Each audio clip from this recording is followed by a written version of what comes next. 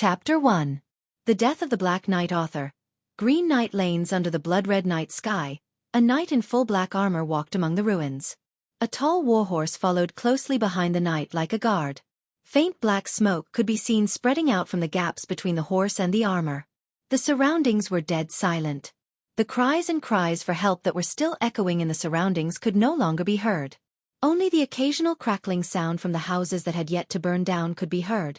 Laughable humans. Do you think you can stop the Dark Knight's assault by lighting a fire? It's not like we're the cannon fodder army led by that bastard Gulab. The knight stopped and looked at the results of his battle with satisfaction. Among the corpses, there were men with swords and armor, women with plows, and even old people and children. However, all of the corpses had one thing in common. There was only one wound. As expected of the Black Knight, personally selected and trained by myself and Commander Taze. He's also been selected through a dozen battles. It's a bit of a waste to use poison fang in this place. Is it Likalud? The knight did not turn around when footsteps sounded behind him. His voice was hoarse and deep. Yes, General Lanes. A black knight with a blood-red rose embroidered on his shoulder armor walked out of the darkness and answered after standing at attention. How's the battle? This time, Poison Fang has 30 people participating in the battle. They killed 324 enemies, 37 of which were combatants. Our side suffered 0 losses. Very good. What about Luxembourg? There are no signs of troops for now. Then have the squad in charge of the ambush retreat. As expected of the Valkyrie, you can really keep your composure. What about that matter? According to the general's orders, a few from the west and north were released. But General, why did you leave them alive? If Lord Interan finds out, he will punish you again.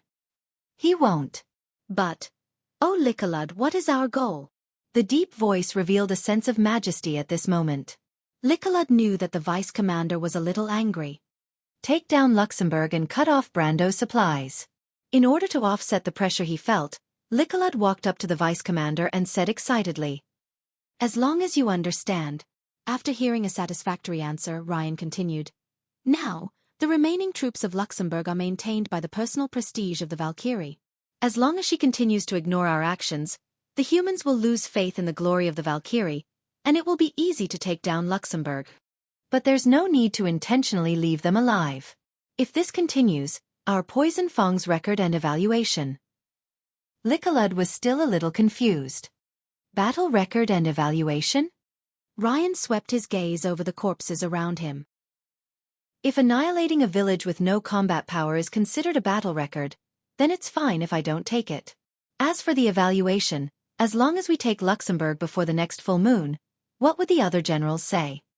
So fast, Likalud said with some surprise. Is it because someone will help us to poison the Luxembourg? Poison? How is that possible? Besides, isn't poison the one you hate the most, General?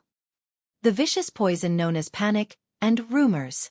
Ryan looked at the blood moon in the sky and continued, "The intelligence brought by the scouts is often controlled by the higher-ups and can't be well known to the soldiers at the bottom.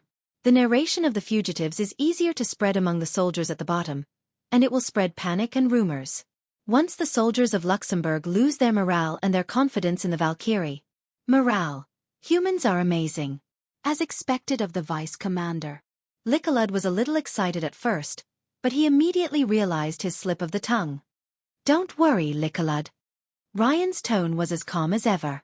Before the title of Poison Fang, he was always called a defective. Thinking of this, Ryan laughed self-deprecatingly.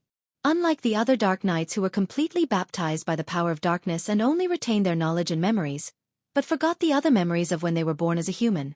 After becoming the favorite of the Dragon of Disaster, Ryan still retained some memories of his time as a human. But these memories were still very vague and had no connection with each other. Perhaps it was the mercy of the Dragon of Disaster, or some higher-ups who were interested in Ryan as a defective product, but he was not disposed of at that time. Instead, he was incorporated into the army of Taze, who was in the same batch as him. He started as a low-level soldier and became part of the great wave of expansion in Madara. In one battle after another, Ryan was lucky enough to survive. He relied on his own strength to gradually accumulate military achievements, and then he was promoted. Finally, He was recognized by the higher-ups as a Dark Knight and became the vice commander of the Night Rattlesnakes. His identity as a defective product was gradually forgotten. However, there were always some who were not convinced by Ryan's identity as a defective product and provoked him. He also restored these challengers to the original power of darkness in public and private duels. When did I start to be called Poison Fang? Just as Ryan was deep in thought, suddenly countless images and information entered his mind. Damn it, it's coming again. Although he was used to the sudden dizziness, he still felt very uncomfortable. Unlike usual, the images were very coherent and the information was very clear.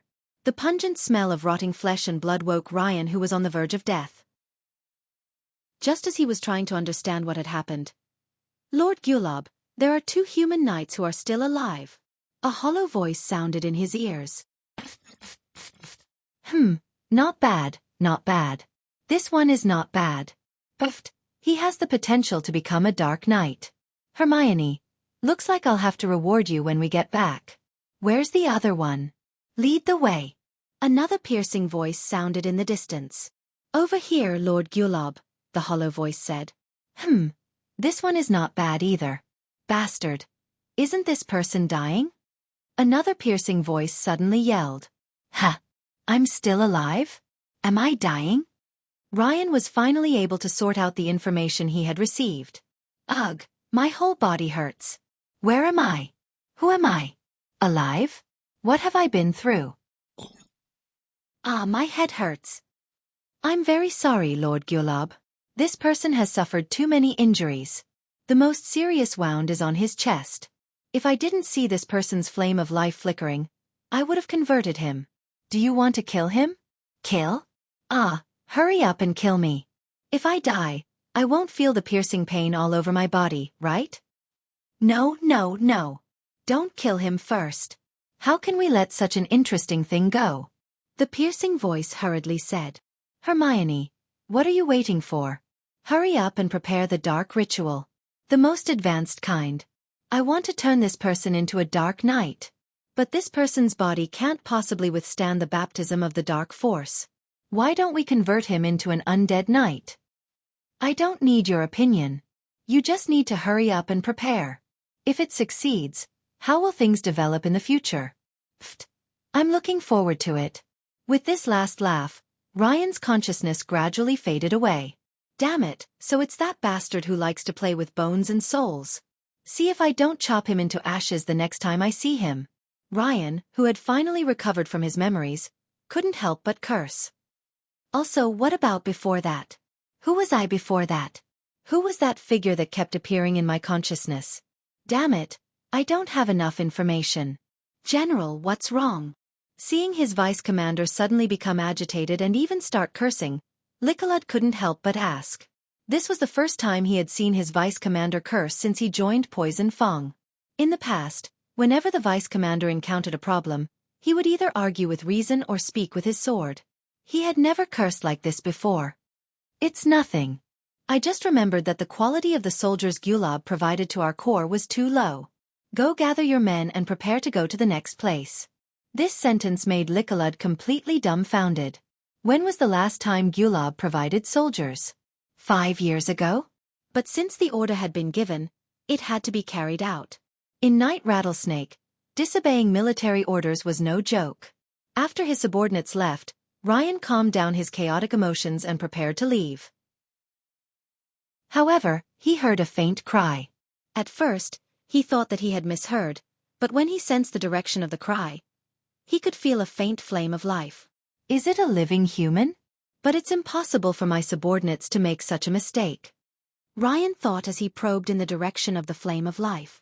Sure enough, he found a baby wrapped in cloth under a woman's corpse. Perhaps this woman wanted to protect her child before she died. A human baby? No wonder my subordinates didn't discover it. The flame of life emitted by this life is too weak. Ryan muttered as he drew the sword at his waist. He raised his sword. The blood-red long sword seemed to have sucked blood, emitting a demonic glow under the half-moon sky. He stabbed downwards. The tip of the sword should have pierced through the baby's neck, but it stopped in front of the skin that was slightly pale due to the cold. What am I hesitating for? Ryan looked at his hands in surprise. It's just a weak flame of life. Even a stronger flame of life can be easily extinguished by me? But now I can't do it? Ryan kept asking himself. Stop joking. I'm Poison Fong of Rattlesnake. With this loud roar, Ryan raised the long sword in his hand again. This time, he swung it downwards. Damn it! Seeing his sword cut into the ground next to the baby, he cursed loudly again. Isn't it just because I saw some of my past as a human? Why can't I kill a human? Ryan repeated the process of raising his sword and swinging it down, but every strike missed the baby by a hair's breadth. Ha, ha, ha, ha, ha. Perhaps it was because the baby saw a fun toy dangling beside it, but it actually stopped crying and laughed. Even you are laughing at me? That's right, Ryan Javier, who is known as Poison Fong, can't even kill a baby. Ryan put away his sword helplessly. He was about to turn around and ride his horse to leave. It's not like it's going to be eaten by wild dogs, or it's going to die from the cold or starvation. He turned around and looked at the weak life on the ground again. Forget it. He suddenly took the spear from the saddle and stabbed it into the ground. Then he lifted it up. The cloth bag that wrapped the baby drew a beautiful arc in the air, and landed firmly in the hands of the knight on the horse. If Gulab sees this? Ryan didn't dare to continue thinking about it. He took a piece of cloth from the cloak behind him and tied the baby in his arms. Little guy, I'll let you go this time. I'll send you to the humans and you'll become a knight in the future. Then, I'll use these 2 hands of mine to tear your head off. As if he had made up his mind, Ryan tightened his grip on the reins. Let's go, old friend. Let's go to Luxembourg. Ryan jumped off his horse and galloped towards Luxembourg. The sky in the east was already turning bright. Looking into the distance, one could already see Luxembourg Fortress sitting cross-legged on the banks of the Rhine River like a giant beast. Ryan used his free hand to reach into his arms. The baby seemed to be sleeping soundly. He could feel the baby's weak body temperature through the cold handguard. This is really not like me. Just as Ryan was mocking himself, a crisp female voice rang in his ears. No, this is you, Ryan. Who is it? Although Ryan's mind was disturbed by the incident just now, as a high-grade Dark Knight, he would definitely not let anyone get close without him noticing. Hee, Ryan. Have you forgotten about me? I'm very sad. But it's no wonder. After all, it's been 40 years. Hey, Ryan, do you still remember the promise we made back then? Just as Ryan was searching around, the voice rang in his ears again. Promise? What are you talking about? Ah, so you've forgotten about that as well. Then come, Ryan. Open your heart. Auntie will help you remember. Auntie. Auntie. Auntie. Ah. Just as Ryan was thinking about this strange yet familiar name, an even more intense pain than before spread from his heart to his entire body. His consciousness started to blur. Black gas could be seen seeping out from the armor and disappearing into the air. Ryan, I heard that you've joined the guards. Congratulations. Thank you, Auntie. This is one step closer to reviving the Javier family. The next step is to build a foundation. I heard that, Madara. Javier. Family? What's wrong? Auntie. No, it's nothing. Oh yeah, come to my house for dinner today. Ryan, what's wrong? Why did Uncle Martin ask everyone to gather? Don't panic. It's just that Madara is invading the borders as usual. Let's just stay in Fortress Reden for a few days. But I can't calm down. I just can't calm down. It's all right, Auntie. Trust Uncle Martin's judgment. Also trust me. The Butchie guards will protect everyone. Ryan, why? Didn't you say that it's all right? Why did everyone die? The bearded uncle next door, the auntie in the bakery, and why? I'm sorry, Ryan. I was too agitated just now. Auntie, I'm going to patrol with Taze later. This is for you. Ah, isn't this the Javier family's short sword? Why did you suddenly give this to me? Ha ha ha ha ha. So that's how it is. As the intense pain slowly subsided, the memories were cut off. What have I done all these years? I wanted to become a knight. I swore to protect everyone. Damn it. At least this kid. Ryan, who had made up his mind, got off the horse and patted its neck. Let's go, old man. From now on, I'll walk on my own. The horse that had always obeyed him suddenly disobeyed his master's order and stood there motionlessly. Left with no choice, Ryan could only use his power of darkness to force his old partner to leave. Next, it's my turn. Ryan turned and walked towards Luxembourg as he watched the warhorse leave. Chapter 2. In Another World. Author, Marshal Holy Dragon. Early in the morning, the sun shines on the earth again, and it also illuminates a young man who is still lazing in bed in a certain bedroom. The dazzling sun shines on his face, dispelling the lazy young man's thoughts of continuing to sleep. Really, why is the sun so punctual every day? Skipping work once in a while shows how important you are. Grumbling, the young man has no choice but to get up and put on his clothes. Then he goes to the bathroom to freshen up. Well, since the owner is not here, let's take a look at this room. The room is about 40 square meters, and there is a comfortable small bed against the wall. The wall is covered with posters, most of which are scantily clad beauties. On the left side of the bed is a large bookshelf, filled with manga and novels with beautiful girl covers. From the conclusion, this should be a young man with a normal sexual orientation. Of course, it's better not to look at the H-book hidden under the bed. Opposite the bed is a large optical computer game cabin, about 1 meter tall, covering an area of 5 square meters. People can lie inside and connect to the virtual photon network through a neural connection device for communication and entertainment. This is also the main form of entertainment for people in the 30th century.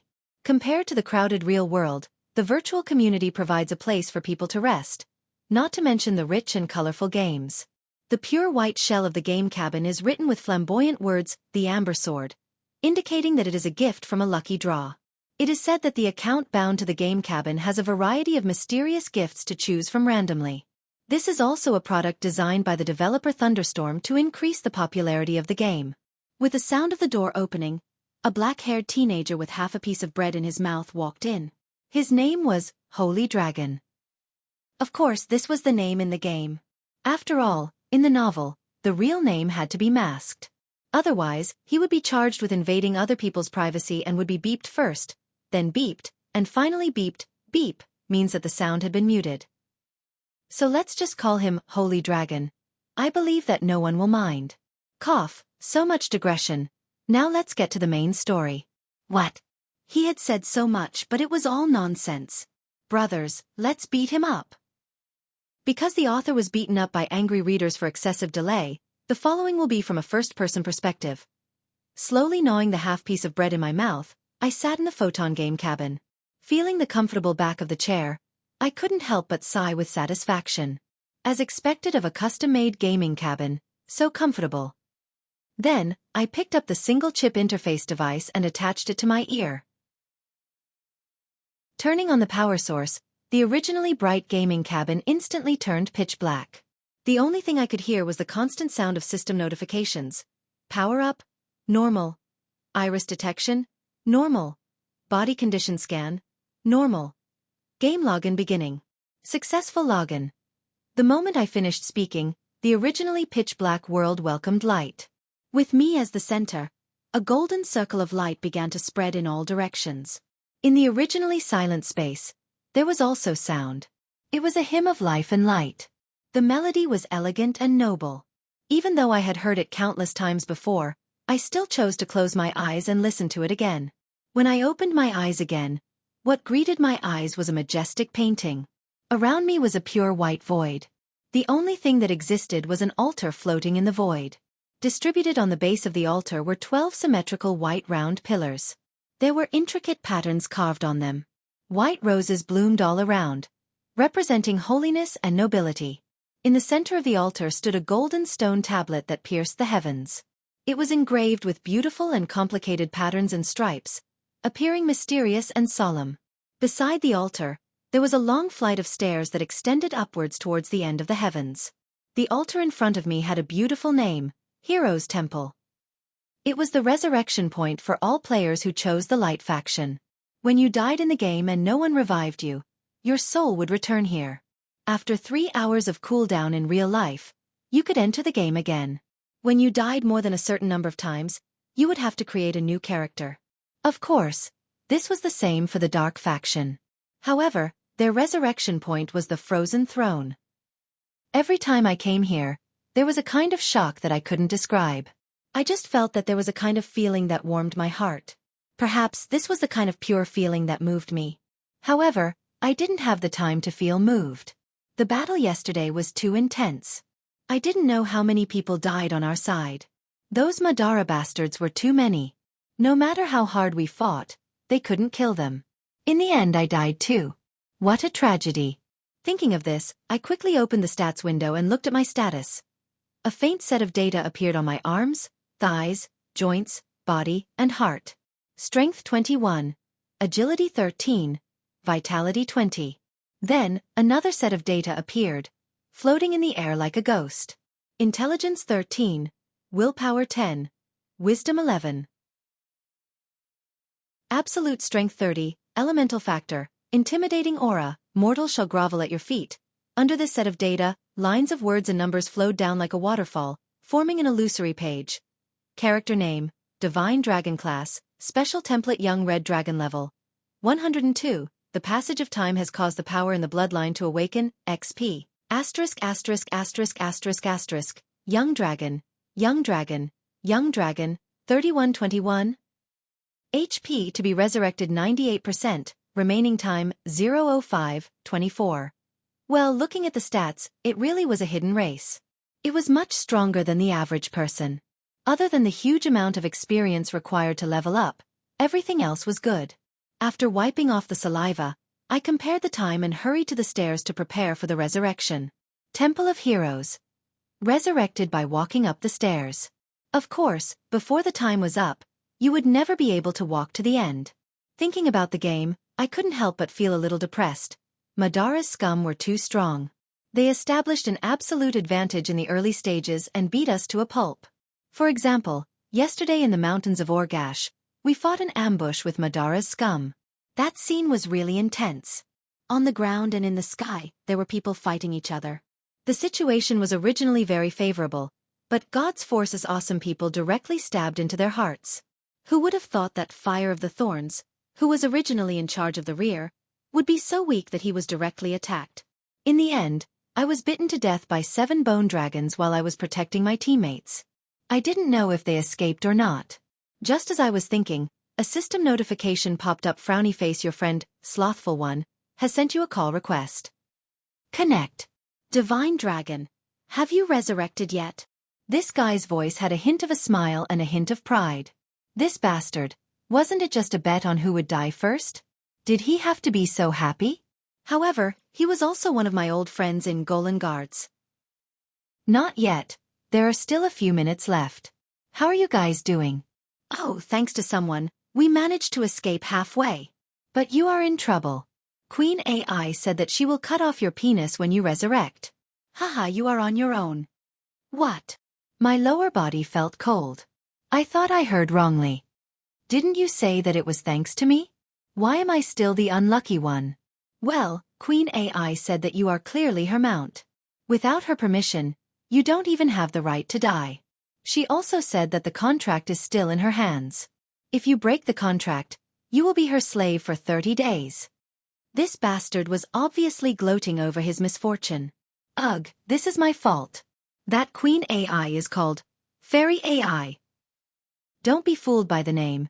She is actually a super black-bellied queen. When I first entered the game, I couldn't turn into a human yet.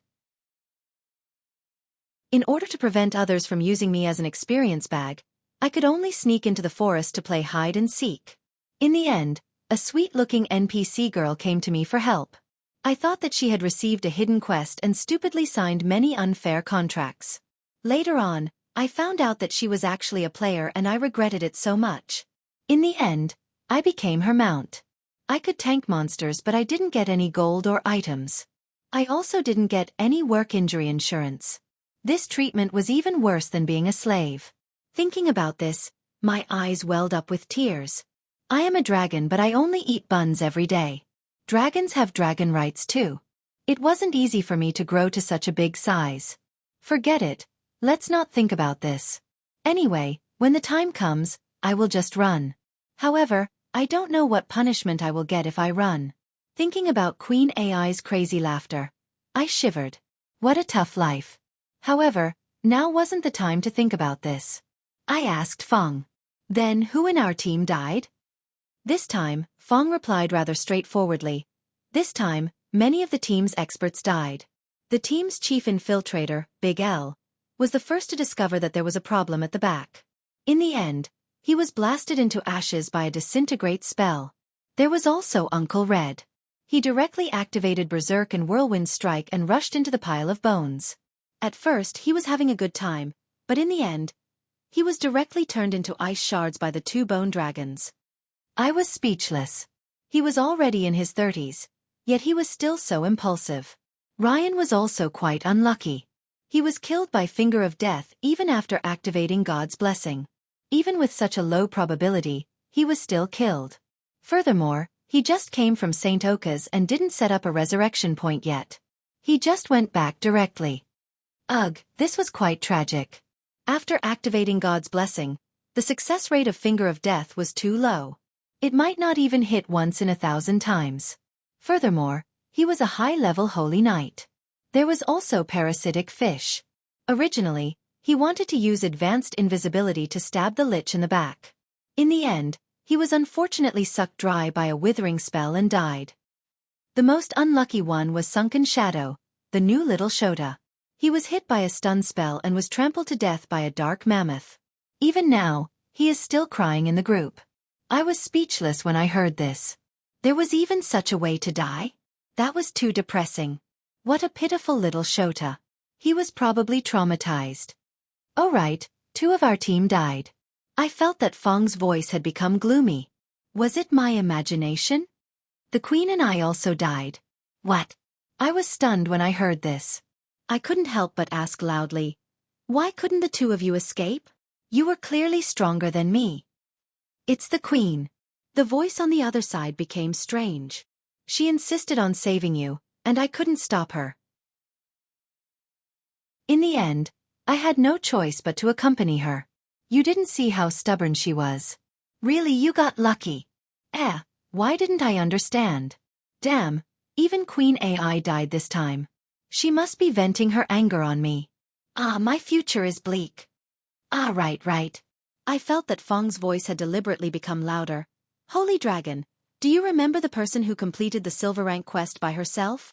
Oh, it's that guy called Sophie, right? When he first heard the name, he almost laughed himself to death, especially when he was still a man. He remembered that Sophie was quite strong. What's wrong? He seems to have passed level 130, right? Yeah, but I don't think that person is here today. His friend said that the name doesn't exist anymore. Did he delete his account? Maybe he couldn't stand the name anymore? He was willing to delete a level 130 warrior account. Could he have transmigrated? Haha, just kidding. It seems that the pressure of having this name is great. Seriously, one should be honest.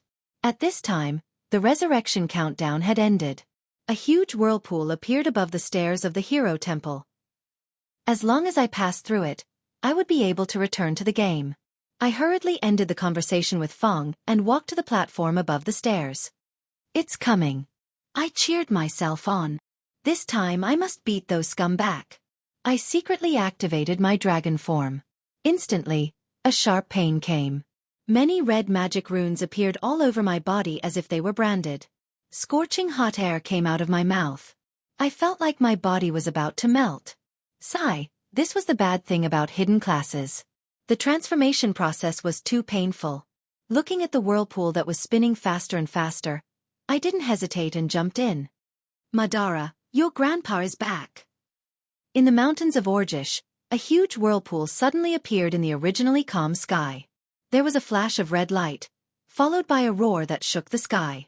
A huge beast began its journey again. Above the blue sky, there was a red light shining. That was a dragon flying. Chapter 3. The Eternal Slumber of the King Author. Marshal Shang Long Brando woke up from his dream with a sharp pain in his chest. He saw a curtain embroidered with luxurious patterns. He laid on his bed and stared at the ceiling that was decorated with murals through the curtain. He did not say a word. I finally saw that dream again. I thought I had forgotten about it. But it's great to be able to dream about it now. At the moment when his life is coming to an end. Ryan. He opened his mouth slowly and spoke with a tired and hoarse voice. Help me up. Yes, my king. The loyal knight who had been standing by the side came forward and dressed the king who was at the end of his life. Then, he quietly retreated behind him. Brando looked at himself in the mirror. Although his body was still tall and straight, he was faintly showing signs of weakness. His skin was also a little pale. Ah, it seems like the cold poison has penetrated deep into my bones. I'm not far from death. Although Brando had already come to this conclusion, he was not afraid at all. He was no longer afraid of embracing death. In fact, he wanted to indulge in death for a long time. Ryan. Brando stood there for a long time and said to the loyal knight behind him, "Accompany me for a walk." After that, he walked out of the room without looking back. Ryan's whole body trembled, but he immediately took a deep breath and followed closely behind. After walking out of the room, they appeared in the courtyard of the palace. Since it was close to winter, there was only a layer of withered grass on the ground. There were also a few shrubs that hung down their necks. It looked especially bleak under the dusk. However, the two who were walking on the path did not care about the scenery at all. Instead, they were talking softly. Ryan, I just had a dream. It was a sweet dream. It was so beautiful that it made me indulge in it. It was so beautiful that I thought it really existed. Indulging in illusions is not what a wise king should do, Your Majesty. Ryan acted as a strict admonisher as usual. Haha, you're right, Ryan. You're always right. Without your help, I wouldn't have been able to walk the path of a king. Brenda teased softly. It's my honor to serve you, Your Majesty. Ryan's tone was still indifferent, but there was a hint of sobbing in his voice. The smart him had already guessed something. You're always so wise and humble, my most loyal knight. Brendel's voice became softer. But I'm tired. Even if it's me, there will be a day when I fall. The knight, who had remained calm all this while, finally could not take it any more. Ryan knelt down on one knee and said in a trembling voice, Your Majesty, please don't say that. The people of Erewhon cannot live without you. Please be strong. Don't reminisce about the pain of the past. As long as you let go of the past, you will soon be able to. The knight was choked with sobs. Stand up, Ryan. After a long silence, Brando's voice sounded again. From now on, I am no longer your king. Standing in front of you is a pitiful man who has lost his soul long ago. Although Ryan did not want to get up, he grabbed his shoulder with one hand. Even though he was seriously injured, Brando's strength was still extremely powerful. With just one hand, Ryan could not resist and had to slowly get up. They stopped in a room deep in the courtyard. The room was surrounded by thick walls, and there was only a huge iron door in front of them. However, even with the thick walls separating them, the cold air still seeped out, making them shiver. Brendel pushed open the iron door, and a huge amount of cold air roared out, causing their clothes to flutter violently. Gradually, the cold wind subsided, and a dark entrance was revealed. The two of them stared into the darkness. Finally, Brando slowly exhaled and said, From now on, I will leave Erewhon to you. Ryan, you are different from me. You will definitely become a wise king. The loyal knight wanted to open his mouth several times, but no words came out. He could only clench his teeth and shiver to prevent the sadness in his heart from gushing out. Ryan, you will listen, right? The king's voice became firm and hard to refuse. Yes, my king. I will listen to all your orders. It is my honor. Ryan knelt on one knee and finally made a promise. Because the king's orders could not be refused. If that's the case, then I am relieved. Brando walked in and disappeared into the darkness. The last words he said to the knight beside him came from afar. I have always believed in you, Ryan. As the door slowly closed, the knight's heart-wrenching scream echoed outside the wall. Unfortunately, that person could no longer hear it. Between the ice coffins was the name of this ice room. Looking around, the room, including the ceiling, was covered with ice crystals.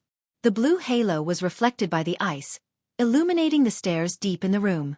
On the flat ground above the stairs, there were two ice coffins. Through the thick layer of ice, One could vaguely see the beautiful figures inside. Following the stairs, there was a small path that could only be walked by one person. There was also a figure moving forward on the path. It was Brando. However, he didn't look well at the moment.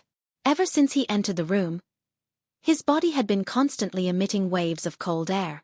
At the moment, most of his body had already been covered in ice chips. His face was ashen, but his eyes were blooming with a fiery light. I once had a dream. I thought I could change history. I once had a dream. I thought this was a gift from fate. But I was wrong. It was just a trap that made people fall deeper into despair. As the cold air became stronger, the surrounding temperature dropped significantly. Even the small path was beginning to be covered by ice. However, Brando did not care.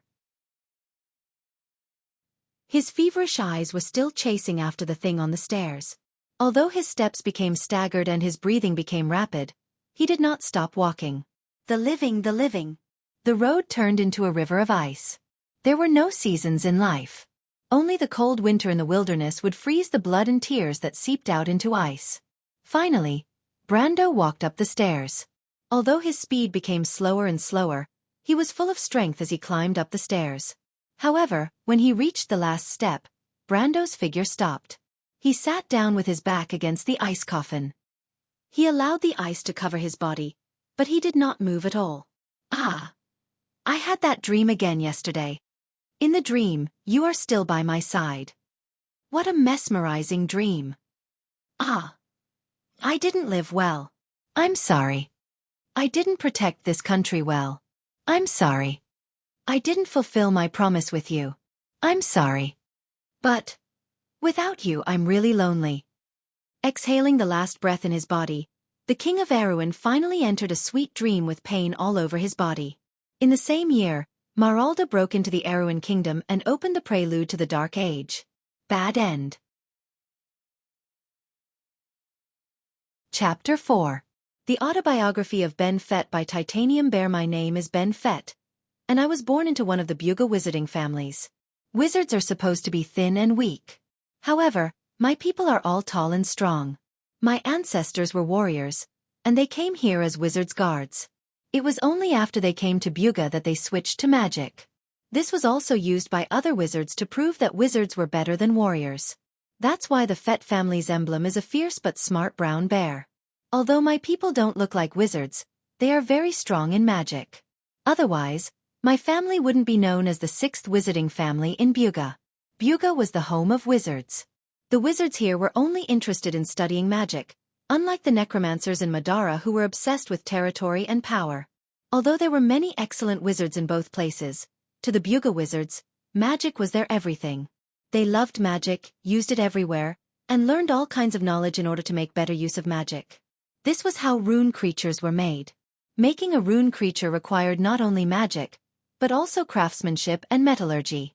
Therefore, it was not an exaggeration to say that Buga wizards were all-rounders. Apart from studying magic and making better use of it, Buga wizards rarely spent their time on other things. There was no scheming between Buga wizards, and open magic duels were a common occurrence. Wizards would never hide anything from their disciples, because those who did would be ridiculed by their peers, who would say that they could only protect their own status by hiding something from others. Even if there were differences in perception, the Buga adepts would use facts to prove their theories instead of engaging in meaningless arguments. It was because the wizards here only focused on magic that they were all very strong. In the eyes of ordinary people they were monsters. However, the Buga civilians living around these monsters were the happiest civilians in Wonde. These wizards didn't care about anything other than magic, so they collected less taxes. Heavy taxes were troublesome, and wizards didn't need that kind of money anyway. In addition, during a disaster year, the sorcerer would use magic to change the weather to alleviate the disaster. If it really couldn't be alleviated, the sorcerer would directly exempt the sorcerer from taxes and would also help the victims. This was because most wizards were afraid of trouble. If too many people starved to death in their territory, it would be even more troublesome. Also, Buga wizards thought that they were better than ordinary nobles who didn't know magic. If the people in their territory couldn't live in peace and contentment, they would be laughed at by their peers. They would say that they were worse than nobles who didn't know magic. Of course, there are many kind-hearted magi. My family is a kind-hearted Magus family. The children of Buga wizarding families grew up surrounded by books. Every Buga wizarding family had an amazingly large library filled with all kinds of books. Their parents were so busy with magic research that sometimes they would even forget that they had children and spend very little time with them. However, these parents rarely poured cold water on their children and allowed their children to have different opinions. In addition, these children had nothing else to do other than focus on learning magic. Therefore, there were many young and promising wizards in Buga. I was one of them, and because of my family's heritage, I was given the title of Beginner Wizard Buga at the age of 18. This was a title that most wizards could only get when they were in their 20s or 30s. In fact, the reason why I got the title so quickly was because of the help of my magic pet, Bat. Wizards needed to be in a good state of mind to make breakthroughs in magic, just like how a warrior couldn't practice swordsmanship with a high fever. Therefore, wizards needed to have a good rest. My bat helped me chase away mosquitoes at night so that I could have a good sleep. A good sleep meant a good state of mind. That was why my magic had improved so much. Anyway, I got the title of wizard, and now I was going to start my family's traditional adventure. A wizard who hasn't gone through the trials of life and death would never be able to reach a high level in magic.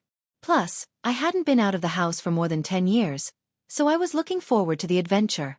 My parents also stopped their research and focused on preparing the items for my adventure.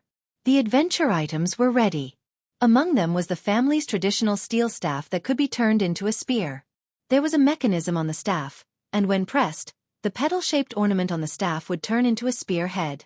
It would also wrap the spell-enhancing gemstone in the stamen. There was also a 3-meter-tall special gargoyle that looked like the dragon I liked. It was so strong that it could carry me on its back and fly. There was also a 3-meter-tall iron guard that held a tower shield and a huge sword. Although its speed was slow, its legs were enchanted with magic that could double its speed for a short period of time. Iron men usually didn't have weapons because mages didn't know how to use swords, so they couldn't teach magic puppets. However, there were people in my family who were magic warriors. There was also a small puppet dragon that was used as a mount. It looked like a lizard, and there was a window behind the leather seat on its back. After the window was closed, there was a cabin that could shelter a person from the wind and rain. It was enough for a person to lie down and sleep in. It was like a carriage with 4 legs, a head, and a tail. I wouldn't be afraid of wind or rain, and I could even enjoy the scenery outside. The gargoyle, Iron Man, and puppet dragon were all intelligent, so even if I let them act alone, I wouldn't have to worry about anything going wrong. There were also a few magic accessories for emergencies and a bunch of miscellaneous daily necessities. Of course, the daily necessities were all stored in the dimensional pocket. A few days later, I put on a brand new robe and set out. There was a pocket in the robe where my pet bat lived. I relied on it to chase away mosquitoes when I was outside. However, things went wrong as soon as the adventure started. My 3 followers and I entered the teleportation circle of my family and teleported to a nearby city. In the end, the teleportation circle sent me to a forest. In order to figure out what the problem was, I checked the 3 followers. I found that there was a problem with the puppet dragon. The magic on its body interfered with the teleportation circle. In the end, I was teleported to an unknown place. Fortunately, I was sure that I didn't go to another plane. My parents must have made a mistake while making the puppet dragon. I fixed the problem with the puppet dragon. Fortunately, the forest was also very beautiful, so I decided to start my adventure here. I walked in the forest for a day. Although I relied on my compass to make sure that I didn't lose my way, I still couldn't get out of the forest. Although I knew that it was impossible to walk out of the forest in a day, I still couldn't get out. However, it was my first time going out so far, so I was still afraid. Seeing that the sky was dark, I could only make a bonfire to keep warm. The bonfire was indeed very warm, and I fell asleep in a daze. However, I was awakened in the middle of the night. When I woke up, I saw a bear fighting with my 3 guards. I curiously watched the battle. The bear was smarter than a human. It could always dodge the attacks of my 3 guards. However, the bear suddenly broke away from my 3 guards and pounced on me. I couldn't dodge in time and was bitten on the arm. Then, a sharp pain spread from the bitten arm to the rest of my body. Soon, I fainted from the pain and lost consciousness. When I woke up, it was already the next morning. The pain was gone, but I felt different from before. All my senses were more sensitive. I could clearly hear sounds dozens of meters away. My myopia was also better. The heavy metal staff felt lighter. While I was wondering, a man dressed as a hunter came out of the forest. He told me that he was the bear that bit me yesterday. In order to prove his words, he took off his clothes and turned into a half-man, half-bear monster. I was surprised to learn that he turned me into a were-bear by biting me. Moreover, the werewolves that mothers in Wonde used to scare their children were our kind. After a deep conversation with this guy, I learned that his name was Aaron. He was from Erewhon, and his profession was a forest ranger. I also learned that most were-beasts were kind. Of course, there were also a few who were evil. They were the ones who ruined the reputation of were-beasts, making were-beasts become villains in folklore. If a were-beast lost the battle against their wild nature during a full moon, they would turn into an animal and bite others to increase their numbers. However, they would be driven by their wild nature and bite others to increase their numbers. Most were-beasts didn't like to increase their numbers by biting others. They would go to the forest during a full moon to avoid biting others. Aaron was the same. However, he happened to meet me when I was lost in the forest. In short, I was very unlucky. However, Aaron said that in order to compensate for turning me into a were-bear, he would teach me how to control and use the were-bear's power. At this point, I could only accept Aaron's teachings. Thus, for the next month, I focused on Aaron's teachings.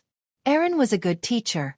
Not only did he teach me how to use the were-bear's power, he also taught me how to differentiate between plants and animals, how to get along with animals, how to survive in the wild, and how to live in harmony with nature. I also learned that were-beasts could change into human form. Were-beasts could also communicate with bears in their bear form and were-bear form. I had the rare ability to transform into a were-beast. I could only transform into a part of my body. Aaron also introduced his bear friend to me. I also invented a more effective way to steal honey from bees. Thus, I practiced wrestling with bears all day long to practice controlling the were-bear's power. However, the peaceful days passed quickly. Through the bat's investigation, I discovered a necromancer with a lot of skeletons roaming around the forest. Although I learned from Aaron that I was at the border between Erewhon and Madara, from the map that Aaron gave me, I was definitely active in Erewhon. It must be the greedy undead of Madara invading Erewhon. I didn't think that I would be involved in a war. However, at this point, even if I had nothing to do with Erewhon, the necromancer would definitely not let me go. Thus, I called Aaron, 3 of his rune followers, and a few bear friends to come up with a plan to eliminate the necromancer. The plan was to use me as bait to attract the necromancer's attention. Then, the other companions would rush over to surround and kill the necromancer and his army. In the end, the plan went smoothly. Although the necromancer tied my hands and interrogated me, I, who had the were-bear's power, quickly cut the rope with my bear claws. However, the necromancer was killed by my bear paw and not by magic. At that time, I couldn't control my body to use magic. Later, after experimenting, I understood what was going on. If the enemy was within my reach, my bear nature would control my body and enter a melee state. At that time, I couldn't use magic. However, I couldn't do anything about it. At that time, if I used my rationality to stop my bear nature, it would give the enemy too much time to prepare. Fortunately, my strength was great, and the enemy wouldn't think that a necromancer would take the initiative to engage in a melee. This time, there were many spoils of war. In addition to a few magic accessories, some black magic books, and the necromancer's diary. From it, we knew that Madara did invade Erewhon, but this guy really did get lost in the forest and came here. Aaron gave me the necromancer's things and a magic necklace. The pendant of the necklace was a bear tooth that Aaron had replaced. It was enchanted by his druid friend, and this necklace could be used to communicate with animals once a day. After that, I bid farewell to Aaron and set off towards Erewhon. On the way, I counted the necromancer's things, but I was most interested in the black magic books. These black magic books actually included all the black magic from beginner to advanced. My curiosity was aroused, and I wanted to learn black magic, but I hesitated. Although studying black magic wasn't taboo in Byuga, because the Byuga necromancers were all research fanatics. If possible, the Byuga necromancers would steal Martha's skirt and study it, let alone study black magic. The Byuga government also set up a black magic research institute, but they could only use animals as experimental materials. The only result of this research institute was that the people in the institute no longer wanted to eat meat. At that time, someone joked that when the Buga government was in financial difficulties, all the government officials should visit this research institute. It was guaranteed that they could save half of the food expenses. However, my family had never studied black magic. If I did, I might risk being chased by my father. However, it didn't take long for me to succumb to my thirst for knowledge and curiosity. I sat on the puppet dragon as we traveled while learning black magic. But when I was studying black magic, I remembered that I had a self-made device on my body. The shape was an inconspicuous hemispherical black metal block the size of an egg. This device was invented by a Buga necromancer who studied black magic. This invention won the highest achievement award. This invention was similar to a lich's phylactery. It could be used to create undead and store souls. After storing souls, this device could be placed into the body of the undead. The soul stored inside could freely control the body connected to the device. What was even more amazing was that this device could be removed and placed in another body at any time. This device called phylactery caused the creation of lich construct in Buga, and that necromancer was one of them. Moreover, this phylactery was actually a 6-legged construct beetle. This thing could run, but this beetle only had vision and couldn't speak. It didn't even have hands, so the soul inside it couldn't use magic. Unless the soul could cast spells silently, or cast spells silently. But I wasn't sure if this phylactery I made would work. Also, this phylactery I made lacked the final step of adding black magic. So, in order to pass the time and experiment with the new black magic I learned, I spent some time to complete this phylactery. But I was afraid that I wouldn't be able to use it for the rest of my life. However, Martha seemed to be joking with me. Just as I was thinking about this while sitting on the back of the puppet dragon, an Erewhon wyvern knight suddenly appeared. The mount of an Erewhon wyvern knight was a distant relative of the dragon's. Its appearance was exactly the same as a dragon, but it was much smaller. It couldn't use dragon breath and its intelligence was much lower. It fell from the sky and landed in front of me. The knight and his mount were covered in arrows. They looked like hedgehogs. I hurried over. When the bloodied knight saw me, he forced himself to sit up and gave me an iron cylinder. He said that it was the information he wanted me to give to an officer in Erewhon. Then he fainted. It was obvious that he was a scout. I realized that this guy was definitely going to die. Although I had the health recovery holy water with me, it couldn't save him because there were 3 arrows in his heart. As expected, he died after a short while. That guy's wyvern was in a similar situation. However, that wyvern was larger than an ordinary wyvern. Thus, the damage caused by the arrows was less. It could still live for a while. However, from the wyvern's eyes, I could see anger at the death of the knight and the desire to take revenge for the knight. That kind of heartfelt emotion was enough to shock the heart of any creature. However, there was nothing I could do. I could only watch this noble creature die like its master. Just as I was at a loss, I saw the phylactery I was holding in my hand. A bold idea came to my mind. Perhaps I could revive a wyvern into an undead, but what would it become? With my current level of black magic, I could only summon skeletons and zombies. Zombies were negligible. Wyverns were speed-type warriors. When a living creature turned into a zombie, its speed would decrease. Skeletons were fine. Although they looked thin, their defense against arrows would increase. Moreover, after being purified by darkness, their strength would surpass that of the original living creature. I used the animal communication skill attached to the necklace to tell the wyvern my idea. The wyvern immediately agreed. Right now, it only wanted to take revenge for its master. In order to take revenge, it would do anything. First, I used the phylactery to store the wyvern's soul. Then, I revived the wyvern's corpse into a skeleton wyvern. Finally, I placed the phylactery into the skeleton wyvern's skull. Fortunately, the phylactery I made worked as usual. The wyvern quickly regained control of its body. However, the process sounded easy. In fact, I suffered greatly. It was my first time transferring a soul, and it was my first time summoning an undead. Moreover, I had to revive such a large creature. I was mentally exhausted. During the process, I had to drink 2 bottles of magic potion that could quickly recover my mana. The magic potion that could quickly recover one's mana was not only expensive, but it also tasted disgusting. There was a saying among the wizards, If you drink a bottle of magic potion, you will have to eat one less meal. Now, I felt that I wouldn't be able to eat anything tomorrow. The disgusting effect of the 2 bottles of magic potion must have been stacked. While I was still feeling disgusted, the skeleton wyvern had already dug a grave for its master. I gathered my spirits and called 3 of my rune followers to help me. After the grave was dug, I used magic to make a tombstone for the knight. However, I quickly dug up the corpse and used black magic to embalm the corpse. After that, I wrapped the corpse in a cloth and tied it to my puppet dragon. I suddenly realized that I couldn't just bury this knight so carelessly. I should hand the corpse over to his family or comrades. After that, I spent an entire day to purify the skeletal wyvern of darkness. The wyvern also told me the whole story of what had happened. It turned out that the wyvern and its knight were too unlucky. They were sent out to scout the enemy's situation. Coincidentally, there was a skeleton squadron led by a necromancer stationed in the forest next to the riverbank where they stopped to rest. As a result, they were caught off guard and turned into hedgehogs. It wasn't easy for them to escape. If I wanted to avenge the wyvern, I would have to deal with those disgusting undead again. However, I defeated an undead army led by a necromancer. What's more, an undead army led by a necromancer was nothing. Thus, I set off the next morning.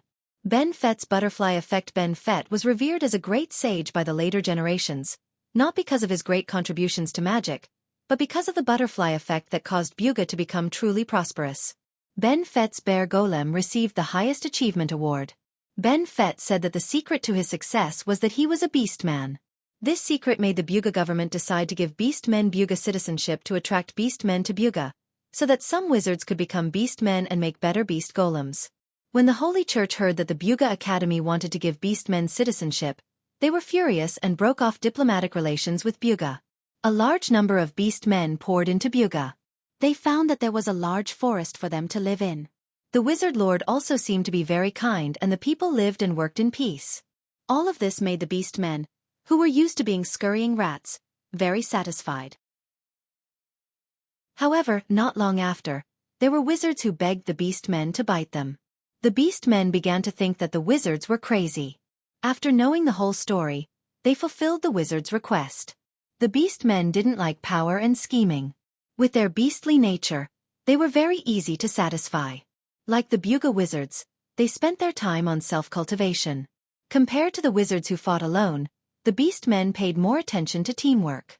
Moreover, most of them were mercenaries and had a deep understanding of military affairs. Among the beastmen, most of the ratmen were rogues. Due to their physical advantages, they were known as the best scouts and assassins. The boar were the strongest barbarians, good at charging. The wargen were the best warriors and archers, good at advancing in infantry formations and good at teamwork. The tiger men and bear men were the majority of the warriors. There were also some rangers and druids, good at fighting alone and in small groups. The Buga wizard army's fighting strength was terrible because the wizards didn't like to study military affairs. They had the best wizards and a powerful golem army, but they didn't know how to work together. When the beastmen came, they discovered the problem with the Buga army, so they helped the Buga wizards build a strong army. The Buga wizards found that the beastmen were better at military affairs, so they directly gave the Buga military power to the beastmen. Thus, the Buga built a strong army made up of beastmen, construct creatures, and wizards. The beastmen also found their self-respect and began to accept volunteers to join the beastmen army. After the Holy Church faction and Madara's undead began a large-scale war. The Buga wizards increased their research on black magic and ordered all wizards to understand black magic even if they didn't have to learn it. The beastmen also began to train their undead army. After the Holy Church faction was defeated by Madara, after the protagonist's transmigration, they asked the Academy faction for help. The Academy faction knew that without the lips, the teeth would be cold. They sent a strong expeditionary force into the Holy Church faction's territory to deal with Madara. The two armies exchanged fire, and Madara found that the way to deal with the Holy Church faction's army was completely different from the way they dealt with the beastmen, golem, and wizards. First of all, the beastmen's first consideration in a battle was whether or not they could fight to their heart's content. Injuries would only make them more ferocious. Their beastly nature made them feel no fear in battle, so the necromancer's decay and other black magic were basically useless against them. Moreover, The beastmen's strength was at least much greater than the skeletons, and a single blow could kill a skeleton. The beastmen were also not afraid of the dark, and the necromancer's veil of darkness could not fool the beastmen's noses, which were more sensitive than their eyes. Thus, a scene like this appeared. The beastmen easily defeated the skeletons, and the necromancers tried their best to cast decay, but only caused some minor injuries to the beastmen. In the blink of an eye, a few beastmen were in front of the necromancers. The necromancers used their bone staffs to block and found that the beastmen's strength was about the same as their own.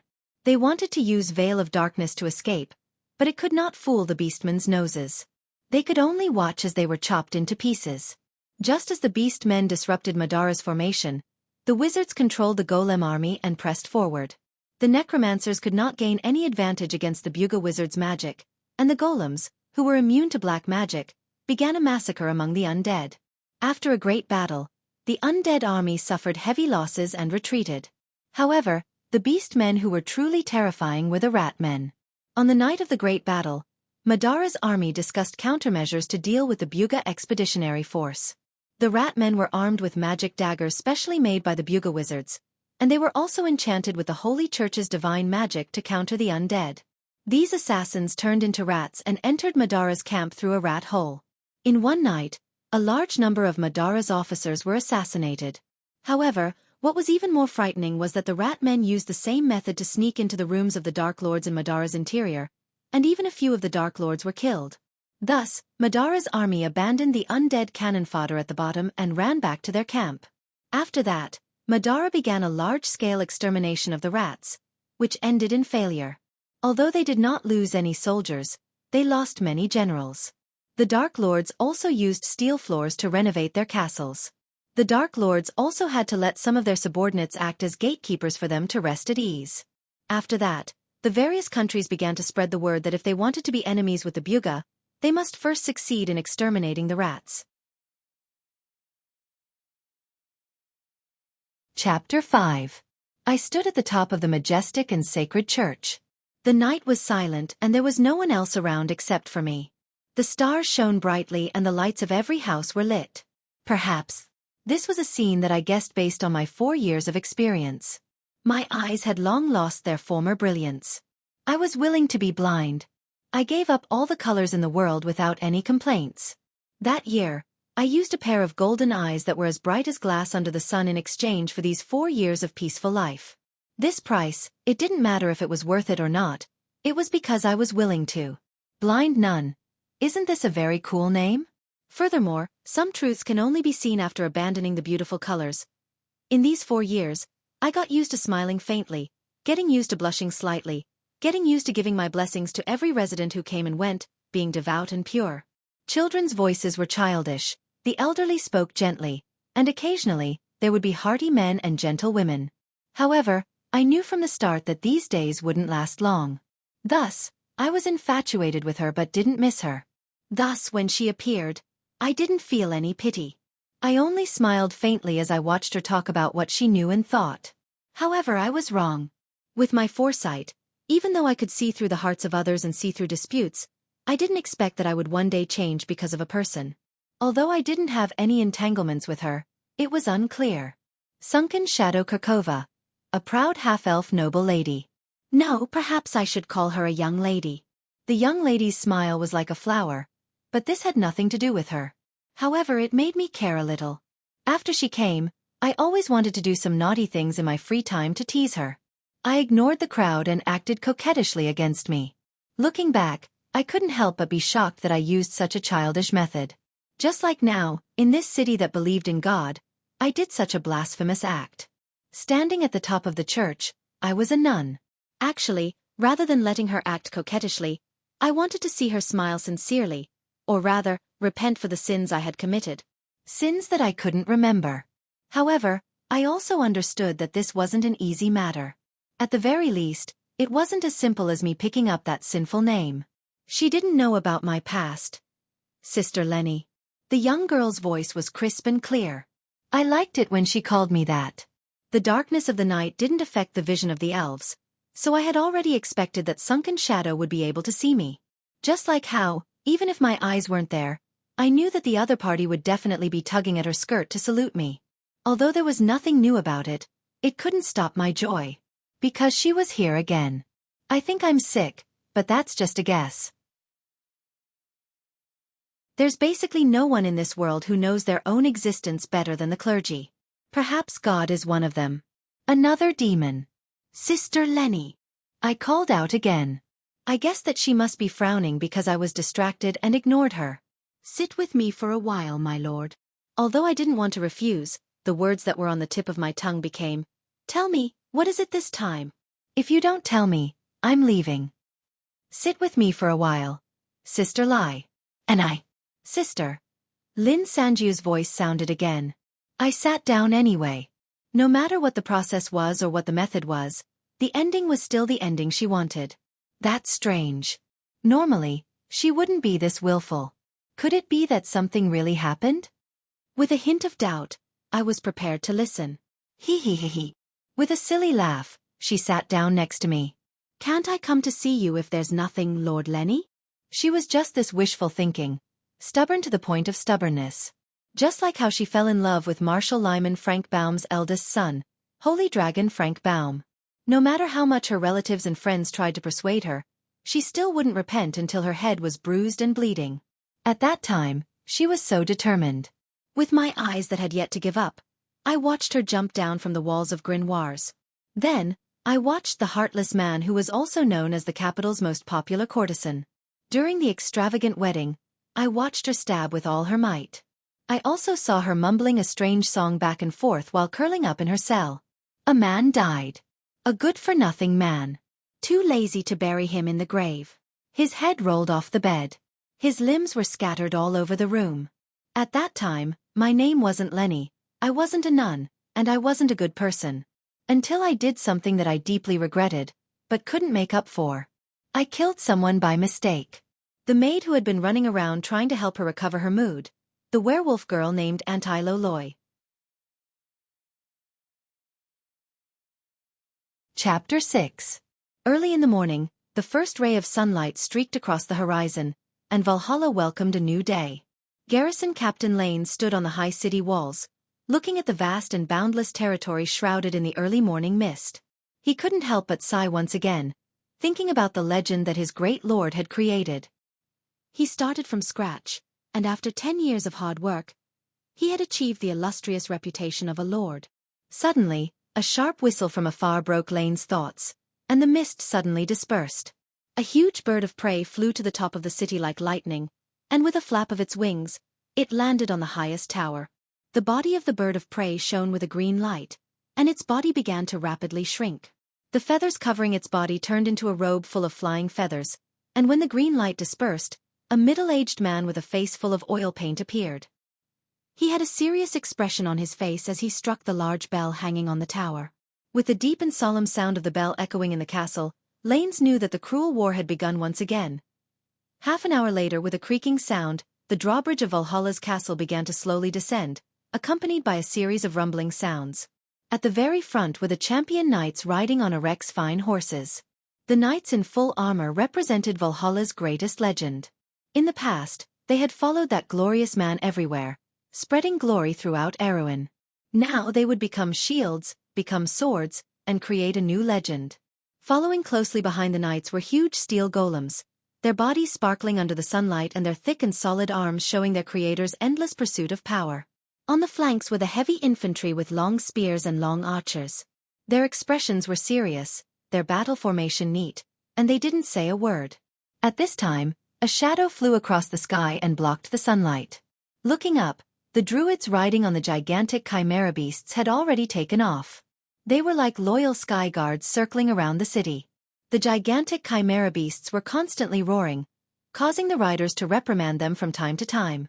At this time, a huge rumbling sound rang out, and everyone stopped moving, looking in the same direction as if they were waiting for something. Finally, accompanied by a strong cyclone from the ground, a huge aerial battleship slowly rose from the city. Blazing white flames, the silver-white body of the ship, with a streamlined beauty and human yearning for the sky, flew into the vast sky.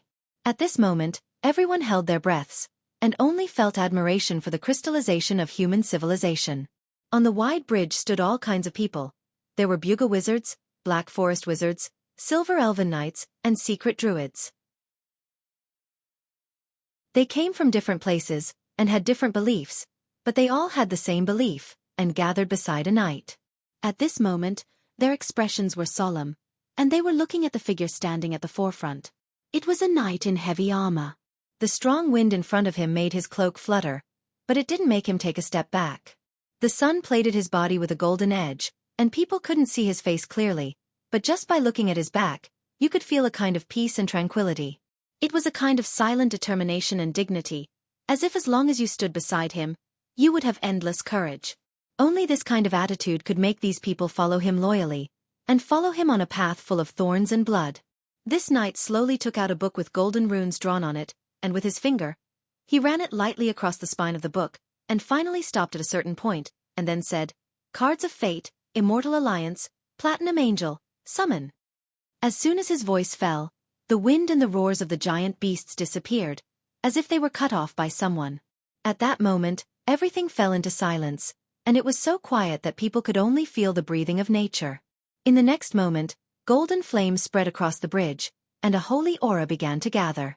A pure white pillar of light broke through the thick layers of clouds, and descended on the warship in the sky. With a holy chant, the warship seemed to be merged with the light, and it was placed in heaven. In the sky filled with holy light, a pair of pure white wings slowly spread out behind the Lord, and as the feathers of light scattered, a holy figure appeared. A sentence echoed in the Lord's heart, "Platinum Angel, descend, life points locked." At this moment, he looked forward, and his vision passed through the mountains and rivers. He seemed to be able to see the kingdom of darkness, where frost spread across the land, and a sea of white skeletons covered the mountains and plains. Death and sorrow flowed, and living beings cried out in grief. He pulled out a long sword from the light, and faced the sun and roared, "Everyone, follow me!" The long sword shone brightly, and a sentence was engraved on the blade, "Our faith is cast on the stars." Chapter 7. The author was speechless. Marshal Shenglong stood in front of Anir's main city and stared at the sky, deep in thought. At this moment, a wizard wearing a sky-blue robe walked up and said, "Dragon God, the response to the post on the forum is huge. The surrounding players have already agreed to participate in this war, and the various alliance leaders have also started to act according to plan. Indeed, this is a war between the players and this world. Ever since the first battle with the slave masters, this war has already begun. We have learned from our repeated failures, and now we have grown stronger and matured. This war will be the war of our creation. The world of the players is about to arrive, and all new things will replace old things. Madara is like this, and so will we. Aenir will be eliminated by history. Shenyuan blood. How is the magic formation you prepared?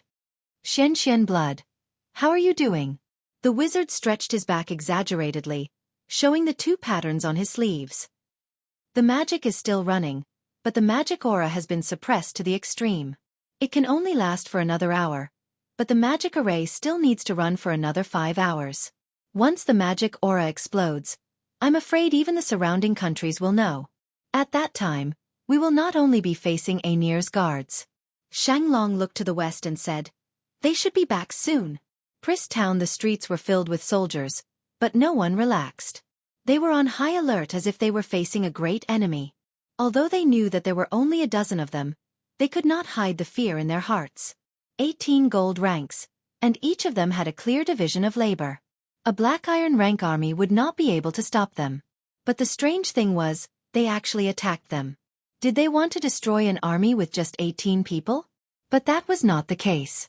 In the battle, they relied on their powerful strength and familiarity with the terrain to move freely. The layers of traps set by their leader also succumbed to their powerful strength. They lost their previous sharpness, and in their hearts, they only hoped that the reinforcements would arrive soon and end this bloody nightmare. Streaks of green light danced in front of them like floating feathers. However, the chaotic wind pressure around them reminded everyone that these things were very dangerous.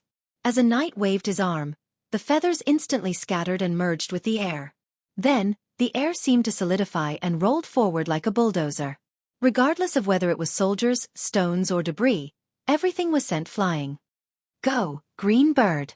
Under the knight's command, His bronze-armored warhorse let out a long neigh and soared into the sky. Its body emitted a faint green light, indicating its level, a gold-rank fantasy creature. It slammed into the air that was crushing forward. Wings of the wind. Charge. The moment the air solidified, the air around quickly gathered towards the warhorse. At this time, the warhorse had turned into a green light that extended forward. The wind that followed seemed to be the wings of the Pegasus, but also like sharp blades. Everything that was touched by this pair of wings was mercilessly torn apart and shredded. Ryan, save your strength. Now is not the time to use your ultimate skills. If the leader of the Knights League dies in the hands of the guards, it will become a big joke on the forum. A girl who was with them earnestly warned their leader. It's okay. Were you charmed by me just now? The girl angrily knocked her silver-white bow on the head of the Green Knight. Red Lotus, don't hit me. It's okay if I become stupid, but I can't afford to hurt the Eye of Medusa. The girl hurriedly put away the 1-meter-long bow that seemed to be made of pure silver. Just as the Green Knight was about to breathe a sigh of relief, the girl suddenly took out a hammer. You're not a warrior. What are you carrying? I'm guilty, I'm sorry. Help. Murder. The farce was quickly stopped by the surrounding team members. They were already used to their leader's teasing of Red Lotus from time to time. The surrounding soldiers had just been cleaned up, and the people behind did not dare to come forward. The situation was in a deadlock. Another knight in the team asked, Leader, should we go? The Azure Knight looked into the distance. A red signal flare had already lit up in the east, telling him that the guards around Aenir were already rushing over. Looks like the mission has been completed. The knight pointed to the front. Charge towards Aenir, those who block me will die. After saying that, he waved his sword fiercely, and a green sword energy hit the tallest building in Priss Town, the clock tower. Immediately, the pendulum at the top of the tower flew out, and with a loud bang, it turned into powder before it hit the ground. Following that, the clock tower began to tilt downwards, and the bricks continued to fall. Following that, this iconic building of Priss Town fell towards the surrounding soldiers. At the foot of a mountain outside the main city of Aenir, a huge magic circle appeared on the ground. Sparks flashed on the circle from time to time, and in the center of the circle, a white light shot towards the sky, but it was blocked by the purple magic circle directly above. The white pillar of light seemed to be unwilling to be suppressed, and it continued to attack the magic circle. Every time it pulsed, the magic circle would shake, and the sound of glass shattering could be heard. The shattered runes turned into purple powder and were instantly swallowed by the white light. The wizards around the magic circle were constantly repairing the nodes of the magic circle, but the purple light continued to dim. Finally, the white light burst out, and rays of light pierced through the barrier and connected with the sky, forming a pillar of light that connected to the stars. The magic circle that was blocking the white light instantly exploded, and the wizards who were repairing the magic circle were directly sent to the temple. The magic elements were in chaos. Wind, fire, water, earth, darkness. These elements that were normally invisible condensed into colorful lines that converged towards the pillar of light. A storm began to swirl around the pillar of light, and the originally clear sky was suddenly filled with dark clouds. Lightning struck down one after another, but before it could strike the ground, it was swept away by the elemental storm, scattered and disappeared. Marshal Xianxia looked at the strange scene in the sky and was speechless. He had seen Circle 12 spells among the wizards, and he had also learned about it in Kanachi, a floating city in Buga, where Circle 12 spells were learned. He was also a part-time wizard, but he had never heard of such a scene. Shenyuan blood, what's going on? This is too different from a Circle 12 spell. The wizard next to him also stared at the sky. Circle 12 spells contain rules, so how can ordinary silver players create it? I used the elements to break the order and form chaos, and created this taboo storm. This will be an existence that surpasses Circle 12 spells, haha. Marshal Xianxia suddenly had a bad feeling and quickly asked, Is this thing reliable? The wizard shrugged and said, How would I know? This thing can only be activated with the cooperation of a large number of players, countless money, and energy. In theory, there shouldn't be a problem. I've been studying this for a long time, so you have to have confidence in me. At this moment, Xianxia had the urge to strangle Emperor's blood to death. This fellow had never even tried it before.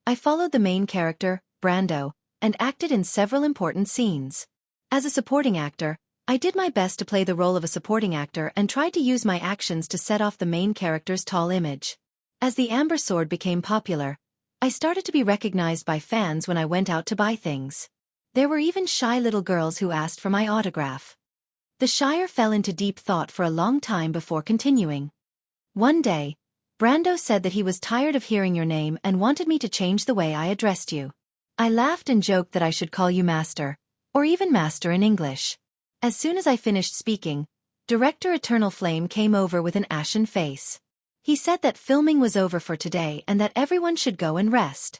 I don't quite understand. Nalathar shook his head, puzzled. The Shire lowered his voice. I only found out later. As a director, Eternal Flame is not only a big sister complex, but he also has a very sensitive nose for romance. He actually knows a lot about this, so he pays special attention to the interactions between the male characters in the film. He is determined not to let them have any ambiguous sparks. Even if there is a slight possibility that the fans will fantasize about it, he will not hesitate to change the interaction between the supporting actor and the main character. So, to make a living under Eternal Flame, you must remember your identity as the supporting actor and keep your distance from the main character. Remember that.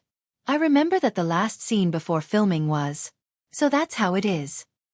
Haha, you've already made Brando's eyes blurry. If things continue to develop, won't you be the wind and I'm the sand? There are so many fans eyeing the plot covetously. If there are difficulties, you have to do it.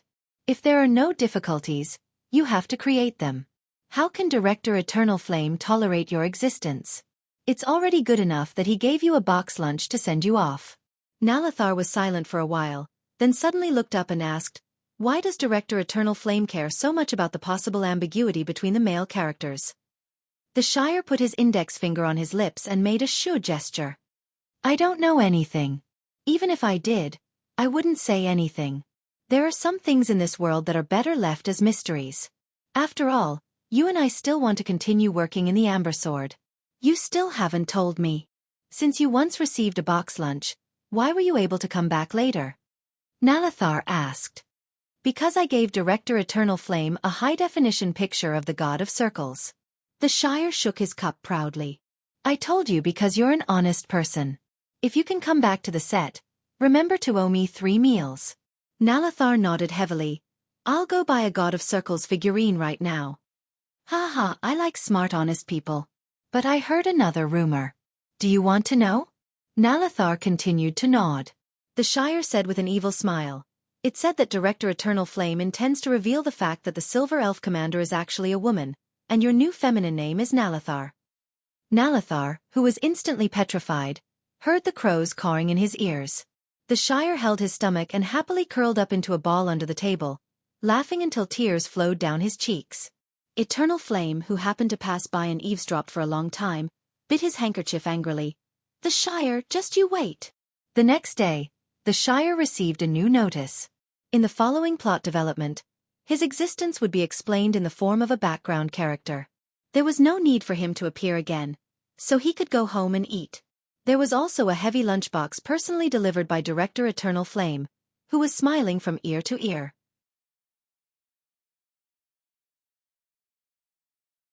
Chapter 9. This is a team record of me and my PC. The data and calculation process have been deleted. There is some background about the history of Amber and the world. You can take a look if you're interested. But everything is based on the original book, which means it may involve the deleted parts. Because it happened in the First Era, 380, Year of Spring Dawn, in Erewhon. So I'll delete some parts that involve spoilers. Overall, it's a supplement to the main story world. The Storytelling Rabbit set the channel title as Prologue, Daniel's Great Thief 22:40. It was a day in March, month of recovery. Within Erewhon, the cold of Ampere Seal in the north had yet to dissipate. But to the east of Fort Kirkle, near Lake Manowir, the sun was already shining brightly. The forest was already filled with carriages going north and south. In the Mondaton Bar near Lake Autumn, a girl sat in the middle of the brightly lit hall. She had long hair that shone like pure gold. Her blue eyes were like the ocean, giving people a sense of familiarity at first glance. But she was wearing a set of silver knight's armor, sitting upright, and there was a Kurlutzian emblem near the collar of the breastplate, proving that the girl was at least a knight from Kurlutz who had traveled here. Her sword lay on the table, and the scabbard was embellished with the most expensive mithril. The spear hanging on the warhorse outside, it was actually a unicorn, had already caused a stir in the vicinity. Many people came to watch. In front of her was a white porcelain teacup filled with tea with cream and honey. There was also a delicate snack. Such a snack would sell for several gold coins in the vicinity. It was hard for the bar owner to get it for her. Thank goodness for the sake of the money. Elise didn't come out for an excursion because of some noble young masters or young ladies, or for a trip under the guise of a study trip. On the contrary, she came out for a great reason, to punish evil and avenge her sister. Let me add, she ran away from home. But the name of the scoundrel slipped his mind, and he forgot where he lived. But it was forgivable. After all, it was a few years ago.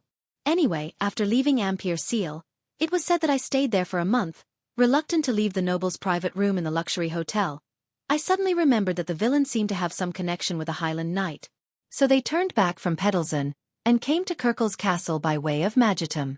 Stayed by the lake for another month before continuing on the road. But after a lot of hardships, I finally reached the vicinity of Erdek.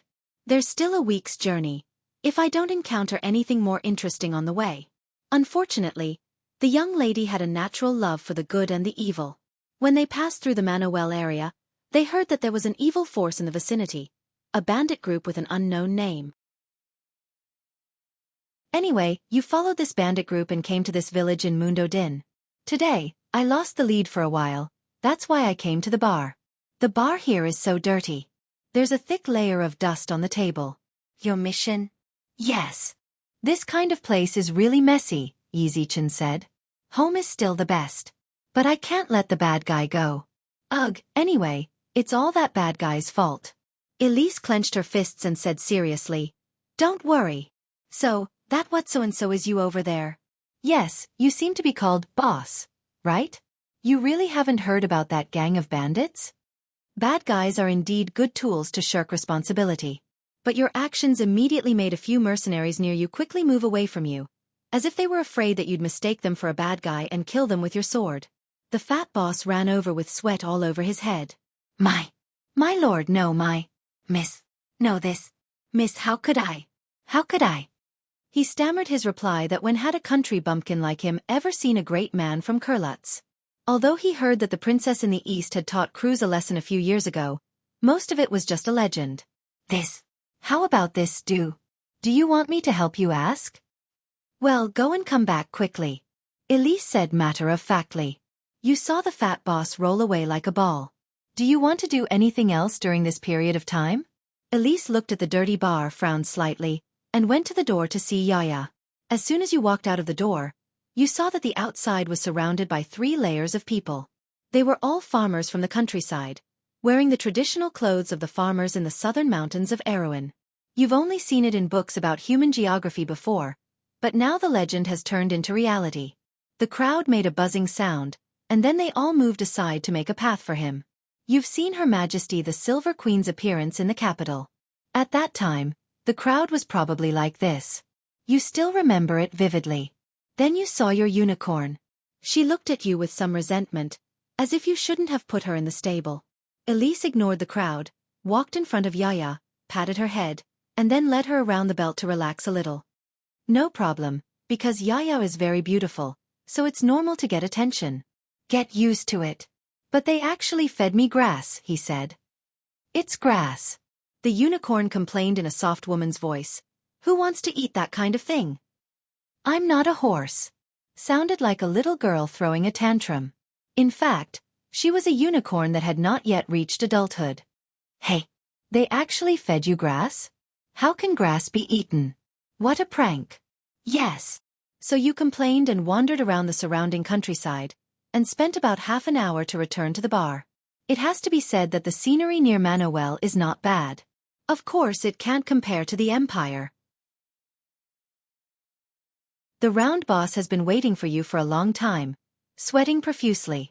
If you hadn't left your sword in the shop, I'm afraid he would have thought that you ran away after ordering a few gold coins worth of food. Ah, miss. Miss Yu, you're back. He said to Yu, wiping his perspiration. So, how is it? Has there been any inquiry? I inquired from the adventurers nearby, and there seems to be such a gang of thieves nearby. Just last week, a caravan was robbed by them. Oh. No, it was stolen. It's not plundering anymore. The fat boss was a little tongue-tied.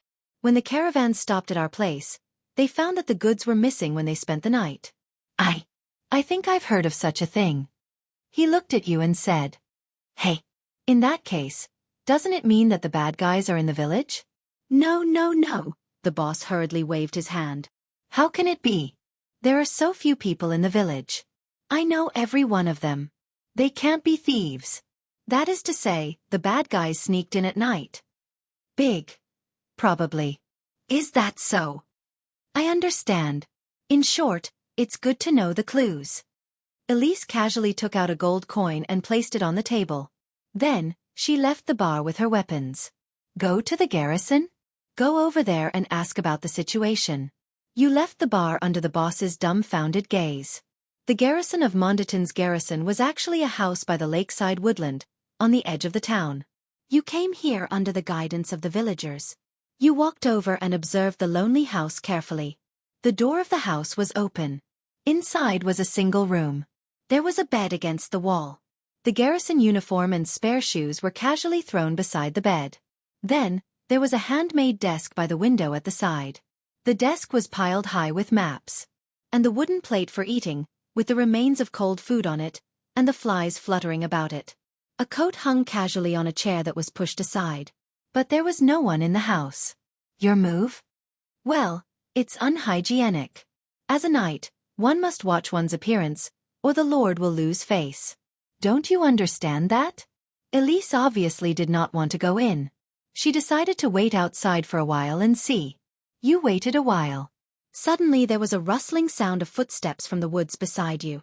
Looking back, you saw a young man in a waistcoat, carrying a sword and sweating all over, coming out of the wood.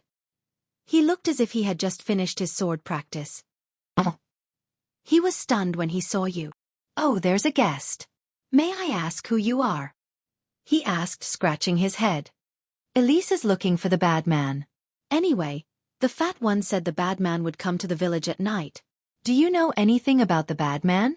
The young man froze for a moment, as if he was trying to decipher your words. Can you put it in a more simple way? Well, anyway, the caravans in the village were stolen. The boss said he knew all the people in the village. So the bad man was from outside. Oh, you mean that one. Since that's the case, if you're on guard duty, you must know about the bad guys, right? The young man passed you as if no one else was there. He went to the lake, picked up a pail of cold water, and splashed it all over. Then he shook his head. That's not wrong. But I'm going to resign soon, he said. But I'm going to quit soon. Elise took a small step back and stood a little farther away from him. I'm going to be an adventurer, he said with a smile. That's why I don't care what's going on in the village. He scratched his head. Well, what about the people in the village then? Are you going to run away from protecting them? Ugh. In any case, they'll send someone else. To each his own, ain't he? Some people are born for this position, and I'm born for something else. Well, that's it. Just don't want to do anything. Surely an adventurer can't be a good man without willpower. If he had a little sense of responsibility, he'd at least make sure everyone was safe before he thought about his own business. Wrong, not like that. The young man hastened to correct him. Forget it, but who are you really? A knight sent by above to inspect? He looked you up and down curiously, as if only now noticing your appearance. Ah, what a pretty Miss Knight. He couldn't help wiping his cheek. Elise is looking for the bad man. Anyway, tell Elise about the bad man. Oh, I see. He suddenly reacted. You're a student of the Boston Knight Academy, aren't you? Experience or learning? Haha, I think a little girl like you would be better off doing something like helping others find kittens on trees. Even if you're not here, as long as the bad man is defeated, everyone will be safe before the new guard arrives. Ugh. He seemed to seriously consider this proposal. Well, that's not wrong. But the other party is a proper bandit group. Can a little girl like you do it? Elise is of course not a problem. Because my sister said that Elise is very powerful. And Yaya is also here. Although Master still said that she's far from it. He thought for a moment, not understanding your words. He scratched the corner of his mouth and muttered to himself, "It seems good to do something big before leaving, but nothing can be decided easily. However, do you only have one guard on your side? If you don't have enough people, how will you protect everyone? There seems to be a little more people here, right? I say, that has nothing to do with you. Okay, one person is enough for this place. Elise, are you saying that you alone don't feel like you're enough to protect everyone?" Elise sized up the other party and judged his strength.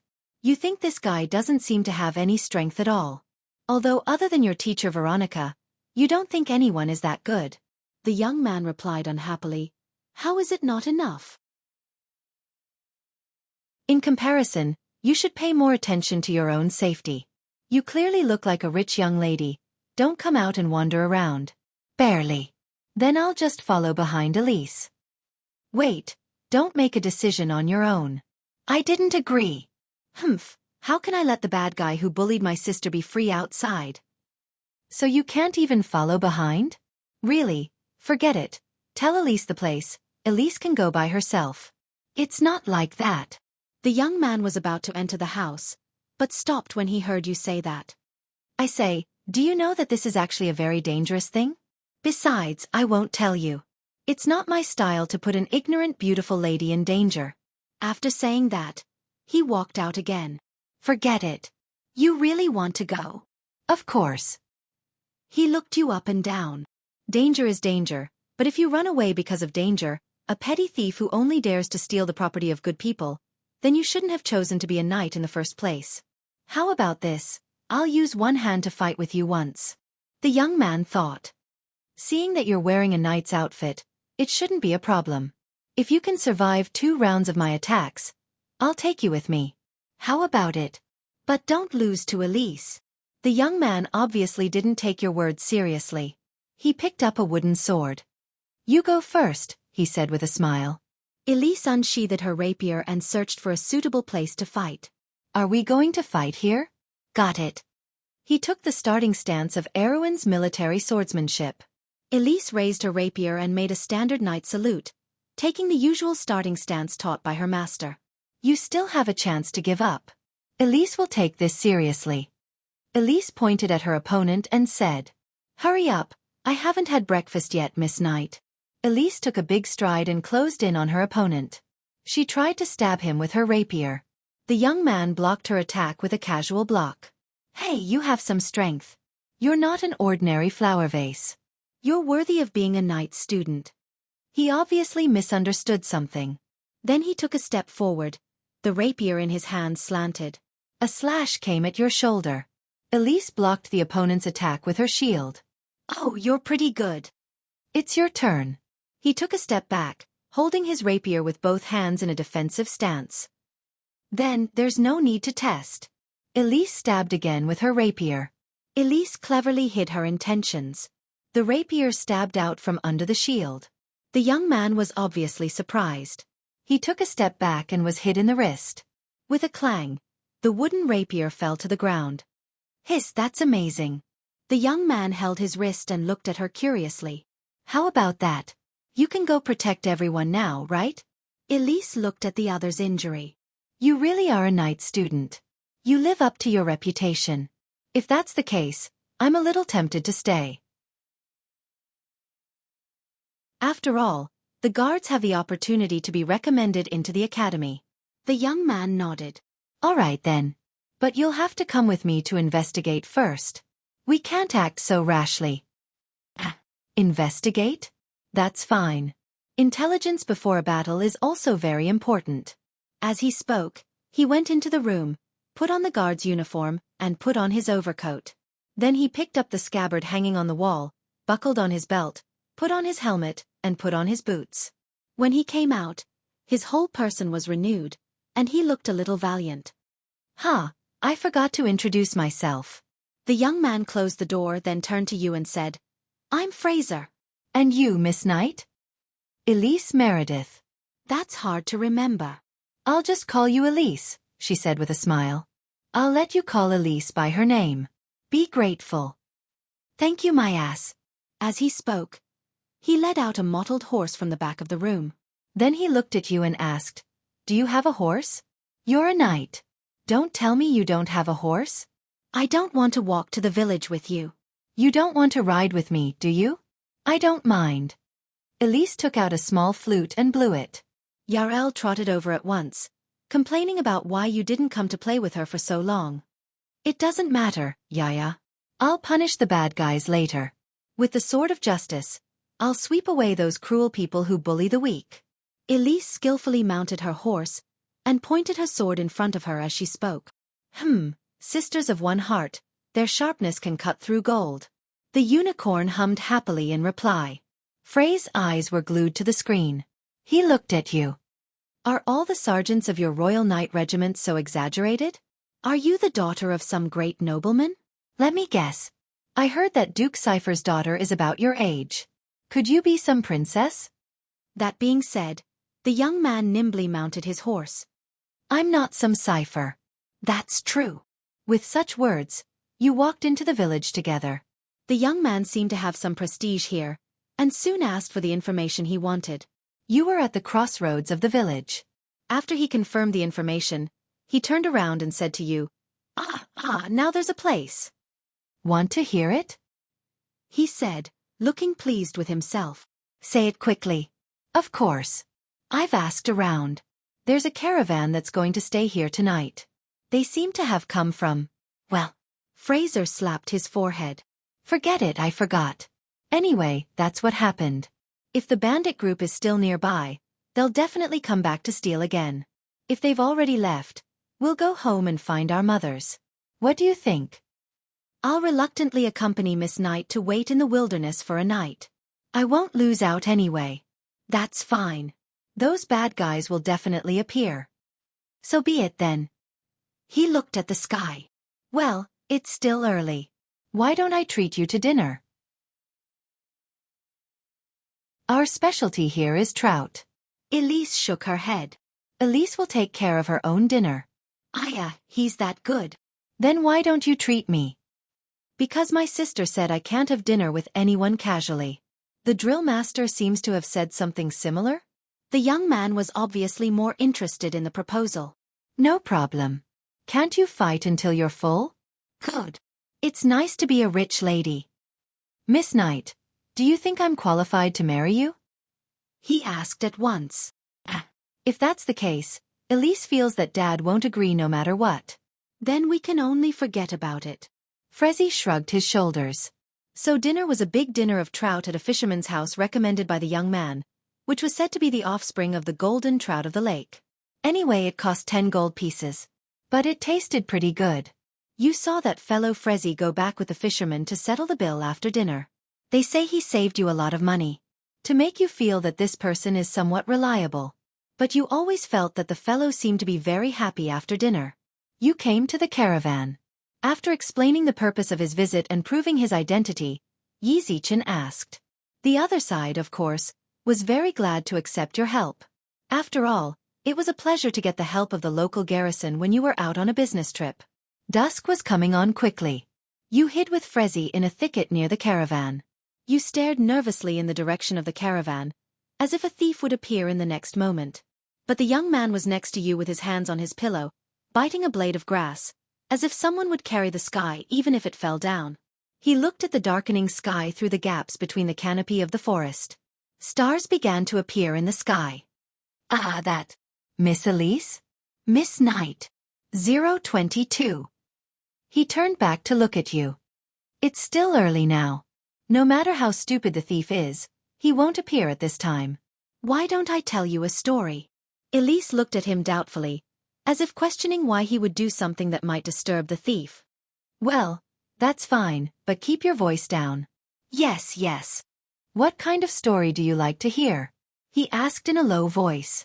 Elise waved to Yaya, indicating that she should come over and listen. Just tell the story you want to tell. Then have you seen an undead before? Those skeletons. Elise thought for a moment. I've seen him in magic class. I've seen him in class. That's good. You know, to the east of our country is a kingdom of the undead. 3 years ago, those skeletons invaded our kingdom. You should know about this. You're a northerner? Then you must not know the situation at that time. Well, I know this. That's the greatest evil on earth, Madara. Elise shook her head, then continued to listen. Yes, I'll tell you. I personally killed my way out of the encirclement of the undead. Do you believe it? How can I say this? Anything is possible. Like my sister, she has experienced something even more terrible, but she still appeared in front of Elise safely. Well said, then I'll tell you in detail. Why don't the others believe it? So he told you in detail about his escape experience at that time. But no matter how you listen, you feel that this guy was lucky and didn't run into a skeleton at all. It is said that his most glorious achievement was to kill a necromancer, but that necromancer clearly encountered a rock collapse in an instant before he made his move, and then was crushed to death. But in a sense, this guy's luck was indeed extraordinary. By the time he had finished the last part of the story, the sky was completely dark. You were about to refute him, when suddenly Frezzy raised a finger and shook it in front of you. At the same time, the unicorn also offered you something. Elise covered her mouth with both hands and softened her movements. Then you saw the young man pick up his coat with one hand, turn over and climb up, and look in the direction of the caravan. Elise tried hard to look in the direction of the caravan. Under the starlight, you saw a short shadow clumsily approach the caravan, and then quickly enter the caravan surrounded by carriages. Behind it there was a second, third, and fourth figure. They also sneaked in one by one. Good. Frezzy's eyes lit up. Let's go, we'll catch them. Elise pointed at Yaya and asked with her eyes, "Can I ride her?" Of course not. Hey, you have some common sense. He looked at you and shook his head. You have to take off your armor too. You don't want to alert the enemy, do you? Quick, I'll go first and wait for you over there. With that, you saw him immediately and carefully climb out of the bushes and crawl in that direction. Anyway, you can't look. I know, hurry up. Elise took off her armor in a panic. His voice came from outside the bushes. It took you a few minutes to take off your armor with difficulty, revealing the knight's uniform underneath. Fortunately, this armor was specially made for you by Veronica, and you can wear it alone. Elise hung the armor on Yaya's body, then carried the sword and shield as she carefully followed Yaya. You saw that Frezzy was already very close to the caravan in the starlight. And it was at this moment that you saw a short figure jump out of the caravan. The fellow looked at you in the moonlight and pointed at you. "Vermin. Come on." You saw that Frezzy was the first to react. You threw the overcoat in your hand at the short figure. But it didn't hit her. She nimbly dodged it. You were about 60 feet away from the caravan, and there were thorns all around you. Elise stepped carefully over the obstacles and hurried towards the caravan. "Humph. Don't try to fool me with your tricks." You heard a self-satisfied voice. Then the little figure took out a book and read aloud a passage you couldn't understand. "Show yourself." There was a soft thud. There was a sudden burst of bright light above your heads. The dazzling light made you squint your eyes involuntarily. Then you could see with difficulty. Beside the caravan stood a little girl with a big white wizard's hat on her head, a staff in her hand, and a white scholar's robe. She looked at you with a smug face.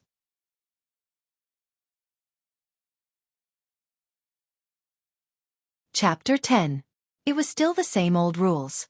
The dice were rolled, the data was deleted, and the parts that involved spoilers were deleted.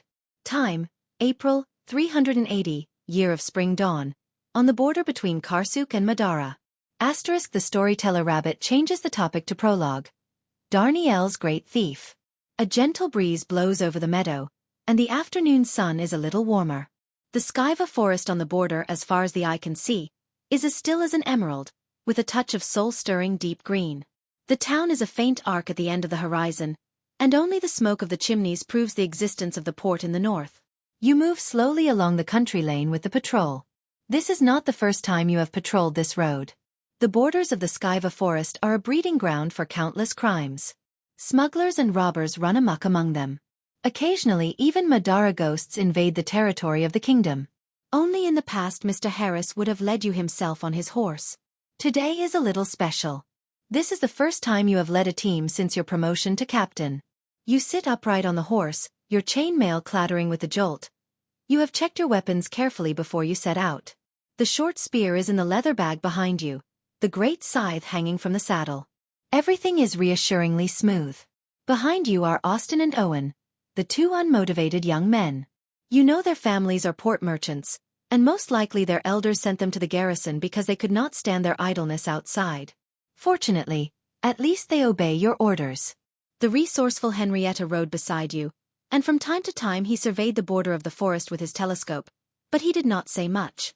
In the vanguard, of course, is Rodney, the blacksmith's youngest son, who has not followed in his father's footsteps, but has set his heart on doing great things in the garrison. But the truth is that even you have not seen what great things are until now. It's hard enough dealing with smugglers. The 5 young people, as usual, walked slowly into the strange yet familiar forest. "We're about to enter the forest," Henrietta suddenly said. He turned and looked at you. He was one of those typical cardigan men, with gray-blue eyes. Kyoka touched her hair and looked down at her clothes. "Don't look around, big sis." Owen grinned and said from behind, "Boss is asking you to express your opinion. You're the captain now, aren't you?" Henrietta glared at him. This was a handsome young man, and his body contained enough calmness. In fact, you know that compared to you, he is more suitable for the position of captain.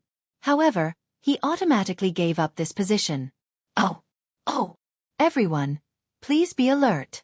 Be careful of poachers, bandits, and undead. Those guys are really annoying. Yes, and watch out for wolves. But if there's no pack, I think we'll be fine.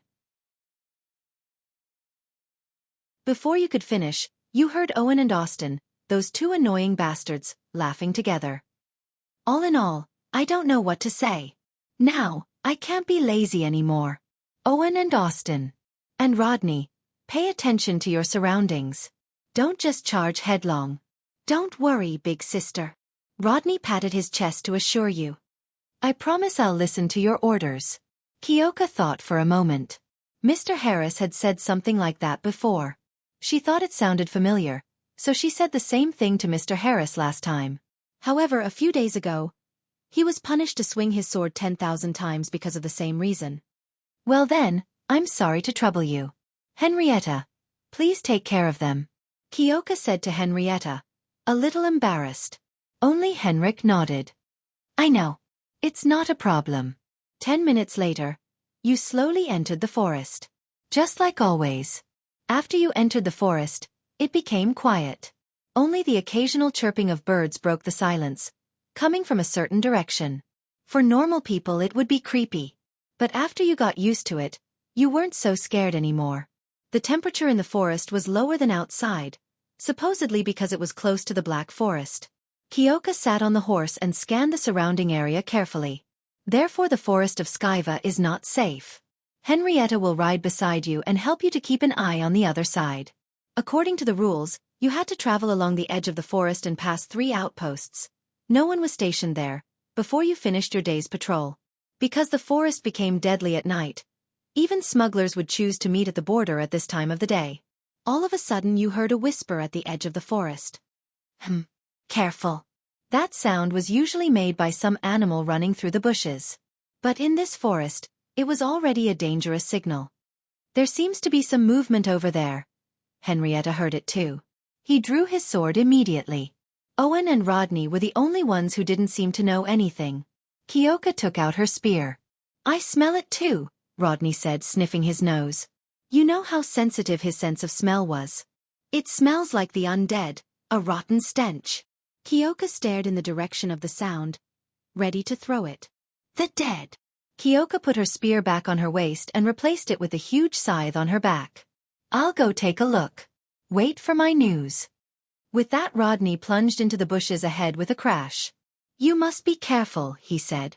He didn't even give you time to react. Henrik looked at you as if he wanted to say something, but in the end he could not. I told you not to charge headlong. Remember to remind him next time, he sighed. Haha, that guy's got no brains. Rodney laughed. It's not the first time Mr. Harris taught him a lesson. It's no use. My condolences, ma'am. Owen said the same thing. At that moment you hear a whistle. You don't listen to me until the end every time. And stop laughing and joking around. There might be some dead around. Big sister, come over here quickly. I found something. Kyoka dismounted and picked up her scythe. It must be a great case, he exclaimed. Everyone watch out. Rodney's voice was so loud that it almost shook the leaves off the forest. Henrietta dismounted with you. Next there were two guys who were laughing and joking. Everyone had their swords in their hands. Kyoka moved towards the direction where Rodney was speaking. The others followed you through the thicket. Soon you parted the layers of leaves. A dilapidated carriage came into view. What did you find? Kyoka looked at the carriage. It was a four-wheeled carriage, half of its roof gone, its cargo scattered on the ground. The trunks were scattered all over the place, but they were empty. There must have been two horses pulling it, but only one was left, and it lay on the ground, its carcass half rotten. The flies buzzed round the horse's body. Is it a smuggler's carriage or a regular merchant's? The rancid smell also came from the corpses. Kyoka wrinkled her nose and asked Rodney, who had found it first. I don't know. Captain, why don't you take a look? The question apparently stumped Rodney. Ugh. Let us first see what has caused this, he said. Kyoka thought for a moment and found she could not recognize it. It's a merchant's carriage, answered Henrietta with a sigh. You heard Owen and Austin chuckle behind you again, but not too loudly. Well, thank you very much. There are a lot of merchants on the border. I can't remember. Kyoka thanked her softly and went to examine the horse's wound. That's all right, Henrietta said, shaking her head. Well, it doesn't look like the work of a wild animal. Looks like it was deliberate. You feel Henrietta poke you in the elbow from behind. Kyoka looked back at Henrietta. He blocked Austin and Owen behind him and wrote a word in front of you with his hand. Arrow wound. Is this a premeditated ambush? Henrietta nodded. Then he pointed his finger at the horse's head. Only then did you notice that there was half a broken arrow there. Because it was too inconspicuous, it was overlooked. Then you notice that the other half of the broken arrow is scattered not far away. Kyoka walked over to the empty container and squatted down beside it. She looked at the ground around her.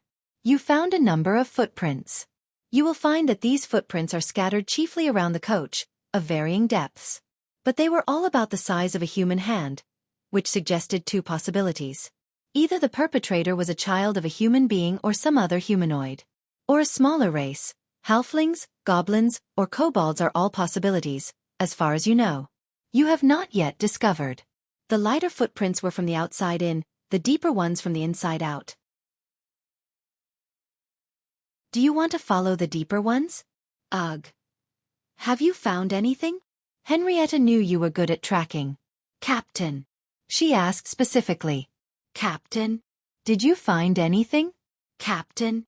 Look here, it looks like it was made by a group of goblins or kobolds. You heard Austin and Owen in the background mimicking Henrietta's tone. Wow, Captain is awesome. Owen applauded loudly. Startled a flock of crows. Then they took the goods from here and moved them in that direction. Good. Rodney raised his sword. Let's go after them. Well, and Owen, keep your voice down, this isn't our place. With that he was ready to move in that direction. If the wolves or others hear us, we'll be in a lot of trouble. It's only in the afternoon, big sister. Owen shrugged.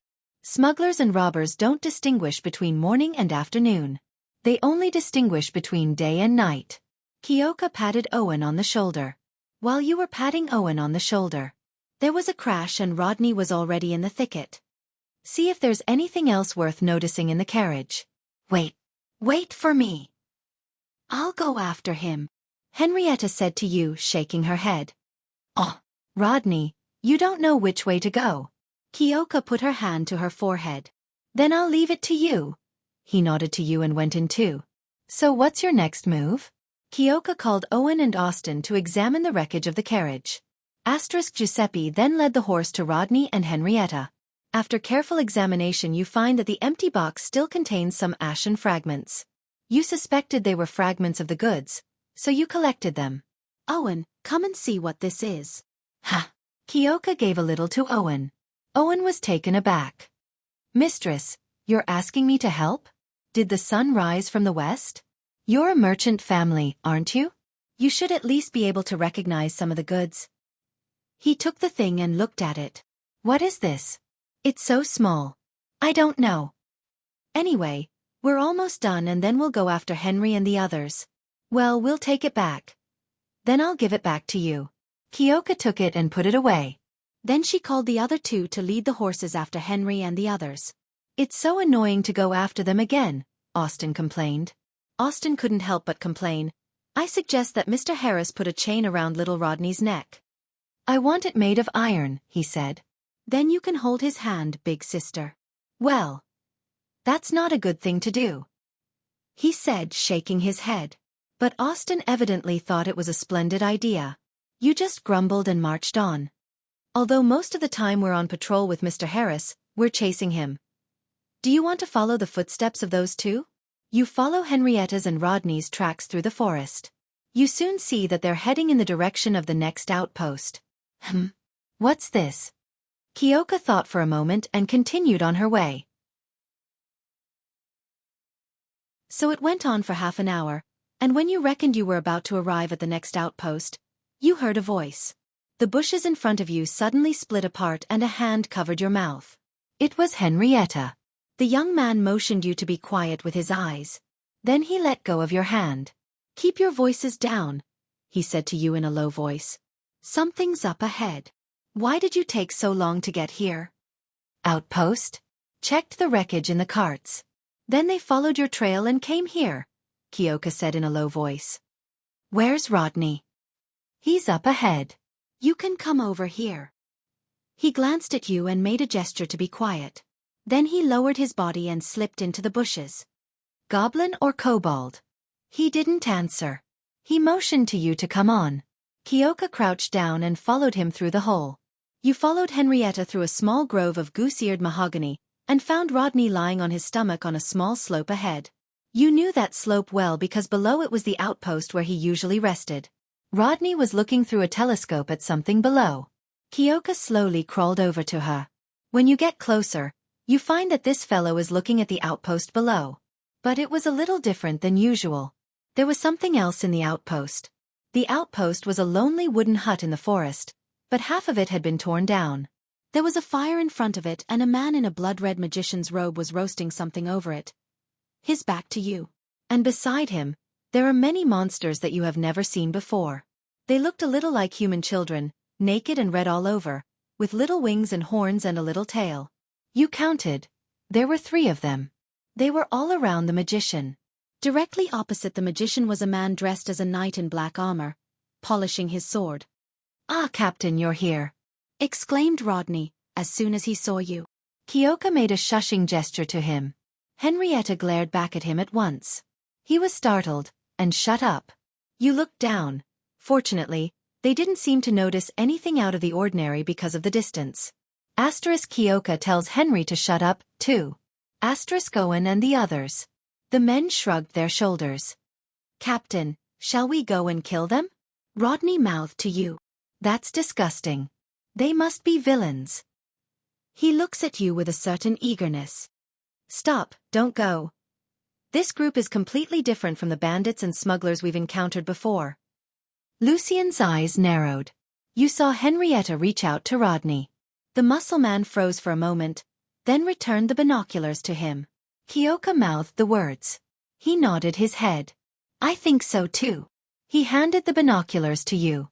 You'd better take a look. Well, I've never seen those 3 strange creatures before. Kyoka took the binoculars and looked down. His field of vision was magnified a little. You saw clearly that the magician was focused on roasting a hand. It looked like a human hand. 2158. Not far from him, the mutilated body of a man dressed as a merchant lay there. You resist the nausea and look away a little. Then you saw 3 people tied up in the demolished house. 2 of them were women. 1 was a boy. But it was evident that they had fainted from fright. Kyoka tugs on Henry's arm. Kyoka's face was pale. She didn't look very well. Henrietta looked at you, like she was asking for your opinion. There are 3 commoners. They should be the family members of the carriage that was smashed.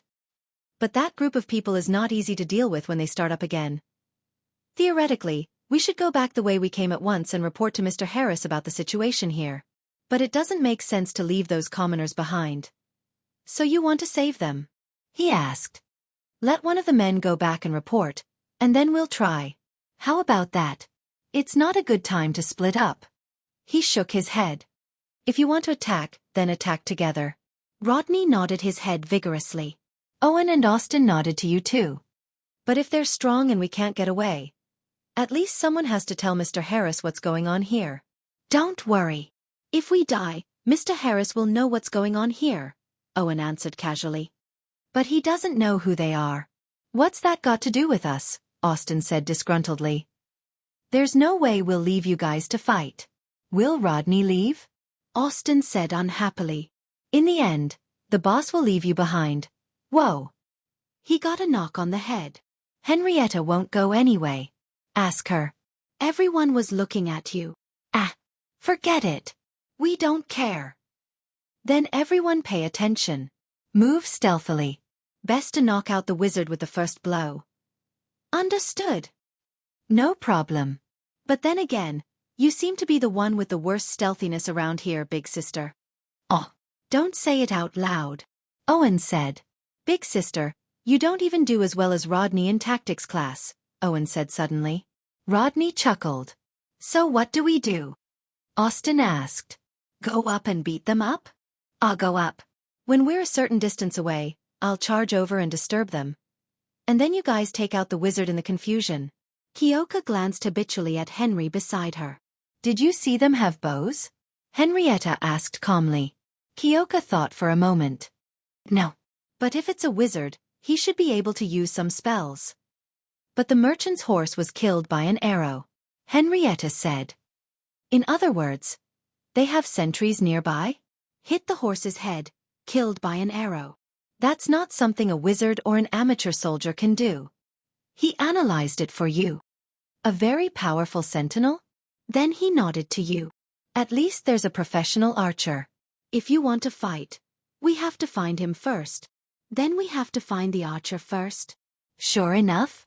He nodded his head to you.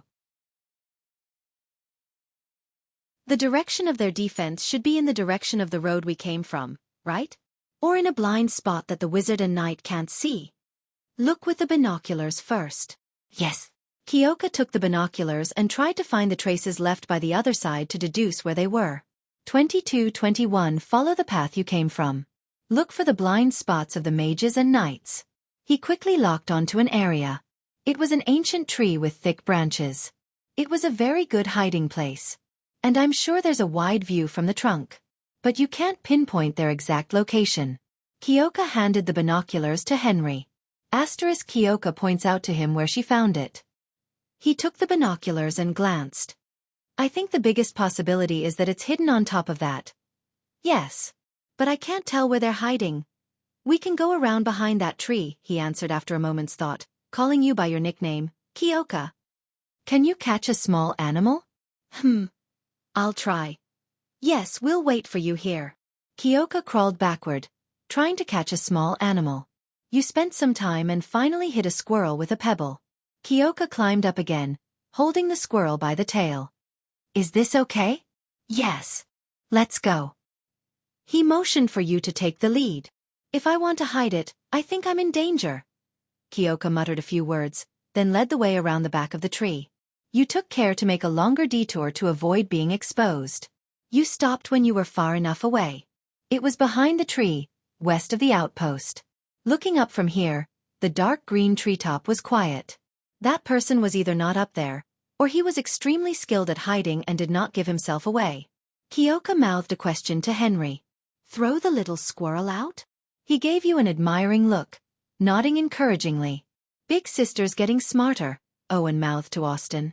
We can die without regrets, was Austin's reply. Kyoka let the little squirrel out carefully to the side of the tree. The little thing darted out with a whoosh. Kyoka stared at the tree carefully.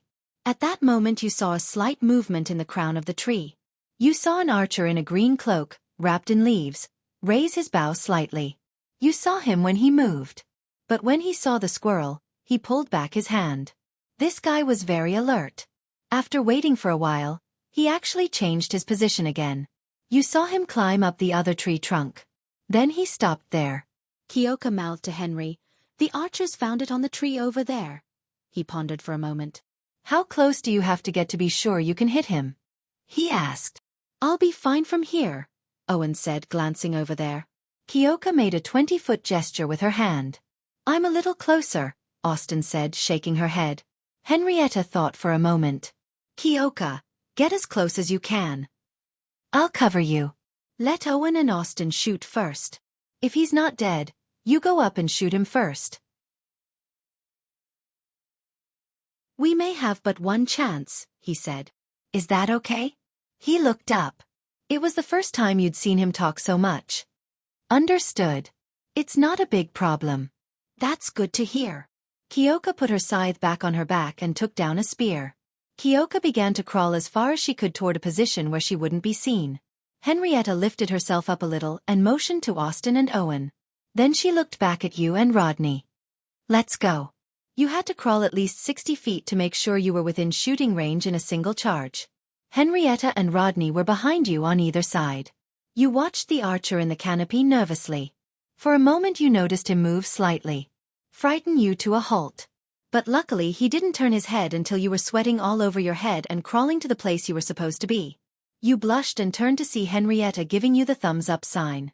And it was at this moment that you saw him turn his head and make a sign to the two behind him. Kyoka took a deep breath. Kyoka turned and stared at the target in the tree. You hear 4 soft twangs of the bowstring.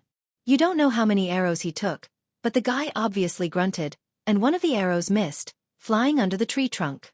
Clang! It hit another tree. You saw the fellow topple off the trunk of the tree. Then it was motionless. But the sound of something heavy hitting the ground alerted the sentry post. You saw the wizard and the knight get to their feet and look this way. Kyoka ran to a nearby tree and swapped her spear for her scythe. She held the scythe in front of her. Henrietta seemed to be trying to catch you but couldn't.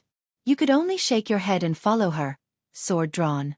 Rodney, too excited to control himself, rushed forward with his axe in both hands, shouting, "Ooh, ooh, ooh, ooh, ooh. Cover us, Owen." "Owen, Austin!" cried Henrik, coming to your side and shielding you with his sword. "Be careful. Rodney, don't be rash." 2300 hours. Your appearance obviously made the mage and the Dark Knight stunned for a moment, but when they saw your uniforms, they all understood. The knight drew his sword and the wizard ordered his monsters to surround him. Owen, hearing Henrietta's shout, got to his feet and aimed his bow at the wizard. "Die, scoundrel!" he shouted. You saw his arrow hit the magician in the shoulder. Henrietta looked around and said to you, "Let's go together, Kyoka." The knight stood directly in front of the wizard. "Of course." Rodney, on the other hand, shouted, "Ooh, ooh, ooh, ooh," and rushed forward. You know that the old Rodney family moved here from Kestrel Castle. They were said to be locals with barbarian blood in them. However, this rumor became a reality at this moment. You can see that this guy's muscles are bulging, his eyes are glowing red, and his body seems to have grown bigger. He's like a bull in heat as he rushes forward. Ooh! That idiot!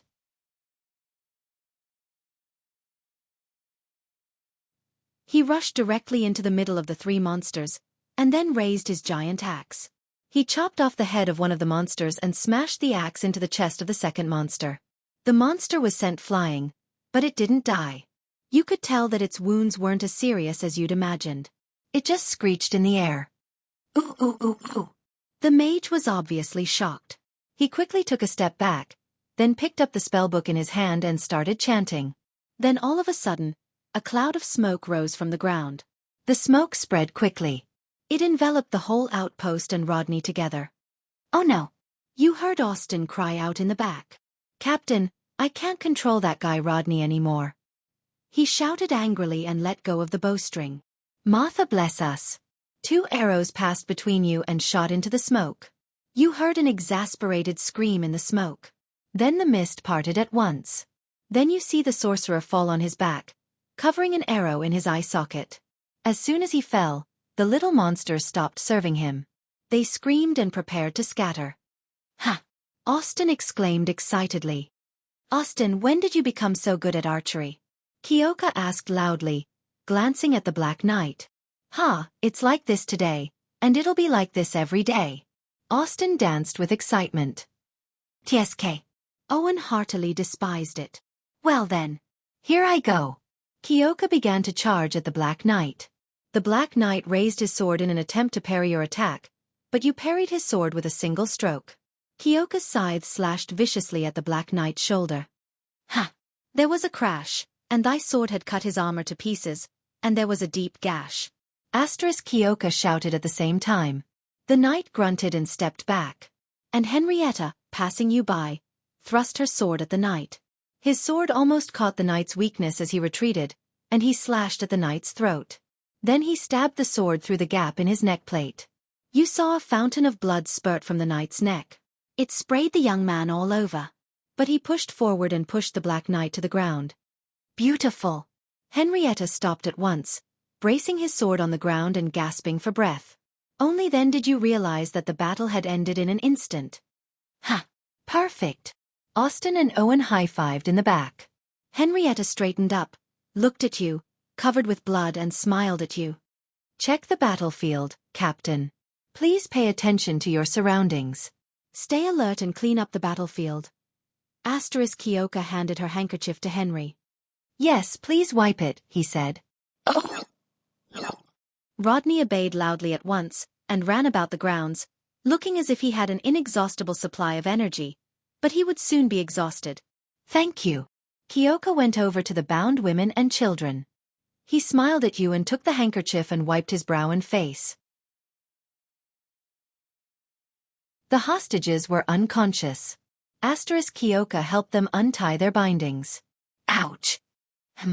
You heard Austin's voice from behind. That knight's armor is not bad. What's the matter? It was actually destroyed by Big Sister's sword. But that's real plate armor. Big Sister's a spendthrift. Boo-hoo. Who cares about that in the middle of a battle? Owen nodded. But Xianxia can still use it. Austin judged again. It can't be repaired properly. It's broken like this. Let's do an inventory of our belongings, everyone. Then we'll send the hostages back. Owen chuckled. You saw him pull out the knight's sword. Then you made a small sound of surprise. This sword looks a little familiar. Big Sister. Remember to come to my house for dinner tonight. Kyoka tilted her head and walked over to him. Here, have a look, he said, smiling. Let me see. And he gave thee the sword. Kyoka took the sword and examined it carefully. It is indeed a sword you know well. Made in the 32nd year, with ivy sigils on the sword, commemorating the victory on the Groningen Plateau. When His Majesty changed the standard of the cavalry sword, the sword was changed from the original 2 arms length to 1.5 arms length. The copper ornaments on the guard were also replaced with common iron flowers. This was to save costs and adapt to the November War, that was getting longer and longer. It was a cavalry sword. But the point is, that sword is engraved with a name that you will never forget for the rest of your life. Hubbard Samar. The name of your father.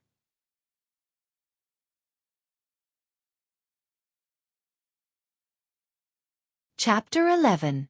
The sergeant in the militia teaching team didn't lie to me. The necessary experience can save your life at a critical moment. If it wasn't for that 1 month of training, I'm afraid I wouldn't have been able to dodge that fatal strike in my sleep. The sudden attack triggered a lightning-like alarm and woke me up from my slumber.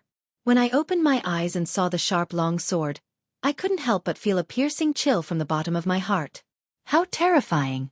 But to be honest, I don't know how I reacted at that time. Perhaps it was an instinct cultivated by the long-term training, but I tilted my head at the critical moment and the sword grazed my ear. At the critical moment, then I saw the emblem of Blamanto's blooming black rose insignia on the steel longsword. It was inlaid on a square iron plate. I was stunned for a moment before I could recognize it. Madara's undead army. It was as if a bucket of cold water had been poured over my head, waking me up completely. Damn it, why are these things here?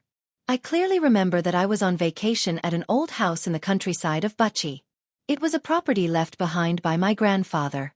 I asked the old man's permission to stay here temporarily and help him take care of the old house.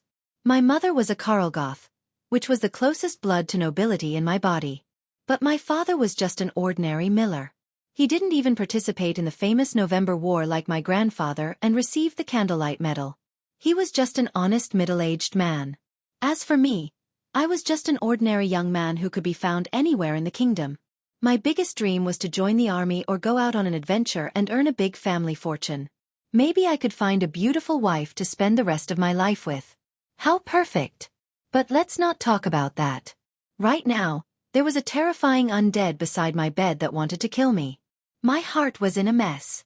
Fortunately, the things that the instructor taught me were still in my head, and I didn't throw them out of my head because of my chaotic thoughts. I thought back for a moment. My sword should be beside the bed, but that skeleton wouldn't give me the chance to reach for it. Now I realized that this wasn't a good habit. Next time, I'll remember to put it under my pillow. Of course, these thoughts only existed for a moment in my plan. I instinctively jumped out and rolled off the bed. At the same time, I pulled the skeleton that was standing next to my bed to the ground. At this moment, I remembered every word that the instructor said during the first combat lesson. Remember, these are Madara's lowest soldiers. They are driven by pure soul fire. They move slowly, lack intelligence, and are weak. However, before I could finish my thoughts, a huge force surged from below me. It was as if I wasn't suppressing a skeleton, but a bull. In short, an irresistible force sent me flying outwards, and I slammed into a cabinet on the side. I heard my bones and my bookcase groaning in unison, and I gritted my teeth at the excruciating pain coursing through my body. But I shook my head to shake off the dizziness, because I remembered what I had to do. In my shaky vision, the skeleton had stood up to pull out the sword it had stuck in the bed. Its movements were indeed very stiff, but how could its strength be considered weak? But I had to turn around and run because the guy had pulled out its sword and became a dangerous presence again. As for me, I knew that I was no match for it. Even if there were 3 of me, I wouldn't be able to defeat it. More importantly, I didn't have a weapon in my hand. My sword was blocked by it. Of course, I believed that it was just a coincidence because skeletons don't have intelligence. As I scrambled to the door, I could not help cursing my bad luck, for I saw that the door to the hall below had been smashed open, and a cold moonlight spilled in. The moonlight would have been poetic if it had not been for the fact that there was another set of white skeletons in the hall. I noticed that this Madara low-level existence had just walked in. It was holding a steel sword in its hand. The skeleton was wearing Madara's chainmail, and it was wearing a black helmet. But what made me feel the most depressed was that it raised its head and locked onto me with 2 scarlet flames dancing in its black eye sockets. It seemed that it had seen me. There was a wolf in front and a tiger behind. This wasn't a good sign. Honorable Martha, I couldn't help but pray to the God in my heart. I was only 19 years old this year. I couldn't die in such a remote place. That's right, I still haven't confessed to the woman I like. When I thought of the charming young merchant girl, my heart couldn't help but beat faster. Her house was just across from mine. I couldn't let the woman I like be in danger. I calmed down and tried to find a way to escape. My mind was spinning fast. At this time, the lesson of the sergeant came into my mind. Only when you calm down can you fight. This view coincided with my current situation. But I didn't have a weapon in hand. I couldn't fight a beast with my bare hands, right? I panted and leaned against the wall nervously. I looked around frantically. Although this old house couldn't be said to be barren, there wasn't anything in the hall that could be used as a temporary weapon. If only my grandfather had been a great nobleman. I have been to the Earl of Remington's house, and there are shields, swords, and axes hanging on the walls in their main hall, which is 5 times the size of this one. I should be able to easily find a suitable weapon in there. Moreover, my swordsmanship wasn't bad. I wasn't bragging. The old sergeant had personally praised me. He said that my swordsmanship was the best in our batch of students.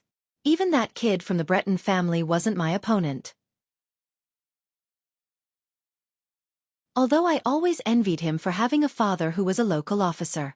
If my father was a local officer, I would definitely be able to join the guards. Of course, it was useless to say that now. In short, my sword and I were still separated by the skeleton soldier from before. Although they couldn't run, their walking speed was about the same as an ordinary person's. Their movements were a little stiff, but they were only a little slower than an adult. If it was on the training ground, I bet that I could play around with them. But in this narrow space, I would probably be stabbed if I rushed forward. The two skeletons were getting closer and closer. The ka-ka-ka sound of their footsteps was like knocking on my heart. My heartbeat was like thunder, thumping non-stop. I was at a loss. The skeleton from the bedroom walked out. It paused for a moment, then turned around and walked towards me. I subconsciously took a step back, and my back bumped into something hard. Only then did I remember that there was an oil painting hanging on my back. This painting was passed down from my grandfather's generation. It was said that it was a family heirloom. The cripple from the Black Pepper Alley once said that he wanted to buy this painting for 10 gold coins, but my father refused. My father was a stubborn old man, but I was different from him. If it wasn't for this incident, I often thought that I would sell this painting when I reached the end of my road.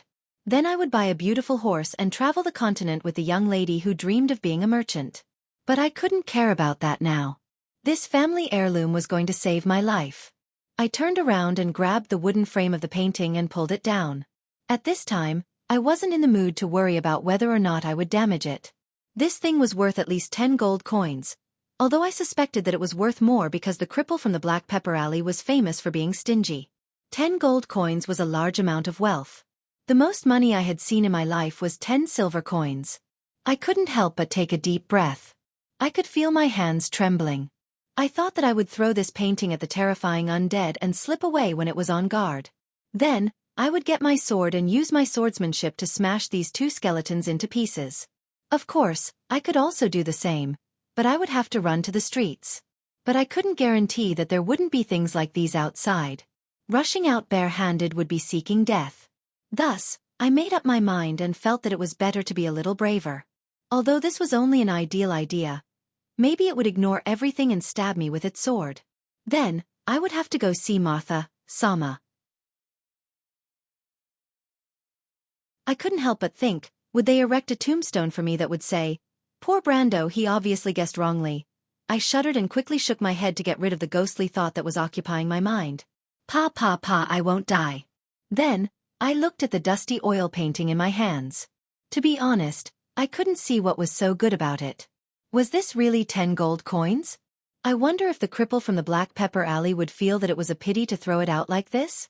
However, that terrifying undead was already right in front of me. I didn't have the time to lament the loss of the 10 gold coins and the opportunity to travel the continent with a merchant lady, because I had already subconsciously thrown out the picture frame.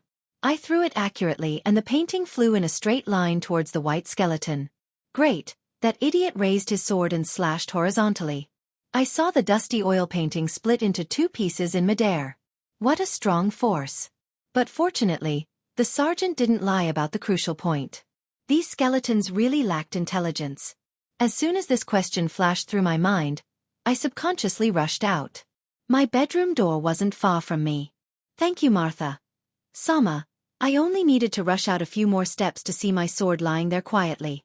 That sword was also one of my family heirlooms. My grandfather once used it in battle. It was said that he was a servant of a knight for a period of time and this sword was bestowed to him by that knight.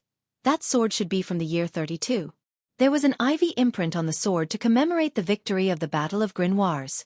I remember that year, His Majesty changed the design of the cavalry sword. The sword was changed from the original 2-arm length to 1 arm and a half. The copper ornaments on the guard were also changed to ordinary iron flowers. This was to reduce the cost and adapt to the November War, that was getting longer and longer. That's right, it was a cavalry sword. Humph, once I get my hands on that sword. Bastards of Madara, it's your turn to be unlucky.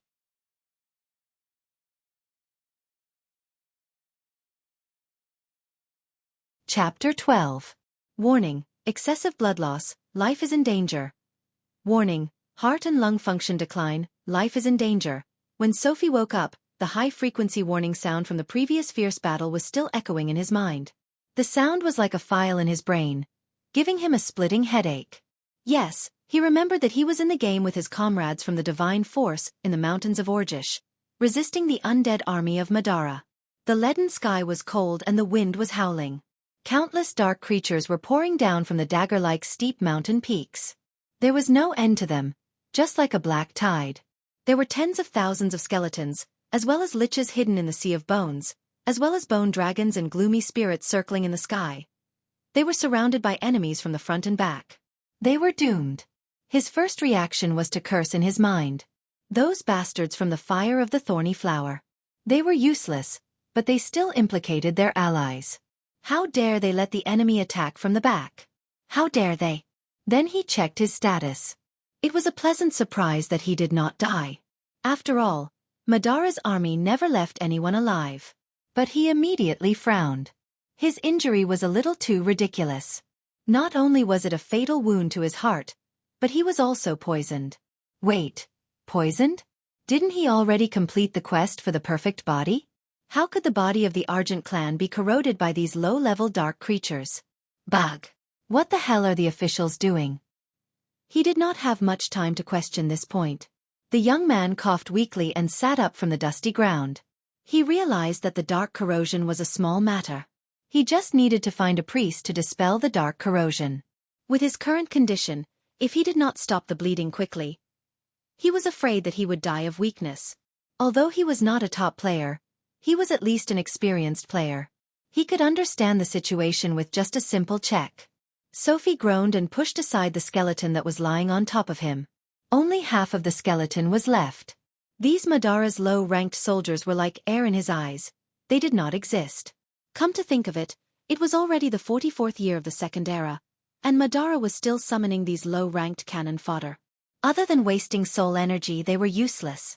As expected, the brains of Okato and the other necromancers had been completely corroded by the negative energy, and none of them were flexible. He was still in the mood to complain, but then he realized that it was difficult for him to push the skeleton away. The punishment of being in a weakened state was not just for show. Normally, he could easily push a bone dragon away. Sophie remembered when was the last time he was in a weakened state? It was almost a few months ago. The power of the divine force. This time, if it was not for the useless people of the fire of the thorny flower, he would probably still be undying. Thinking up to this point, the young man couldn't help but feel gloomy.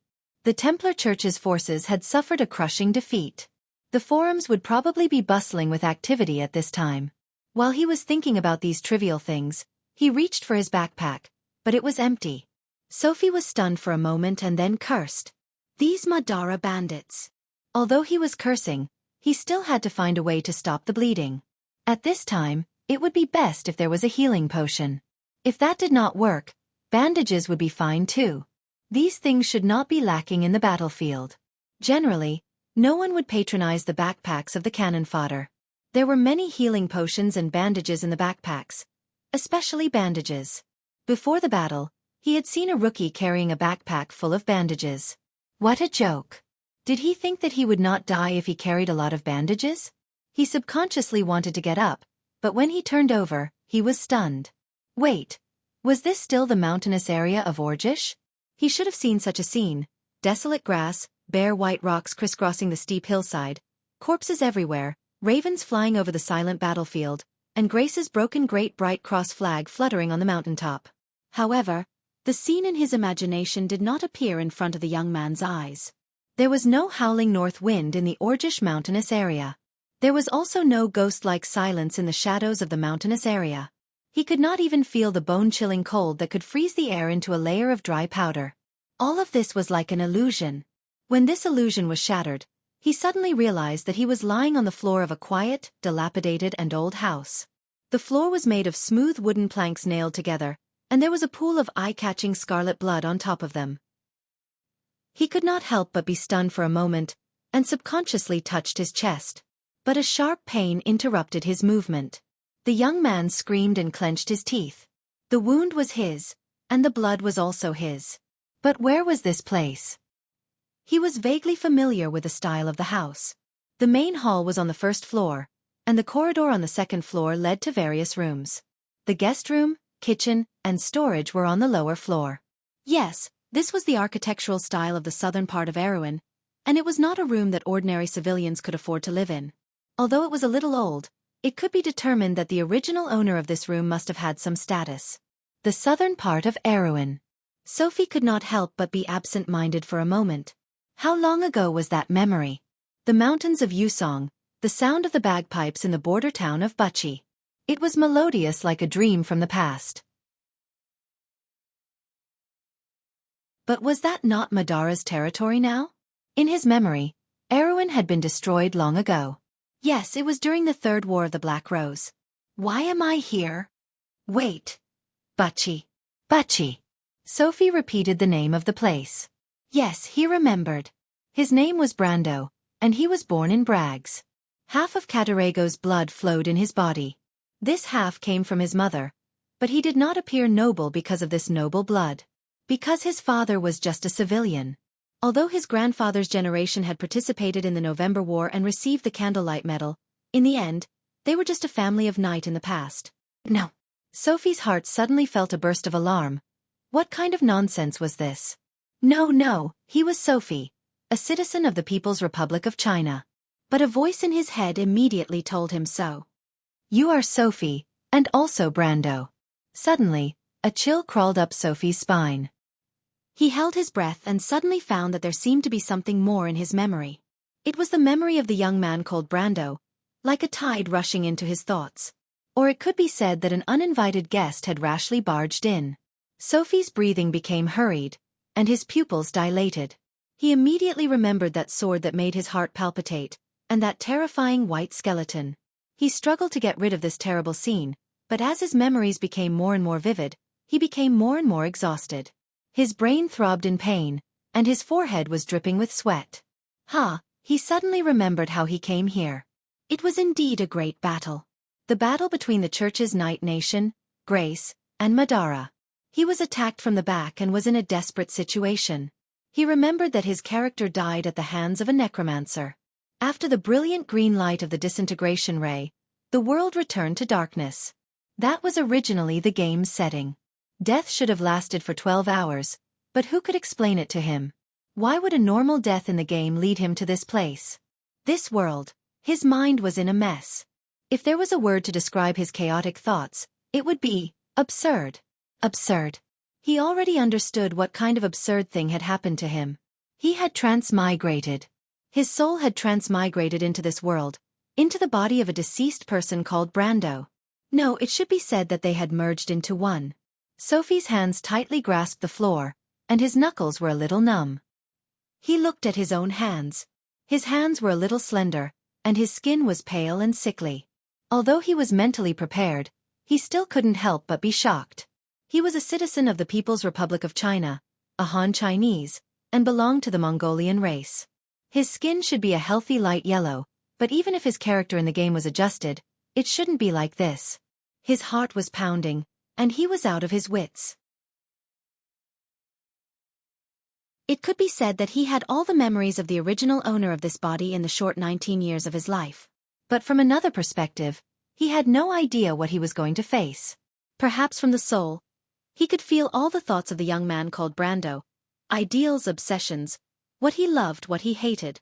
It was like after a rebirth. He had completed 19 years of mental journey. Everything of the other person was his everything, as if they were originally one.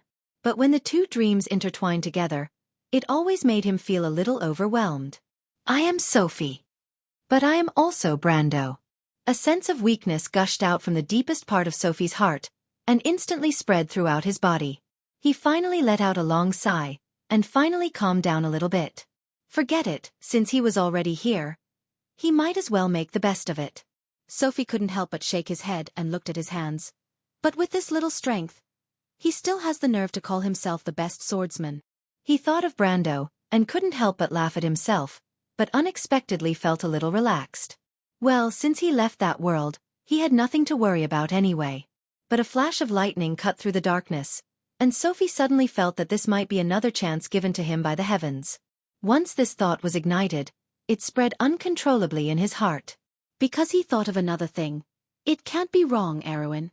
It was a country that had already fallen in the game, and in Brando's memory, the year of blossoms and summer leaves, that was the 375th year of the First Era, and the history in the game had already been written.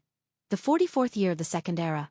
Like a person who suddenly discovered that he had become a prophet, a terrifying shudder swept through Sophie's body. Yes. Here, no one was more familiar with what was happening and what would happen in this world than him. In his previous life, he had done nothing, hiding in the game to escape reality, and in this life, what should he do to be worthy of his second life? Sophie couldn't help but be a little absent-minded. This was the year of blossoms and summer leaves, the year when the First War of the Black Roses began. In this war, Erwin suffered a crushing defeat, but also embarked on the road to prosperity.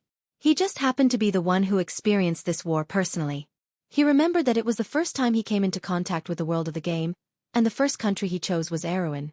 He was once a complete newbie, and it was precisely in this war that he grew up.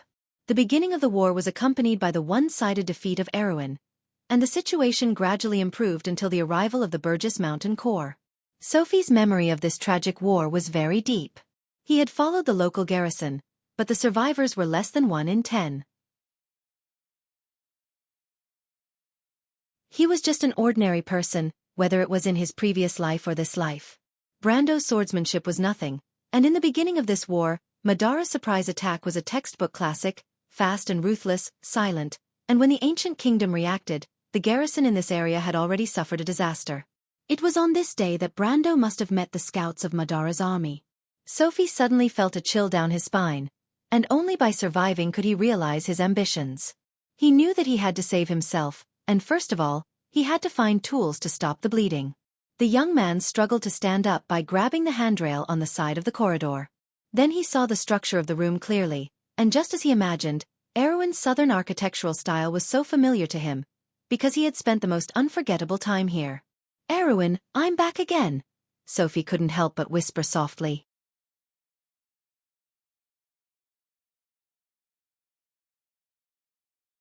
Chapter 13. Although the room was old, it was spotless. The original owner had kept it very clean. Sophie looked up and saw half of the skeleton on the ground that he had pushed away. A pile of bones lay there quietly. Brando's counterattack before his death was the only casualty of the undead scouts. Sophie knew that the skeleton soldiers lacked intelligence, but it was different when they were controlled by a necromancer. The young man's misjudgment had nothing to do with Brando because he did not know about it. In times of peace, not many people knew about this. The oil painting that was cut in half was lying flat on the ground. The skeleton soldier's cold sword was not far away. Sophie's eyes narrowed slightly. It seemed that Madara had decided to attack as soon as the scouts retreated. She did not even bother to clean up the battlefield. But this was also in line with his memory of history.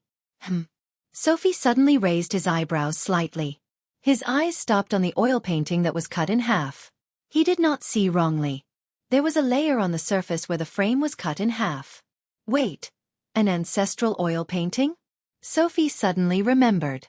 Could it be the famous oil painting of Wuxia? He immediately struggled to walk over while holding the handrail. At the same time, he was alert to the movements around him. Sophie knew that Brando was killed by a necromancer of the lowest level. Although it was the lowest level, it was more than enough to deal with a normal person. In the game, low-level necromancers could cast some low-level black magic. They could also summon skeletons and zombies from nearby cemeteries. They were cunning by nature and used to sneak attacks. They were a huge threat to people who did not know them well. But Sophie was different. He knew the necromancer better than the necromancer. He lowered his body and pulled open the frame of the oil painting with both hands. With a ding, a ring rolled out from the inside. At this moment, he could not help but take a light breath. He was very familiar with the design of the ring. The silver ring glowed faintly in the dark. In addition to the general ring shape, there was a sacred wind empress pattern on the surface of the center. This pattern was not common in the southern part of Erwin. It was the national emblem of San Orso in the north. Sophie carefully rubbed the ring with her thumb. This was the famous ring of the Wind Empress, the reward for the Wuxia's oil painting mission.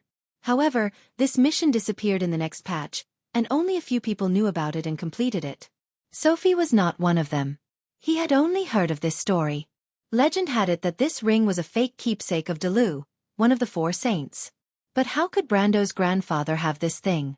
In the game, the effect of the aura of the Wind Empress was Dexterity +1, and it would consume energy to shoot out wind bullets to attack enemies in front of it. In the game, it would absorb 1 point of energy every 10 minutes, but he didn't know if it was the same here. As he looked at the ring, his heart couldn't help but pound, and he even forgot about the danger around him. The appearance of this ring indirectly confirmed his guess that this world was the one he was familiar with. Sophie couldn't help but let out a long sigh. He was a little worried at the moment, but after hesitating for a moment, he slowly put the ring on his index finger. The magic ring would only work when worn on the index finger and thumb. In Vons, the area between the index finger and thumb was called the mysterious domain by the witches of Tarun. They believed that this was the center of the human body's magic power, and most of the magic hand gestures evolved from this place. But for Sophie, this was just a subconscious action under the constraints of the game rules, nothing more. Clang! He was about to use the ring, but at this moment, a loud noise came from the first floor, and he suddenly turned his head. Sophie was shocked and immediately became alert. This could be the sound of the undead, but even if it wasn't, it could attract enemies outside. He couldn't care about anything else, and immediately threw away the oil painting in his hand. He subconsciously backed up against the wall, and then carefully stared at the hall below. He immediately saw a sneaky figure. It was a girl wearing a simple leather dress. She carefully groped her way out from below, looking left and right, looking a little nervous, but she didn't pay attention to the top of her head. The girl was holding a stone hammer with both hands. She seemed to be struggling, but looking at her appearance, she seemed to be looking for something. Sophie couldn't help but sigh. He coughed. The sound wasn't loud, but it was unusually loud in the empty room. The girl was obviously shocked. She suddenly turned her head, and her small face was pale. But in all fairness, this young girl could be considered a beauty. Her chestnut-colored hair was tied up behind her head. She looked dignified, but under her jade-like forehead, there was a pair of slender eyes that always gave people a feeling of charm. The tips of her eyebrows were slightly raised, and her eyes were clear and flustered. Her nose was tall and straight. At a glance, one could tell that she was an extremely independent person. She had a unique temperament, but she definitely couldn't be called a lady. At least, if you saw a girl who was holding a masonry hammer with both hands and wearing a leather bag similar to those merchants in the south, you would find it hard to believe that she was a rich young lady with an excellent family background. When the girl saw Sophie, she suddenly relaxed. She let out a long breath and couldn't help but pat her chest, and a beautiful smile appeared on her face. "It's you, Brando. You scared me." "Miss Roman, how did you come in?" When Sophie saw the girl, he couldn't help but feel a headache. This was the girl that Brando had always admired. She lived in the house opposite with her aunt, and she often had some strange dreams. For example, she always wanted to go out to the outside world and become a traveling merchant. Sophie thought that this idea was a bit ridiculous. In Erewhon, traveling merchants were not a respected profession. Some of them were even confused with liars and thieves. During the reign of Anson VI, these people colluded with the bandits outside for many years and were deeply hated. They were even called people with 2 mouths and 3 hands. 2 mouths because they were good at talking and deceiving. 3 hands because their hands and feet were not clean, and they often did some petty theft. It could be said that these people were one of the biggest threats to local law and order. When Sophie was a newbie, 8 out of 10 missions were related to them. "I climbed in from the window outside your kitchen. By the way, your window is really small. It almost tore my skirt."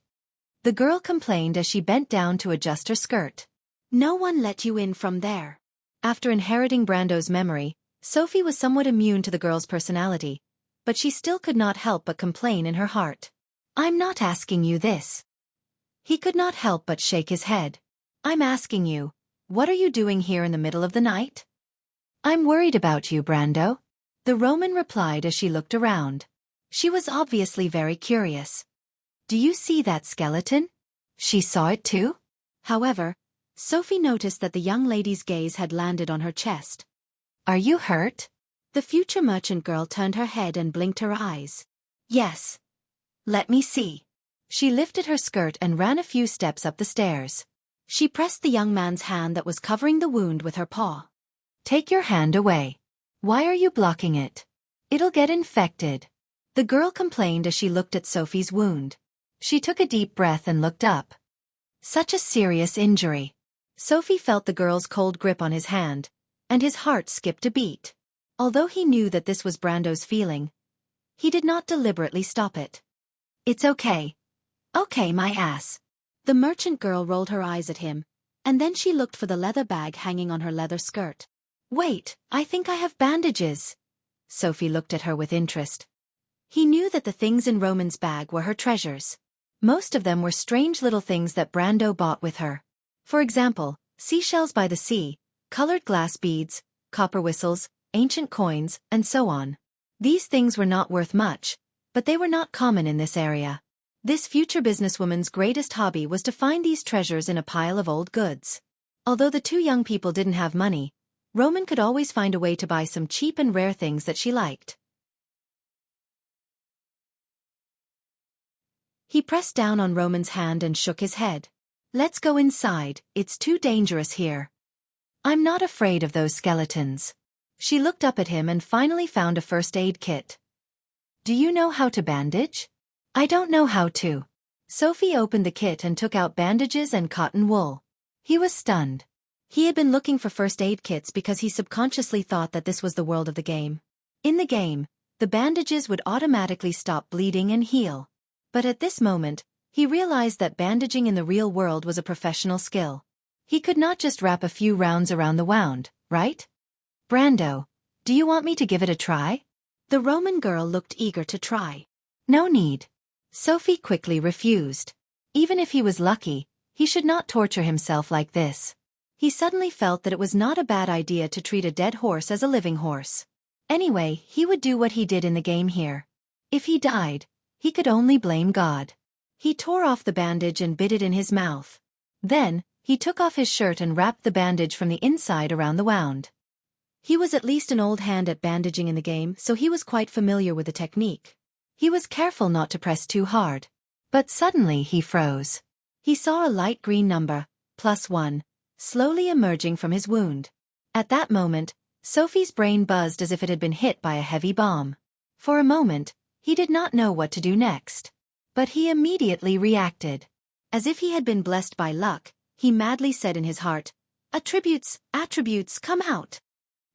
He waited with a half-expectant and half-afraid mood. After waiting for about a second, a set of faint data appeared on his arms, thighs, joints, body, and heart. Strength 1. 0. Dexterity 2. 0. Physique 0. 9. Then, another set of data floated in his vision like a ghost. Intelligence 1. 1. Will 1. 3. Wisdom 1. 0. Absolute Strength 1. 0. Elemental attribute, unawakened. Under this set of data, lines of text and values poured down like a waterfall, forming an illusory page. Brando, human male, level 1, strength system. Physical, close combat.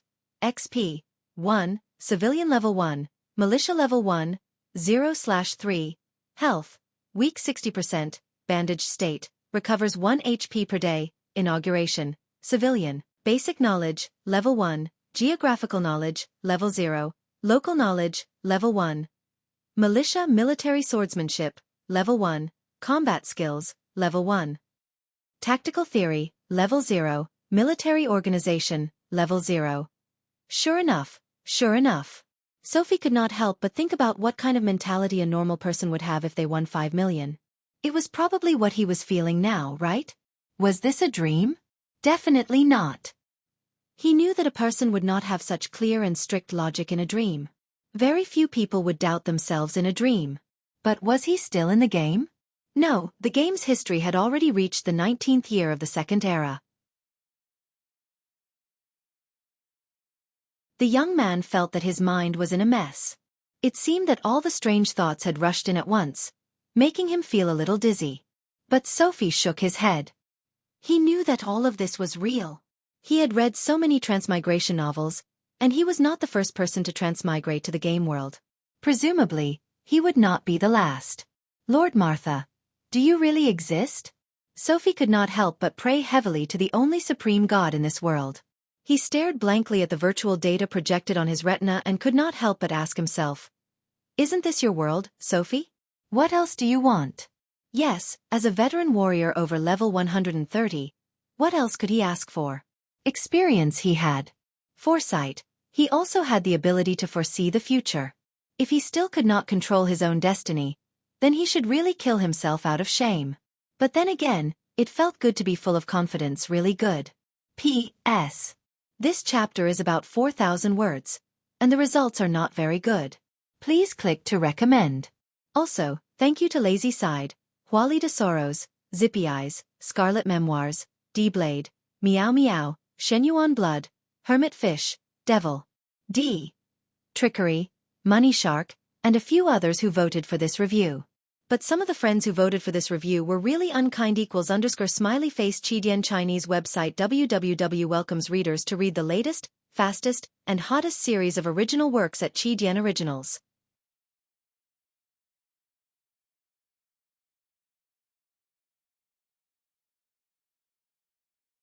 Chapter 14. Brando? Roman poked his arm, and Sophie was immersed in checking his own attributes. His strength was only 1 ounce. He could not help but curse the NPC for having no human rights. Even a skeleton had 1.5 ounces of strength. All the numerical units on the attributes were OZ, which was the abbreviation of the ancient word Oath. The strength of 1 ounce meant that one could lift around 50 kilograms, and the strength of a punch would not exceed 150 kilograms, which was about the strength of an adult man. In the game, the basic attributes of the players were 2 ounces of strength, 2 ounces of agility, 2 ounces of vitality, 1.5 ounces of intelligence, willpower, and perceptive sense, which meant that they were about twice as strong as a normal person. Absolute strength, which was the so-called combat power, was about 5, which meant that it would not be a problem to deal with 5 normal people at the same time. Brando was a militia that had undergone months of training, and the difference in attributes was still so huge. Although the players started with heroic attributes, it should not be so ridiculous, right? He had always wanted to complain that the players started with heroic attributes, but in the end, their combat power was about the same as 2 skeletons. Who would have thought that from Brando's point of view, he would realize that the players in the past were really heroic with the protagonist's aura. When he thought that he might not even be able to defeat a skeleton, he could not help but feel sad. Sophie touched his arm, and the light green number playfully appeared in his vision. He realized that there were some differences between this world and the world he knew. In the game, the bandage should recover 1 HP per minute. Normally, a commoner's 6 HP would only take 6 minutes to recover, but it would take a few days in this world. This was not a good sign. Fortunately, the usage of skills were basically the same, and as long as he recalled the basic knowledge he obtained from his identity as a civilian, he would be able to recall some common knowledge about this world. Recalling the military organization he obtained from his identity as a militia, he would be able to recall Erwin's general knowledge about military organization. Although there were some differences, the knowledge seemed to exist directly in his real memory. Like swordsmanship, he could clearly feel that it was a skill that gathered bit by bit in his every move after months of training. For example, the posture when attacking, where the center of gravity should be placed, what to pay attention to under your feet, where your sword is, where the enemy's sword is, feints, and what the intention of the attack is. However, in the game, the system would only give you a few rough sword paths before you attacked. Then, it would help you adjust your attack during the attack. Here, you didn't need to know the why. You just needed to know the how. Although some veteran players would have their own insights, they would still have to rely on the system's assistance. Hence, you wouldn't see many gaming nerds becoming experts in swordsmanship or fighting in real life. There were some things that had no shortcuts. Sophie couldn't help but clench her fists. The feeling of being in control of herself was amazing. Compared to the stiffness in the game, the memories she controlled here were more like a part of her. She could use them as she wished. Of course, while he was thinking about this, he immediately turned around vigilantly when Roman poked him in the arm. His ears twitched slightly, and he could already hear the subtle sounds coming from outside the house. "Brando, did you hear that?" Romaine went behind him and whispered. Sophie nodded. There was a row of footsteps outside, and there were quite a few of them. He was shocked and immediately guessed that the vanguard of Madara's army had arrived. He gestured for Romaine to be quiet and immediately pulled Roman back. Madara's vanguard came faster than expected. At this moment, the countryside of Elsengran was still in a dream. No one would expect the coming disaster. Except for himself. Sophie could not help but frown because of the urgency of the situation. He brought Romaine into the room at the end of the south side and gently closed the door. The room was filled with dust, and the two of them could not help but cough. This was a guest room that had not been used for a long time, but he knew that it was safe to monitor everything that was happening outside the manor from the window. Sophie walked to the window, gently swept away the dust, and lifted the curtain. Where did these things come from? Do you know where they came from? She asked curiously as she pulled her hand back without a trace. This is the army of Madara. The war has broken out. He carefully glanced outside as he answered. Sure enough, it was Madara's vanguard. Sophie could not help but take a light breath. In the middle of the manor stood a black mass of skeleton soldiers. He counted 3 small groups, a total of 45 skeletons. A dark red light jumped in the darkness. There were 3 liches controlling the low-level undead. They had the classic appearance of a skeleton wearing a long robe, holding a bone staff, and looking at the low-level Madara soldiers with flashing green phosphorescent eyes. Brando's grandfather's old house was located on a hillside not far from Wuxia, overlooking the village. It was more like a small manor near the village. There used to be 5 or 6 families, but they all moved away, leaving only Roman and her aunt. The girl took a light breath in the darkness. Where's Aunt Jenny? She went to a nearby town and will be back for a week. Sophie could not help but look back at her. In the darkness, he could only see a pair of sparkling eyes, but they were flashing with an inexplicable excitement. Aren't you afraid? He could not help but ask. I don't know, Romaine whispered. She looked up and said, but my heart is pounding as if it's very exciting. Sophie was speechless. This young lady's way of thinking was indeed different from ordinary people. But some people were born to take risks. Perhaps Roman was such a person. He pretended not to hear and looked back at the window. The liches had not swept their eyes in this direction, so Sophie could continue to observe without worry. There were shadows in the forest in the distance, and there should be a lot of enemies in that direction. With a rough estimate, the size of Madara's vanguard was more than 100. This was not a small number. With such a large army, there must be a necromancer's apprentice secretly controlling them. In his opinion, this was simply bad news. In the game, a necromancer's apprentice in Madara was equivalent to a level 10 player. Even if they were alone, 7 or 8 well-trained adult men, soldiers or militia, would not be their opponent. Not to mention, there were only 2 of them, and the Roman had an army under his command. Sophie could not help but tap on the window sill with his finger. It would take at least 5 minutes for Wuxia's guards to arrive here, which meant that if they encountered an enemy, they would have to defend themselves for at least 5 minutes before reinforcements arrived. This was under the condition that Wuxia would discover that they were being attacked. But how could he warn them? He could not help but feel a little troubled. The best way was to set a fire.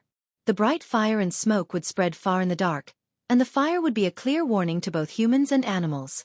But whether to set a fire, and how to set a fire, was still a problem. Brando? Will we die? It's hard to say. Silence fell in the dark room.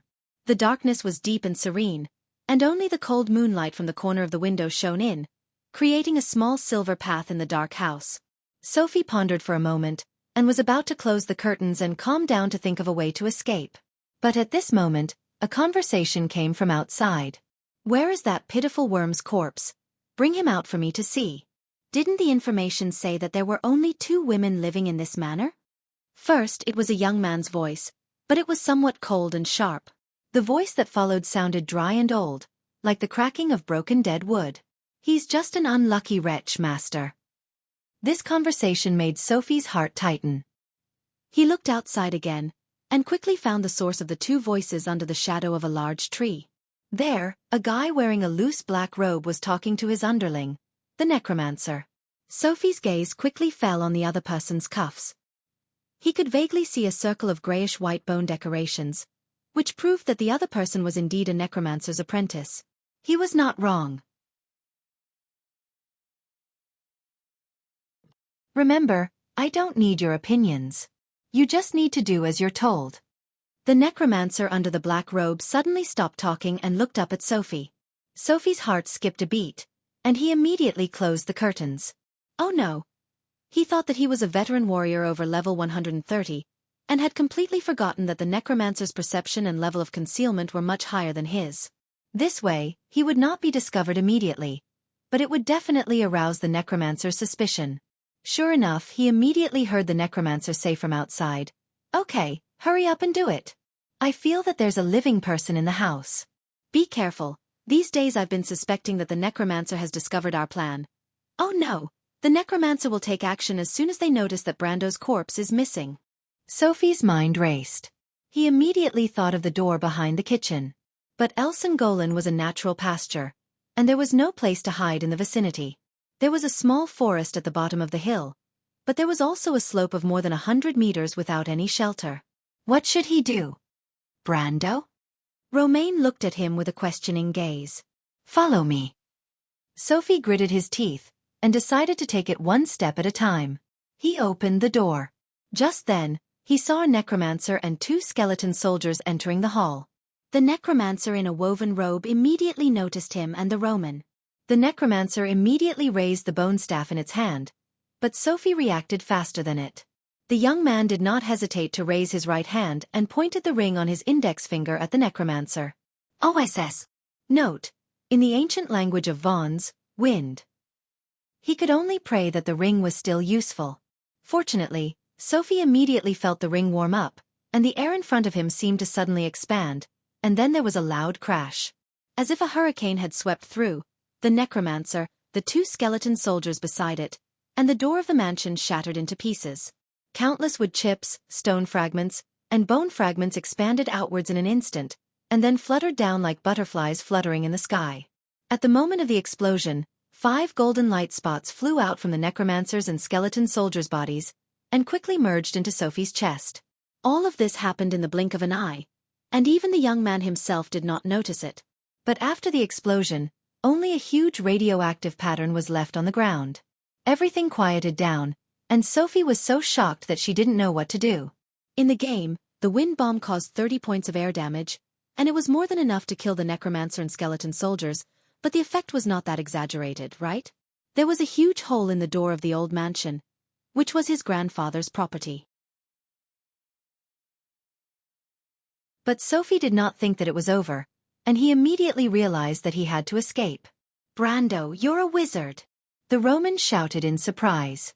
"No, I'll explain to you later." He took a deep breath, pulled the other person and rushed downstairs.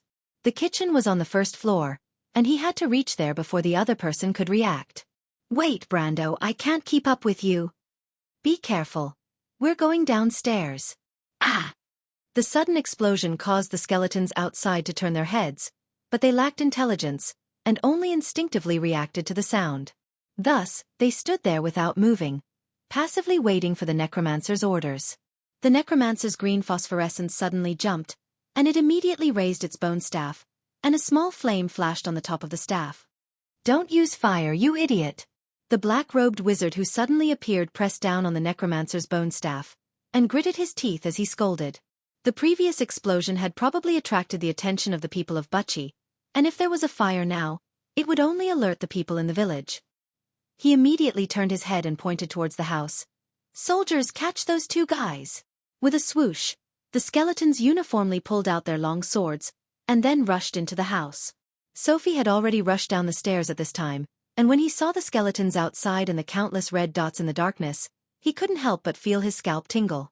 But he was not a level 100 veteran warrior, and the ring in his hand was in a state of charging, so he could only brace himself. Once he was surrounded by these skeletons, he would probably be chopped into minced meat. Misfortune never comes alone. Sophie couldn't help but feel a wave of helplessness. The pain in his chest was terrible, but he still rushed to the kitchen before the skeletons. The young man immediately closed the door, and before he could breathe a sigh of relief, a few sharp swords pierced through the door. Fortunately, he retracted his hand quickly, or else he would have been nailed to the door. That was close. Sophie's heart thumped, and he looked around. The other side of the kitchen was the exit, but he knew that he couldn't just leave like that. He had to think of a way to warn the people of Wuxia, and only then could he save his life. Also, the fire could block the low-level undead. "Brando!" The merchant girl bent over to catch her breath, and she couldn't help but raise her head to look at Brando. She had never seen such a decisive and brave side of him, and couldn't help but be surprised. "Miss Roman, please guard the door." Sophie was not in the mood to explain anything at this time, and he had to seize every minute and second. Crack, crack, crack. The skeletons on the other side began to attack the wooden door of the kitchen. This door was not originally prepared for defense, and soon there were a few holes in it.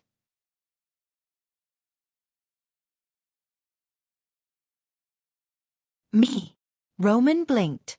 "Yes, give me some time." "What are you doing?" the merchant girl asked curiously. "I have to think of a way to warn the people in the village that this is Madara's undead army, and we have to warn the others."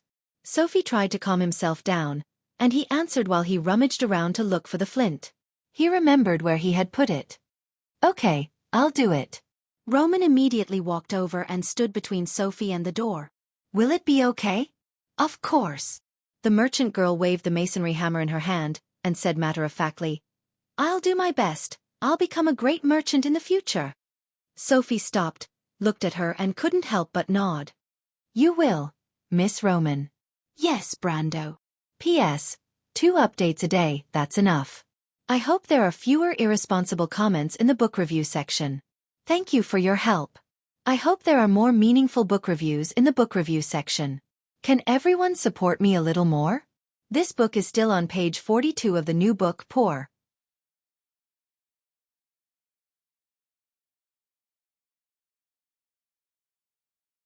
Chapter 15.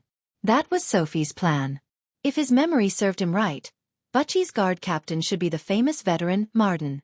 He was a veteran who had experienced the November War, just like Brando's grandfather.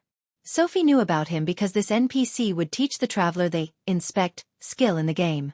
But the reason why this veteran was famous was because during the First War of the Black Rose, he made a huge mistake as the guard captain of Butchie. He misjudged the purpose of Madara's army. He thought that the enemy was just going to invade the borders as usual, so he moved the villagers of Butchie away. He originally had a chance to fight back and defeat the undead army's vanguard, and then retreat with ease.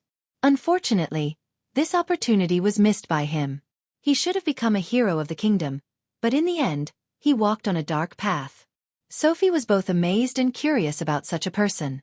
He was amazed at the latter situation in the latter half of his life, but he was curious about how he discovered Madara's undead army in the first place. After all, this was the only variable in the entire Grimoires region. Could it be because of me? An impossible thought popped into Sophie's mind. But he immediately threw this ridiculous thought out of his mind. Now he wanted to change history, and he had to think of a way to remind the enemy. Fire, in military regulations, symbolized warning and invasion. Sophie could only hope that the enemy was awake enough.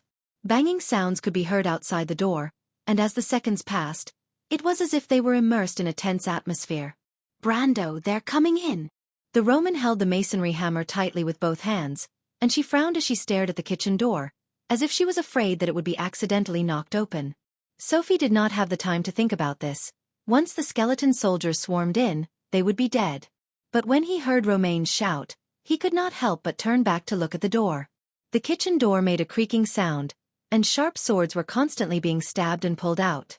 Madara's swords were as sharp as the fangs of a beast. Something outside suddenly hit the door, and with a loud bang, a layer of dust fell from the roof. The wooden door creaked and groaned, and the crack widened a lot in an instant. Calm down, calm down. Just treat it as a game. Sophie, think about all the missions you've been through. This time, it's nothing. He tried to take a deep breath to calm himself down. He wrapped the cloth soaked in oil around a bundle of straw and firewood, and tied it tightly with a leather band. He was very familiar with the process. Making a torch was a basic skill in the game, although it wasn't even a basic skill. This was one of the better ones. He also knew how to make a torch that could only burn for 5 minutes.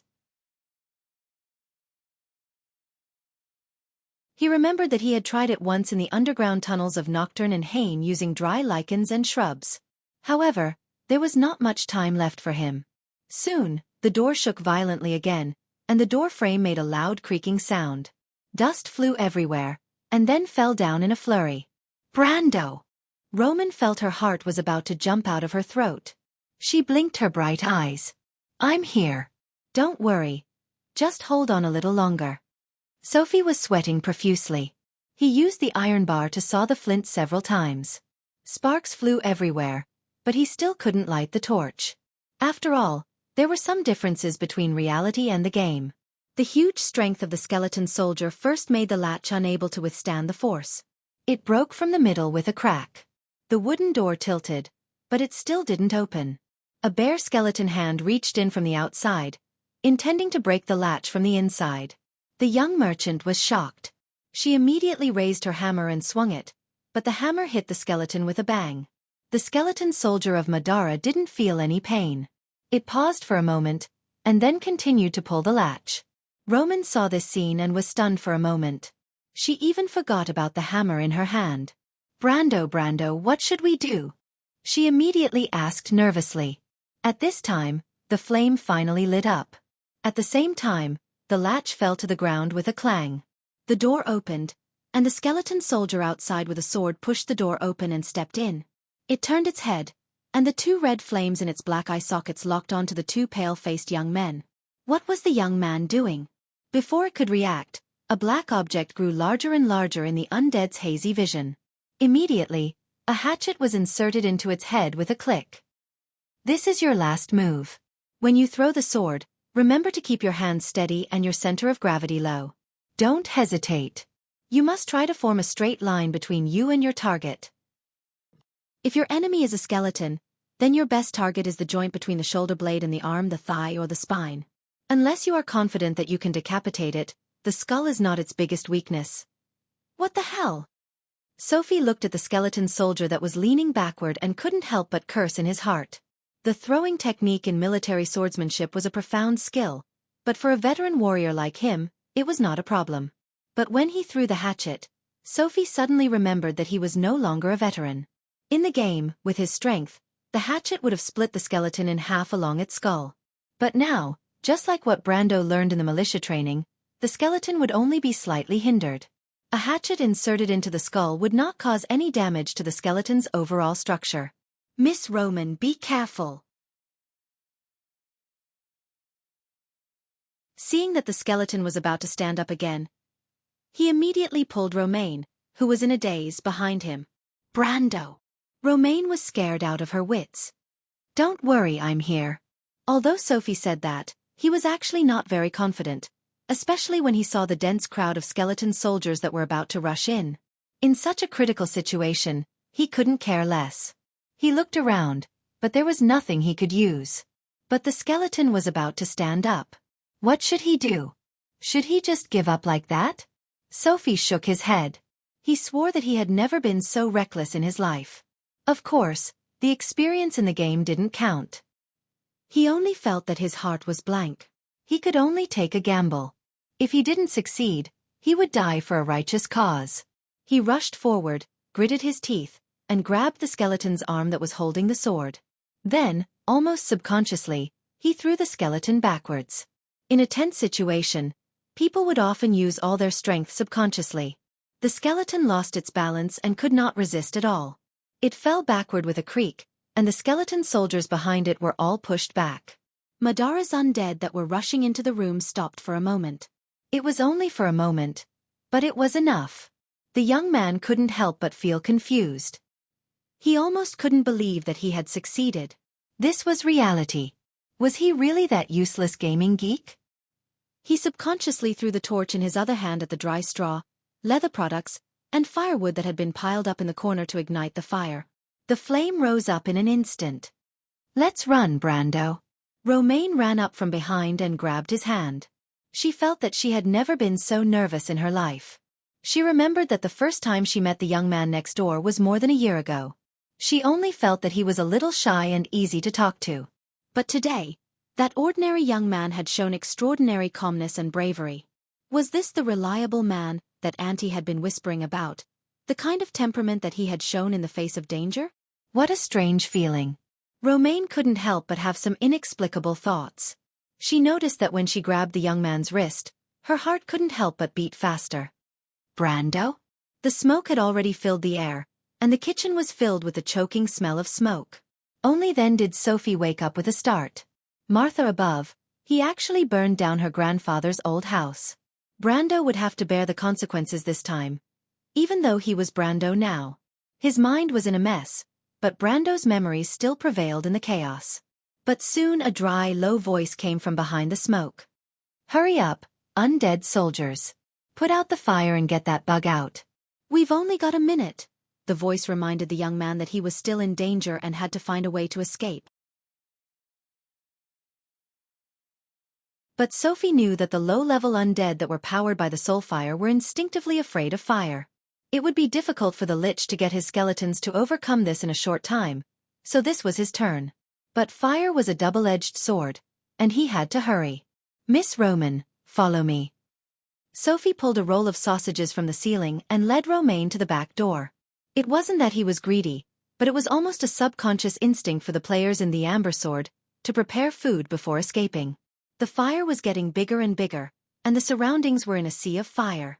Smoke filled the air, and the temperature rose rapidly.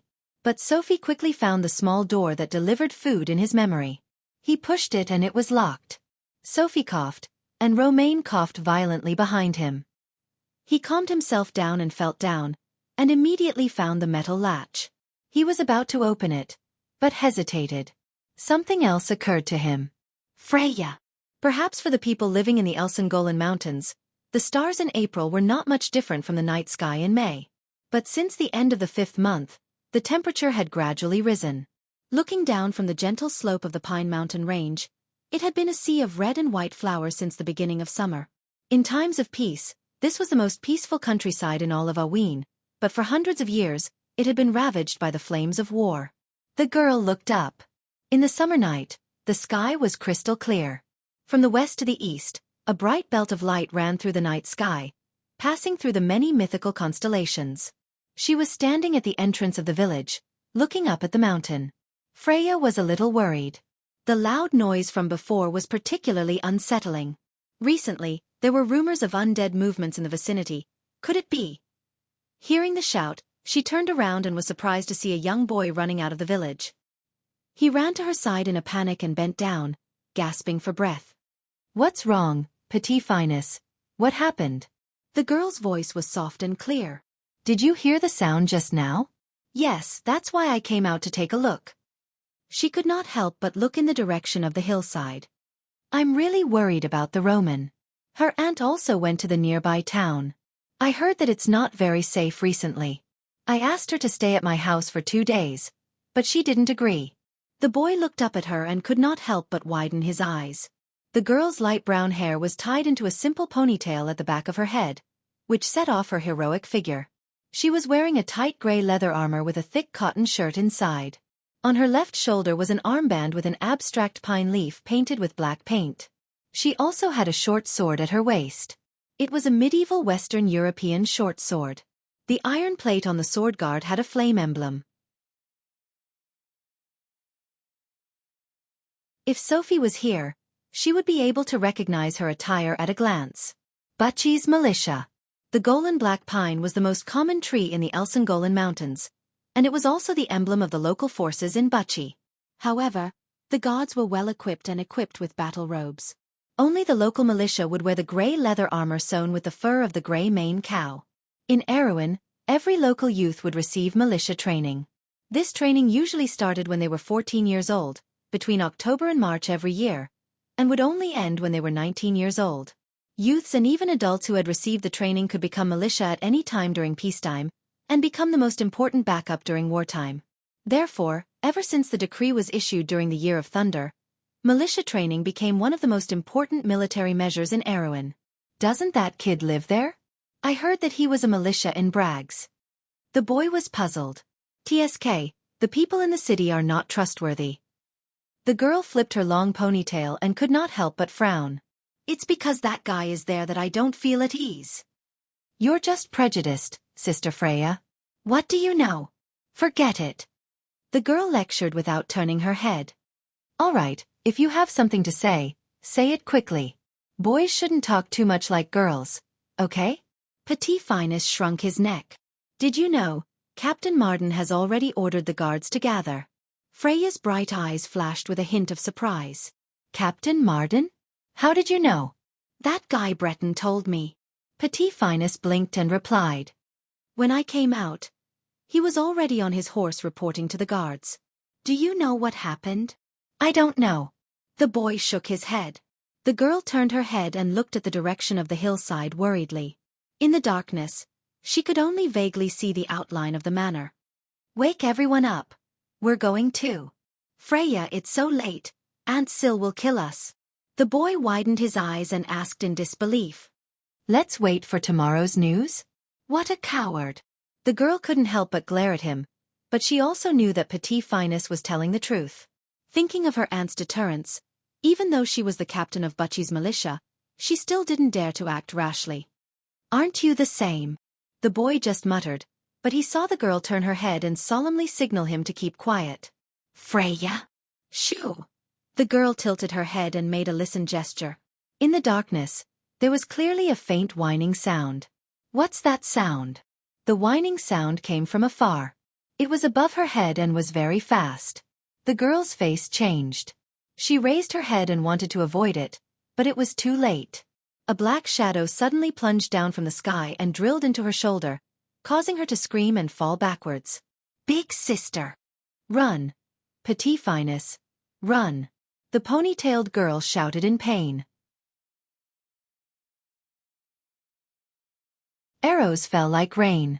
Sophie stopped. What's wrong, Brando? Cough cough? The future merchant girl probably felt that something was wrong and couldn't help but ask. Sophie didn't answer. He remembered something. When Madara launched the attack, it was in the game. In the game, it was inevitable that they couldn't avoid the players. Unlike the NPCs, players didn't work at sunrise and rest at sunset. It could even be said that a considerable number of them were true nocturnal creatures. He remembered that when Madara launched the operation, there were also players in other places who interfered with them. Players like himself, but most of Madara's operations were successful. Why? Yes, he finally remembered such an era.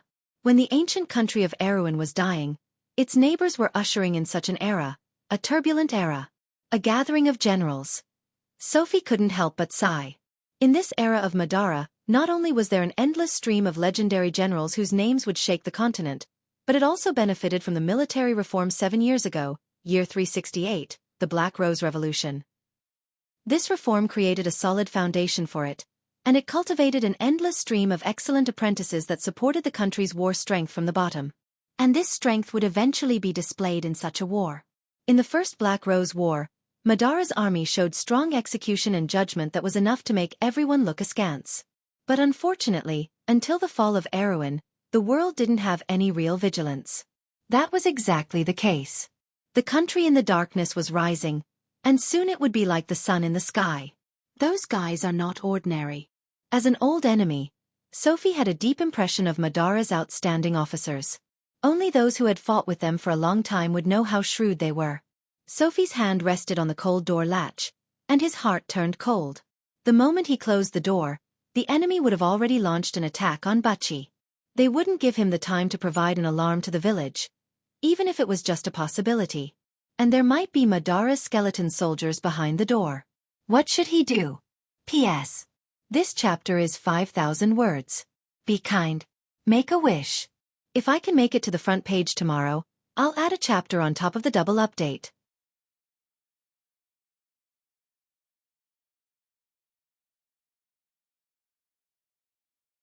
Chapter 16. Lord Marsa, my soldiers have opened the door, but the inside has already been set ablaze. My skeletons hesitated in front of the filthy flames, and I need some time for them to get used to it. The necromancer lowered its head, and the green flames in its eye sockets flashed with a cunning light. However, it placed its withered arm in front of its chest to express its absolute obedience. Madara had a strict hierarchy, and anyone who tried to overstep it would feel fear from the depths of their soul. Especially the necromancers behind the Black Codex, who were naturally good at manipulating and playing with the pain of the soul.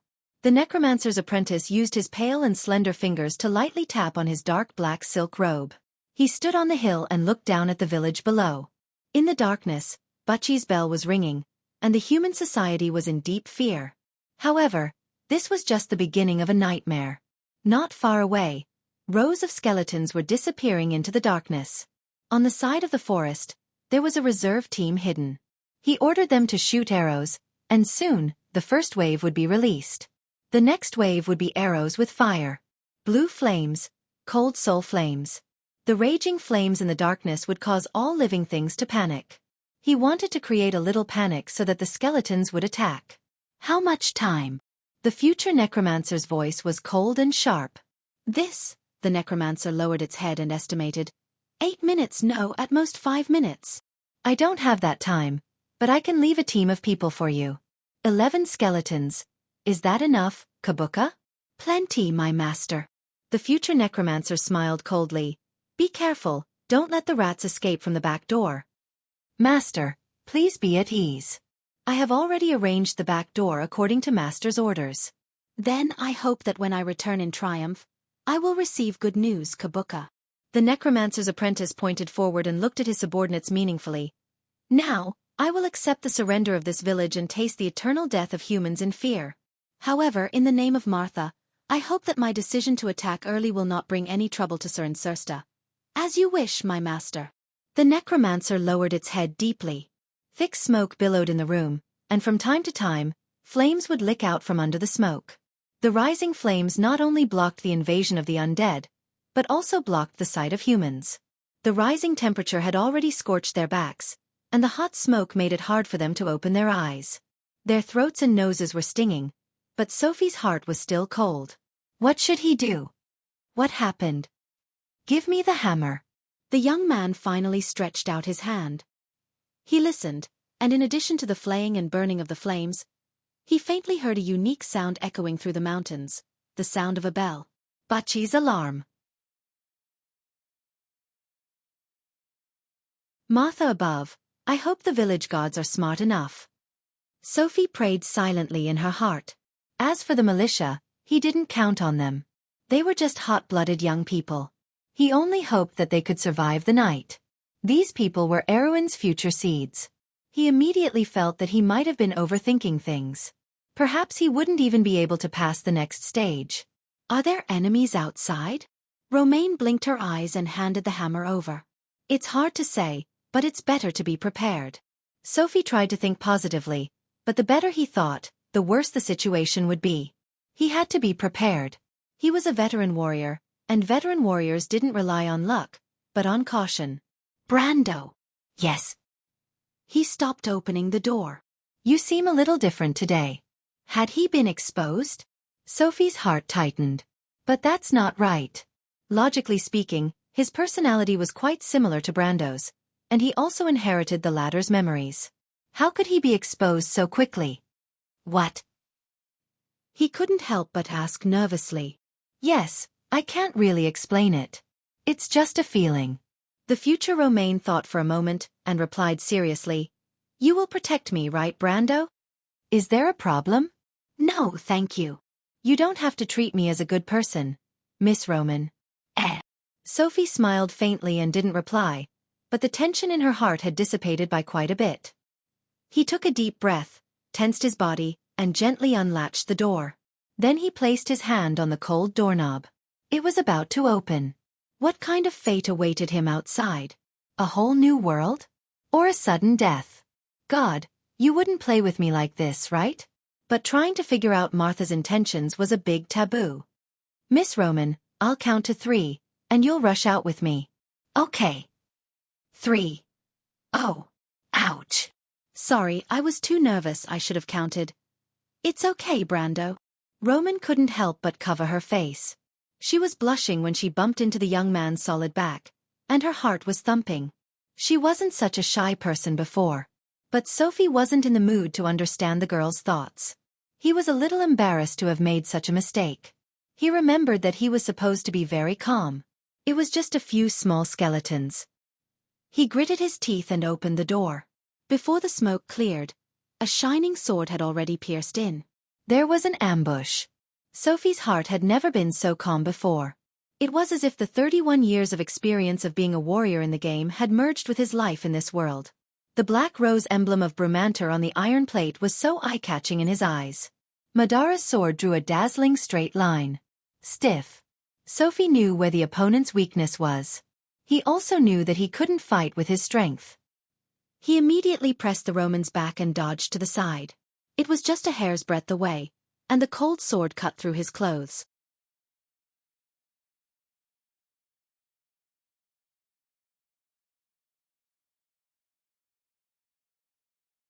The four skeletons had already raised their swords. He felt Romain hugging him tightly from behind. "Brando, they're coming." But the data quickly changed. XP, 0, Commoner level 1, Militia level 2, 6/10. A warm current flowed through Sophie's body. He knew that he could get 0. 1 ounce of strength and 0. 1 ounce of vitality from the militia class. But it didn't matter. It was important to know that when a swordsman leveled up from level 1 to level 2, their strength and vitality would be increased by 0.2 ounces, not to mention their dexterity and perceptive sense.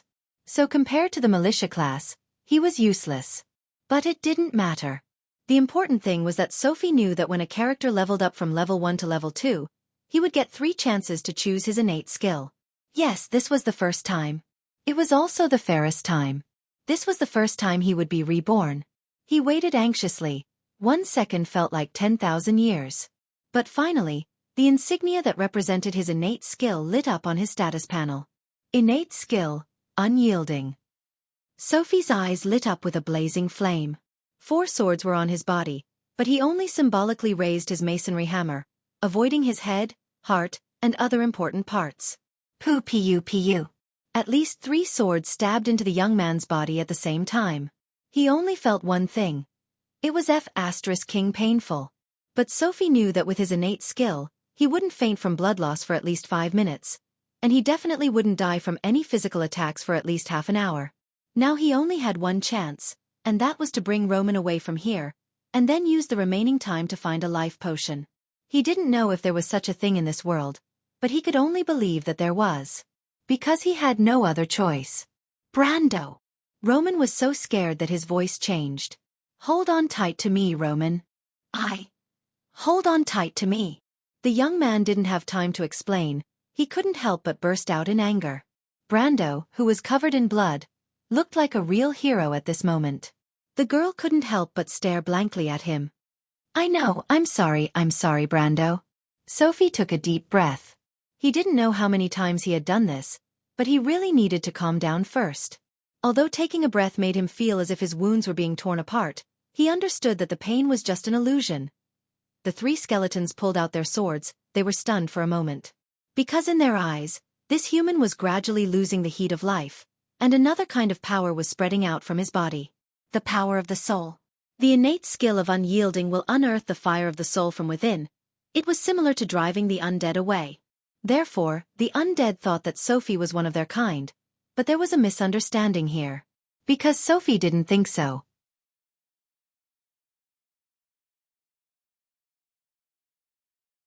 He clenched his teeth and swung his sledgehammer, sending the 4 skeletons flying. This wasn't because the young man's strength suddenly increased, but because it was completely out of the opponent's expectations. Sophie grabbed Roman's hand and took this opportunity to quickly rush out. "Miss Roman," he said with difficulty while running. Yes. Listen carefully," Sophie said while gasping for breath. The innate skill didn't overdraw his physical strength. He already felt that the scenery around him was somewhat blurred. Only the whistling sound of the wind was left in his ears because he was running. If I faint, bring me to Buchi. Be careful to avoid Madara. Go to the holy temple in town, find health potions. Do you understand?" I understand, Brando. You won't die, right?" "I don't know, cough. Let's see what Master Martha arranges." Sophie didn't know if Romain really understood, but he only had the strength to say so much. The rest was just like what he said. Let's leave it to fate. He couldn't help but turn his head. In a blur, the fire on the hillside was soaring to the sky. He sighed and closed his eyes tiredly.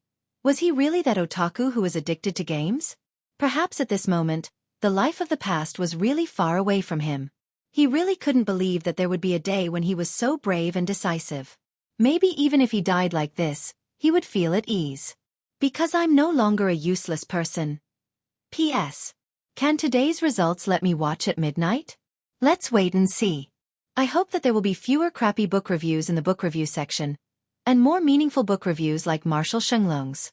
Qidian website welcomes all readers to read. The latest, fastest, and most popular series are all at Qidian Originals.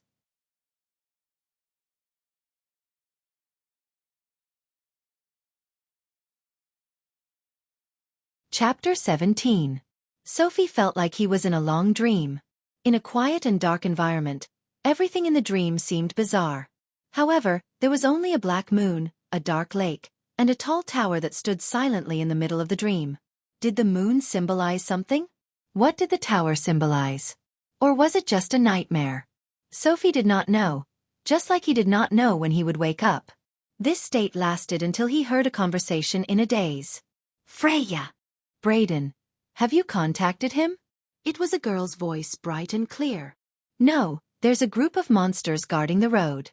We can't find where Uncle Martin and the others went, and this guy.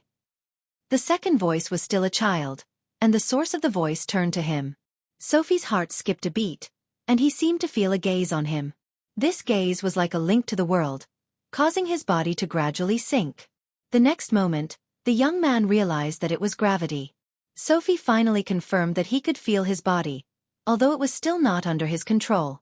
His breathing was a little erratic. Was he dead? He's injured, take care of him. The girl's voice replied. Injured? Was it talking about him? Yes, he was seriously injured. His thoughts became clear, and everything that happened before was like an early movie in his mind. From the moment he was reborn in the body of the young man named Brando, Sophie never thought that he would one day be able to risk his life to do something. It did not seem like a decision that an otaku would make. But he succeeded in the end, for Martha's sake. Freya, he's awake. The child suddenly said. What? I saw his eyelids move. That's impossible. He was seriously injured. Mackie said. Seriously injured? Indeed, Brando was already seriously injured, and later when he activated his ability, he was stabbed 3 times. He remembered clearly that each of the stabs to his lower abdomen and right chest were genuine piercing wounds. Sophie's mind became active, and with a thought, the sounds around him became clear. The sound of panicked shouts, the crackling of the flames, the clashing of metal, and the sound of footsteps mixed together to drown out the previous conversation. The surrounding temperature gradually rose. At first, he felt a warm heat licking his face, but after a while, the temperature gradually became hot. Hot. He blinked his eyes and struggled to open his eyelids. The first thing he saw was a girl's shocked face. The girl who should be called Freya. Sophie's first impression of her completely matched his imagination of the owner of the bright and clear voice. She had light brown hair, big bright eyes, and her long hair was tied into a ponytail, which accentuated her heroic face. She was looking at him with her head lowered, and Sophie was also looking at her at the same time. She wore a close-fitting gray-white leather armor with a thick cotton shirt underneath.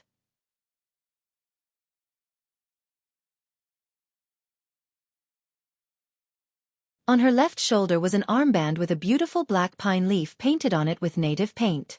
Butchie's militia. He also noticed the sword in the girl's hand.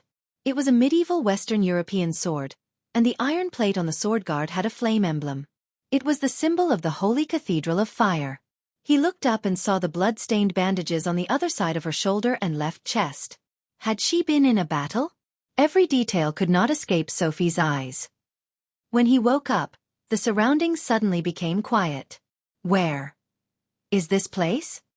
Where's the Roman? Cough cough. Sophie felt as if a soldering iron had fallen into his throat, burning and dry. The pain in his chest gradually spread to his whole body, and he could not help but cough softly. But the forest was quiet, and the only response he got was the sound of the wind from the Pine Mountain range. But the sound of the wind passed through the thick needles of the grand black pine, and became soft and gentle. The rustling sound was like a small river flowing by his ears. No one answered. He's awake. I can't believe that he could survive with that kind of injury. It must be the final radiance of the setting sun.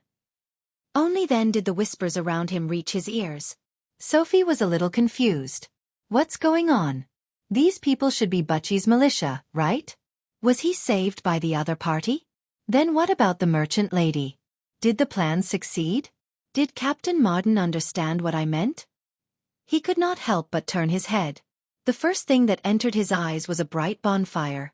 The flames danced in his vision, and the sparks rose up along the black pine, disappearing into the night sky. "You're awake?" The girl finally reacted and hurriedly stopped him. "Wait, don't move. This is Buchi. Do you remember?" "Buchi. Buchi." Sophie repeated the name of the place. "Can you tell me what happened?" He exhaled. Logically speaking, he was already dead, no matter if it was in the game or in real life. The only possibility was that the Roman lady had really found the health potion. Petit Finus and Mackie found you in the forest not far away. Freya looked at him curiously. Although this young man called Brando had been in their village for almost a year, he did not have much contact with the other young people in the village. He always stayed in his dark house alone, and only occasionally accompanied the Roman to the nearby town. Even a fool in the nearby area would know that this young man was interested in the girl who dreamed of being a merchant. Of course, the latter was an exception. When Freya thought of this, she could not help but look at him again with a trace of suspicion. "You too?" Sophie asked. "You and the Roman. I really wonder how you escaped." The girl could not help but sigh. "What's wrong with her?" "She's fine. Don't worry, she's 10,000 times better than you. You should be more concerned about your own situation."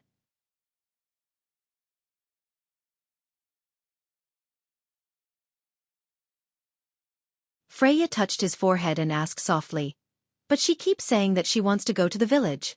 Do you know what's going on?" Sophie was startled. In other words, he had not used the health potion. Then what about his injuries? As if it was an instinctive reaction, he subconsciously opened his status interface. Dark green data flowed on his retina, and in the character status column, he was stunned to see a line of small words. Health, near death, weak 10%, bandaged, recovers 1 health point per day, impossible. Sophie's first reaction was to think that he was dreaming. No one knew his own condition better than he did. There were fatal wounds all over his body, and he was bleeding profusely. No matter how he looked at it, he should be dead for sure. How could he still have 10% of his health? Sophie shook his head, trying to clear his mind, but he saw the girl beside him with a nervous expression. "Don't move, you're heavily injured." "Don't worry." He waved his hand subconsciously. Sophie was clear about his own condition. Although he had some doubts, he was not in a state of blood loss, and there were no other abnormalities. Although he was still weak and near death, he knew that he could not rush it. He could only rely on slowly recuperating. Because his injuries were stable, at least his life was not in danger. And this was what he was most confused about. How did his injuries stabilize? The unyielding talent did not have this ability. "You." Freya could not help but widen her eyes. She had never seen someone who did not care about his life. At first, everyone thought that this guy was dead for sure, but they didn't expect him to wake up. Just this alone should be enough to thank Mother Marcia for her favor, right? The problem was that this despicable guy still didn't seem to care at all. He should cherish his own life. "Lie back down." The girl could not help but take a deep breath and ordered with gritted teeth. Sophie was stunned and could not help but look at the girl. What was wrong with this girl? You also received militia training, right? My name is Freya, and I'm the leader of Buchi's 3rd militia unit. I'm requesting you to listen to my orders for the time being." Freya's face reddened as she realized she had lost her composure. "Is that all right?" "You are Freya?" Sophie was shocked and blurted out. "Freya Alicia, born in the year of the moonflower, your father is the great knight Everton?" What's wrong?" The girl was stunned by the series of questions. "No, that's not right. My father is only a carpenter in town." Suddenly there was a burst of laughter. "Freya, this kid's flirting skills are very good. You have to be careful, big sister. No one will treat you as a mute if you speak less, Mackie Ike." Freya turned her head back and glared at the young people. Sophie also took this opportunity to look at these people.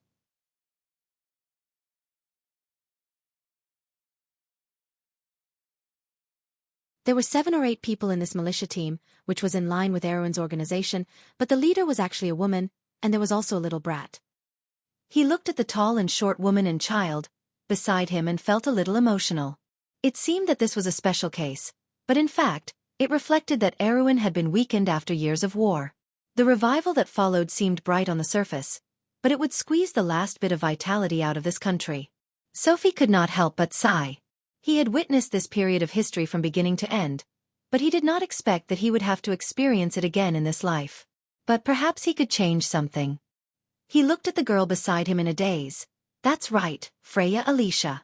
Erwin's last general, who was later called the Valkyrie of the kingdom.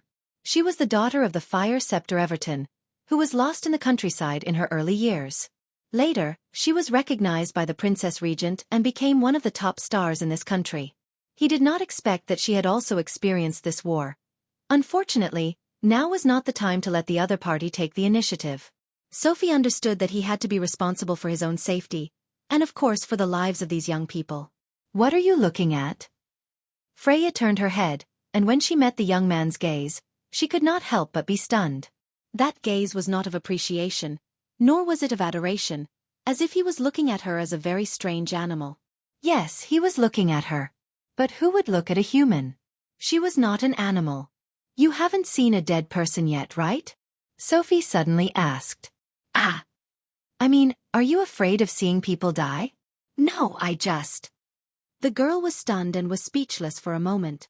Then my injury has nothing to do with you. Can I sit up? Sophie asked seriously. No, you can't. Why?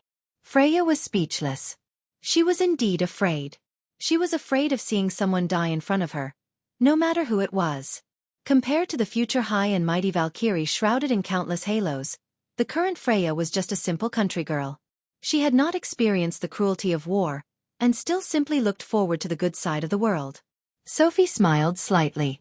He had also not seen a dead person, but if he counted his experience in the Amber Sword, he was more than twice as much as Freya was now. He had at least experienced the pain of loss. The thoughts of the people and things of the past tossed and turned in his memory, tormenting and hesitating. It was this kind of feeling that made people mature and know how to cherish. But it also planted the seeds of hatred. So, she's just a little girl after all. What ability do you have to make me listen to you, Miss Freya? Sophie knew that it was not good for him to dwell on this topic. He glanced at the bandage on his chest and immediately changed the topic.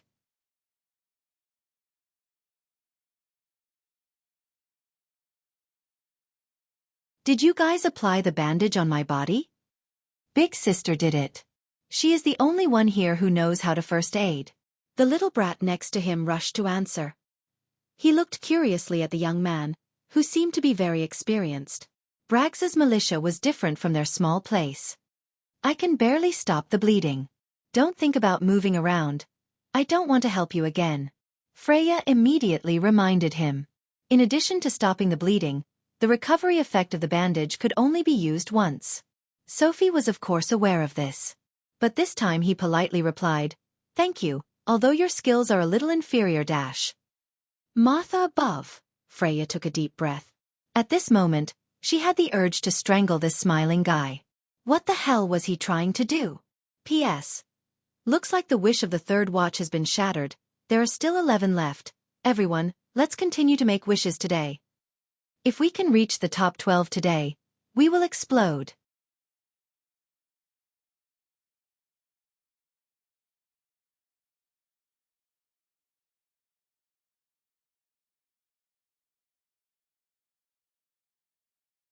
Chapter 18. So, where exactly are we? After taking control of the conversation, Sophie began to ask for the information he wanted. He realized that he had changed a little. In the past, he could only speak so confidently in the game and easily grasp the rhythm of the conversation. Perhaps it was because he thought of this place as the world of the Amber Sword. His experience in the game was enough to make him treat these young people as if they were really children. He naturally exuded a confident temperament. This confidence unconsciously affected the others. Whether it was Freya or the others, they gradually felt a little different. Consciously or unconsciously, the focus of the conversation shifted to Sophie. Not far away, a few young people also raised their heads and looked over. This is the Red Pine Forest. Don't move. The pony-tailed girl took a breath and tried to calm herself down. Sophie raised his head in surprise. As expected of the future Valkyrie, she learned to adjust her emotions so quickly. But in his opinion, she was still a little immature. Red Pine Forest? Wait, Why are you here? Sophie was surprised again. He remembered this place was called Dwarf Valley in the game. It was the habitat of level 14 brown bears. But this place was south of Buchi, and the Buchi militia had no reason to appear in this direction. We came to find you. We are looking for the Roman lady. She is a friend of Big Sis. And the Roman is a member of the third team. Everyone's voices were all at once. You defeated Madara's advance force? Sophie looked at Freya. This was the question he was most concerned about. How is that possible? The girl looked at him in confusion. Her expression was as if to say, how could he ask such a stupid question? The guards covered the villagers and evacuated from the north.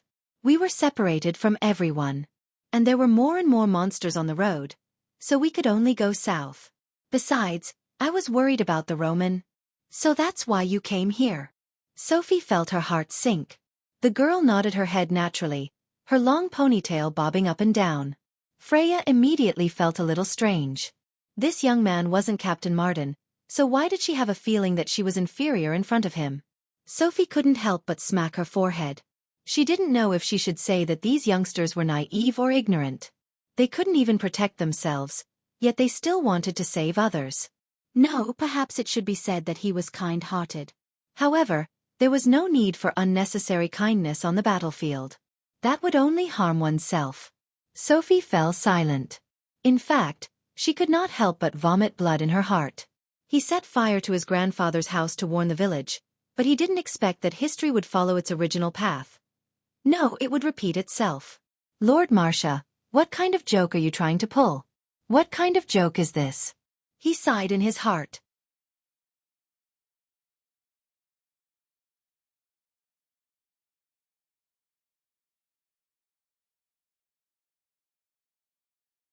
Do you know how serious the situation is now?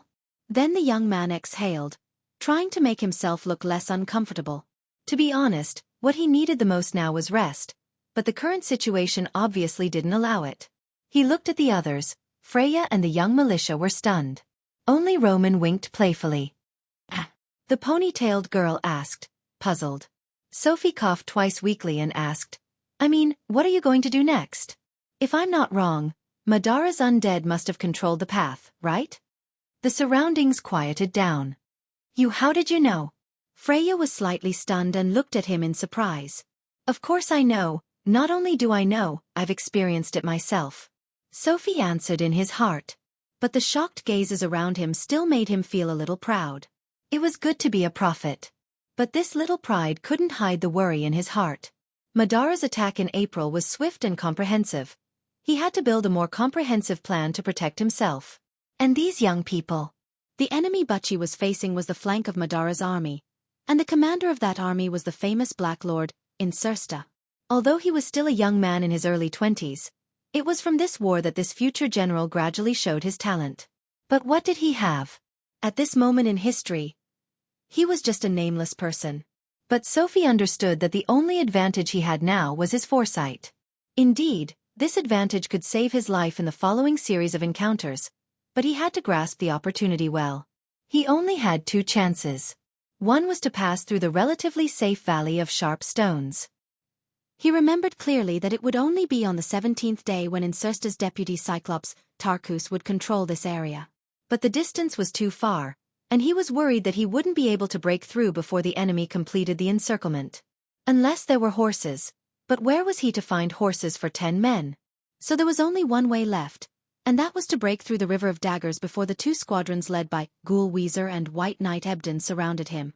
Until the end of April, there was only a skeleton squad led by a necromancer stationed there. He couldn't help but touch the cold ring on his index finger. As long as he had the Ring of the Wind Empress, wouldn't it be easy to break through the defense line formed by 11 skeleton soldiers and a necromancer? But before that, he had to make everyone in this militia squad listen to his orders. This was also the reason why he had been so aggressive from the start. Sophie looked at everyone again. This is a logical conjecture. As long as you have a bit of military knowledge, you will come to this conclusion.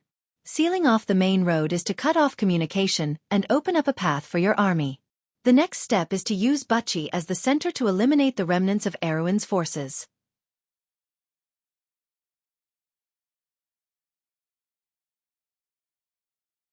He tried to make it sound as serious as possible based on his own experience. Then he paused for a moment and said with a heavy tone, "That's us." Silence. Only the sound of the others' breathing could be heard. "So, what do you plan to do now?" Sophie asked weakly. Everyone looked at each other in dismay. There were more than 10 skeleton soldiers guarding the main road to Buchi. They couldn't just kill their way out, right? Although they had a youthful confidence that these enemies were nothing, but when it came to a life-and-death battle, they were still a little anxious. Freya had a worried expression. She didn't think so much when she made the decision. Although they were militia, in the end they were just a group of inexperienced youths. Although the ponytailed girl didn't say anything, her helplessness was written all over her face. Everyone's gaze had already landed on Sophie. Sophie's experience made him seem more stable than everyone here. This kind of impression was often imperceptible, and in times of crisis, he made people feel more reliable. "Brando?"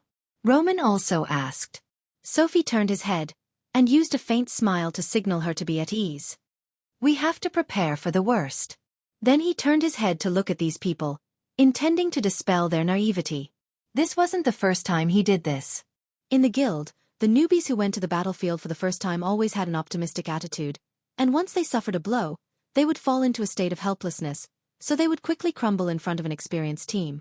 In fact, the gap between players wasn't as big as imagined. The key was the mentality.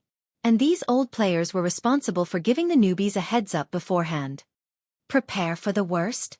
Sophie was about to speak, but suddenly there was a sparse sound from the forest. Everyone looked in that direction at the same time, and only Freya frowned slightly. She asked in the direction of the shrub, "Jonas-sen?" "It's me, Captain Freya." Everyone heaved a sigh of relief. But Sophie quietly waved his hand at the ponytailed girl, indicating the latter to be more vigilant. Freya saw his gesture and was slightly startled, but she immediately reacted. Erwin's militia training didn't allow them to leave their posts at will. And Sophie absolutely trusted the military training of Erwin's militia. Although these young people were naive, it didn't mean that they would forget the basic rules of daily training. There was no room for any negligence on the battlefield. "What happened, Johnson?" Freya asked as she put her hand on the hilt of her sword. "I'm sorry, big sister, I was caught." O'Shernan parted to both sides with a swooshing sound, and 2 people walked out from behind. The first one was a pale young man with his hands raised high with a sad face.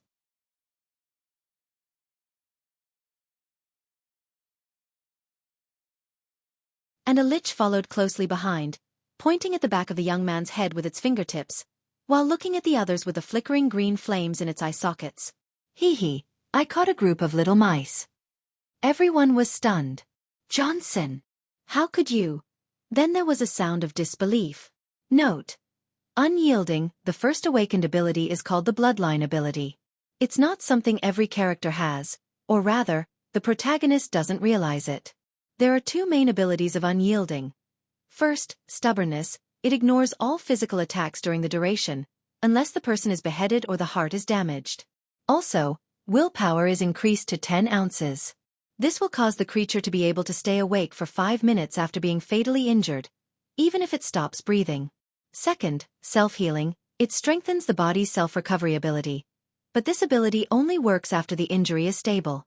The Bloodline ability will gradually strengthen as the character gets stronger, thus showing more characteristics. P.S. Looks like the dream of the 3rd update will be shattered again.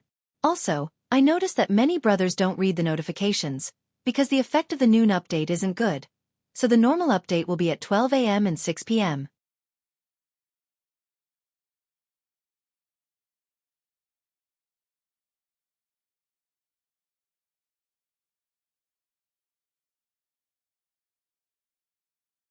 Chapter 19.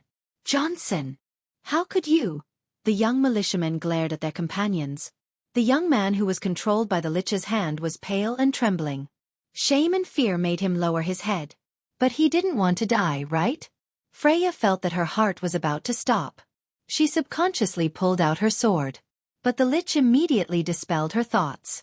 The green light in its eye sockets suddenly flourished, and one of the young man's arms immediately burst like a balloon. Blood splattered everywhere, and the young man screamed miserably. His whole body fell to the ground and curled into a ball. "Ah, big sister, I beg you to save me." Johnson rolled on the ground like a bloody man, wailing in pain. This frightening scene made several people turn around and vomit immediately. The ponytailed girl's face also turned pale. She swayed and almost fell down. "Human girl, you better not act rashly," the lich warned her with a sharp voice. Its cold eyes swept across everyone present. But it immediately realized that the people present were just militiamen, not worth mentioning. Insects. The green light in the lich's eye sockets dimmed, and it was somewhat disappointed. It was ordered to hunt down the whereabouts of the human scout that had escaped earlier, and not to get tangled up with these insects. Freya's mind was blank, but she resisted the waves of dizziness and tried to think of a way to get out of this situation. She still remembered that she was the leader of this group, so she couldn't show her weak side. As for the girl beside Roman, she had already fainted. Fortunately, Romaine held her. Sophie felt Roman's hand tightly grabbing her sleeve. This was a kind of reliance and trust.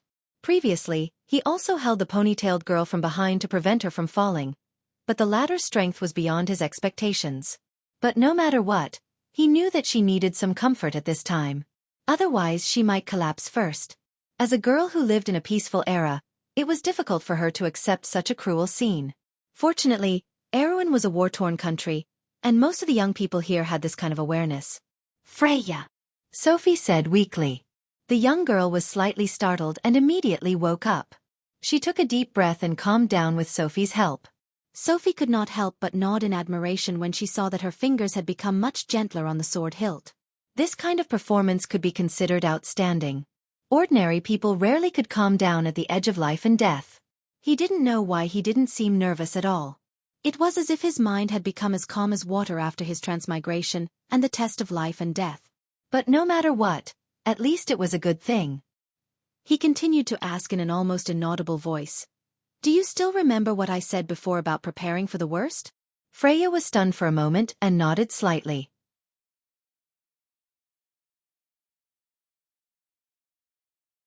"Do you still have the strength to fight?" It was an almost undetectable response. Only then did Sophie feel relieved. He rubbed the cold Wind Empress ring with his thumb. The response told him that the recharge was only half complete. 3 hours was way too slow compared to the 10-minute charge in the game.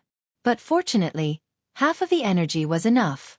Even though it couldn't create a complete wind bullet, it was enough to create a strong wind. Anyway, he had already prepared for the worst. There was no possibility of it getting worse. At the same time, the lich finally confirmed that there were no other ambushes. It didn't even look at the wailing wretch at its feet and raised its skeletal arm. "Soldiers, kill them all." The shrill and dry voice rang out, and 4 skeletal soldiers with sharp swords and black chainmail appeared from the forest. They appeared from the thin fog, and their bodies creaked as they approached Freya's group step by step. Perhaps Freya's group had thought of fighting back against these cold monsters earlier, but not now. The young people were full of confidence before, but now they were frightened by the cold-bloodedness of the enemy. Their remaining courage was gradually defeated by the aura of death, and they were powerless to resist. They could only retreat step by step until they reached a dead end. Perhaps it was because of their biological instinct to protect themselves that they hurriedly pulled out the swords at their waists. But looking at how timid they were, no one could be sure how much fighting power they had left. Only the sound of inhaling could be heard in the forest. Looking at these pale-faced youths, the lich couldn't help but sneer from its leaky chin. The green light in its eye sockets flashed as if it was enjoying the pleasure brought by fear. Indeed, human fear was their greatest enemy. They were weak, short-lived, and easily manipulated by useless emotions. In contrast, the undead naturally overcame all these flaws. Each of them could be the best soldier, especially the low-level undead. They didn't even need to think, they only needed to obey. Compared to the well-trained militia of the human race, who acted like helpless children on the battlefield, such weak creatures shouldn't exist in this world. It couldn't help but feel a sense of disgust from the bottom of its heart. Yes, Madara will win. But at this time, the lich heard an extra voice. "I'll leave it to you." It was the voice of a young man, calm, steady, and full of confidence. The lich felt its soul fire jump slightly, which was an ominous sign. It immediately turned its head vigilantly. Reflected in its empty vision was a shiny ring. The ring was worn on the index finger of the seriously injured militia. It had never paid attention to that guy before. What was there to pay attention to a half-dead human? Pretending to be seriously injured could deceive others, but it certainly couldn't deceive the undead.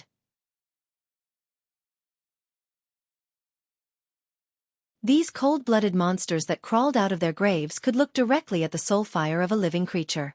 Sophie's weak and dim soul fire was definitely not fake. She was a seriously injured soldier. It seemed that it was true. But the real threat came from the ring on her hand. It was a magic ring. The green flames in the lich's eyes dimmed little by little, and it could almost smell a deadly aura gathering in the air. It recognized this smell. One of its masters taught it black magic and let it come in contact with some counterfeits. And from the aura that escaped from it, it could tell that it was at least a magic ring that reached 20 energy rank. How could an official wizard's item appear in the hands of an ordinary person? The lich couldn't help but show a look of horror and greed. "Undead soldier, give me that thing!" It raised its bone staff and screamed. "Oh, is this?" But Sophie raised her right hand and spat out the word with all her might. It was more like she was squeezing out the remaining air from her lungs. When the young man fell back, he couldn't help but sweat profusely. The space expanded and then suddenly contracted. When the contraction once again exploded back to its original state, the turbulent airflow let out a shrill sound that was enough to pierce people's eardrums. The wind was like a straight arrow that pierced towards the lich and its skeleton soldiers. Even though they raised their withered arms to try and protect themselves, the turbulence passed through their empty ribs and formed an air vortex that pulled them to one side step by step. There was no damage, but the restraining effect was obvious enough. "Freya!" Sophie shouted. The young girl responded and pulled out her sword. A crisp metallic sound was heard, and her long ponytail danced in the wind. But what made Sophie surprised was that this inexperienced militia captain did not act rashly. She immediately turned around and reprimanded the others. "Mackie, Irene! What are you waiting for, Butchie's militia? Third squad, follow me." Inspiring courage was sometimes like a signal. In a life-and-death situation, a sentence, a hint could make people explode with endless power. But there was a condition, and that was to be calm. One person's calmness could affect more people. Just like now. Under Freya's reminder, the young militia was slightly startled, but they finally reacted. This was their best chance, and their only chance to survive. The sudden gale caused the skeleton soldiers and the lich to retreat, and they had no time to care about anything else. This discovery made the young men regain their courage. In the clanging sound of swords being unsheathed, the tactical qualities that they had trained on a daily basis seemed to have returned to their bodies at this moment. "Mackie, cover me. Despicable monsters, now it's your turn. Get rid of that black magician first. That's the lich. Petit Finus, come behind me." They began to try to counterattack. But Sophie looked at the chaotic scene with some worry. He was afraid that these guys would be impulsive and ruin the situation, so he calmly reminded them from behind, "Remember to stay calm, everyone. Only when you calm down can you fight." In the Amber Sword, he had seen many rookies who were exactly like these young men. Hot-bloodedness was a good thing, but they could not let it go to their heads. He had no choice but to recite the militia's battle regulations. This was something that everyone present had memorized before, but there were not many who could remember these dry and precious experiences in battle. It had to be said that Brando was an anomaly. Sophie had all the memories of the young man's last battle. As a new recruit, his performance could not have been better. Even as a veteran warrior, he had to admit that Brando was indeed a young man with exceptional talent in swordsmanship. The only pity was that he encountered the wrong battle at the wrong time. And on the other side, under Sophie's reminder, the young men calmed down. But this was not enough. Sophie knew that these guys still needed to gain a little advantage to strengthen their confidence. Otherwise, the morale that was built up in such a short period of time would easily collapse. The wind became weaker. The skeleton soldiers shook their chainmail and prepared to counterattack. They tried to regain their balance, but Sophie's voice had already instructed the Butchie militia to change their tactics. "Listen up, these low-level Madara soldiers lack intelligence and move slowly. Turning around is their biggest weakness. Try to move left in the direction where they are holding their swords. There is a blind spot there. You can attack safely. Mackie, you and Irene have to attack from the left and right. Do you know how to cover them?" "Yes, attract the skeleton's attention. That's it. Sophie was half lying on a rock, staring at the situation on the battlefield while pointing out what the enemy should do next. There was a special magic in his words that made people unable to help but believe him. This was the power that people called confidence. It was steady, calm, and made people subconsciously rely on it when they were at a loss of what to do. And the Butchie militia soon got a taste of the benefits. First, under his reminder, Ike cut off the tibia of a skeleton soldier at the cost of a sword in his thigh. Then, his partner, Little Phoenix, rushed up and pierced the skull of the skeleton soldier with a sword. The moment the sword pierced through the skull, the cold monster fell apart with a crash. The soul fire in its eye sockets flickered and quickly dimmed. A golden light flew out from the broken bones and entered Sophie's chest not far away. Sophie was stunned. Different from the last time, this time he clearly felt that something was wrong. Experience points. He suddenly realized this.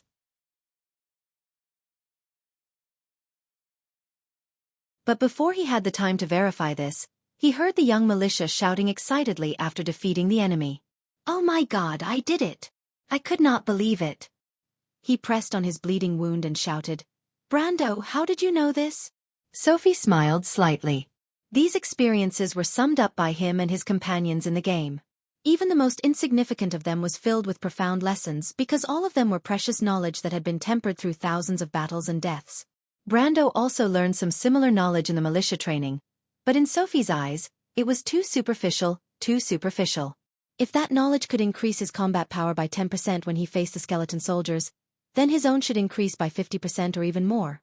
From the year 375 to the Second Era, Sophie's battle experience with Madara had allowed her to know the enemy's lowest-ranked skeleton soldiers, and the highest-ranked liches, bone dragons, and even vampire lords like the back of her hand. In terms of understanding of the Dark Kingdom, there were probably not many people who could compare to Erwin. After all, before the First War of the Black Rose, the relationship between Madara and the Light World was not as tense as it was later. Friction and conflicts were not as frequent. Of course, these experiences were one of the things that Sophie was most proud of in this world. Relying on his familiarity with this world, he was confident that he could continue to walk, step by step, and return to his previous heights. But now, he had to finish the work at hand. He did not know if the gust of wind caused by before had attracted other people's attention. For safety's sake, he had to finish the battle quickly. Thinking of this, his gaze fell on the Lich. This was a troublesome enemy. P.S. Some friends don't quite understand the conditions for this book to be on the list. I will explain it to everyone here. The list for this book is the weekly potential new book list. The conditions for the new book list are the second or more published works after becoming a Qijian author, the total word count is less than 200,000 words, the book has been in the Qijian library for 30 days, and the book has been updated once every 3 days. The formula for calculating the potential value of new book list and new book list is the week's clicks *5 plus the week's recommendations *10 plus the total collection 2. The clicks will only be counted as clicks by members. It must be clicks by members who have logged in. It will only be counted once every 6 hours. Today, this book's ranking rose by 2 places to the 22nd place. I hope to advance a little more tomorrow. Finally, I will continue to make a wish to be in the top 12.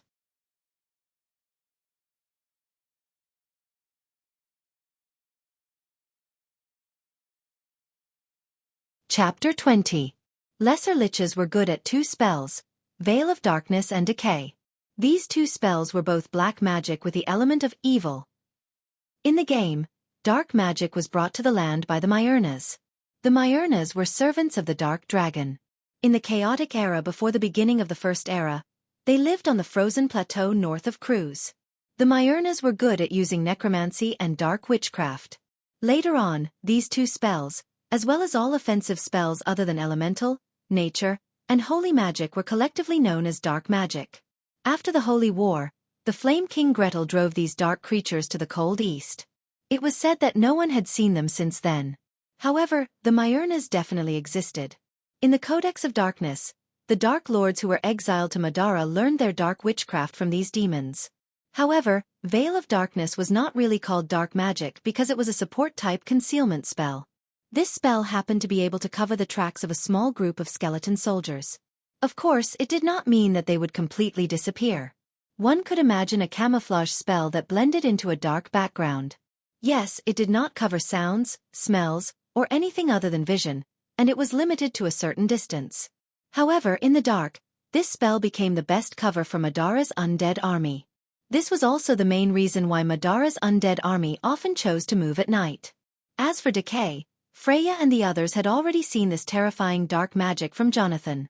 This was a vicious attack spell, and also the main attack method of liches. It relied on negative energy to corrode the enemy. The more negative the enemy's emotions were, the weaker their willpower was, and the more damage they would receive from the spell. Until death. This spell was similar to the majority of black magic. It amplified negative energy in order to materialize destructive power. Possessing mysterious dark magic and commanding skeleton soldiers who did not have the ability to think, they were stronger and had a cunning nature.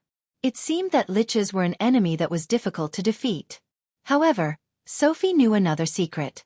Liches did not have the ability to cast spells. Their true power came from the bone staff in their hands. It was a powerful magic item that belonged to every liches. Once it left their hands, it would turn back into an ordinary staff. Knowing this, it was easy to understand how the tactics around it should be carried out. As another skeleton soldier fell, under Sophie's reminder, Freya and Irene, the strongest swordswoman in the militia, surrounded the lich who was preparing a spell. Attack its hand. Black witchcraft isn't as mysterious as you think it is. Sophie pointed out the weakness of the undead monster. Do you see its hand gesture? Stop it from completing its spell and take its bone staff. The lich suddenly raised its head and looked at Sophie.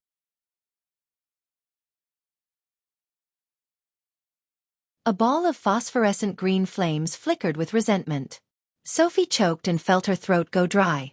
She knew that the zombie had its eyes on her. But she quickly calmed down.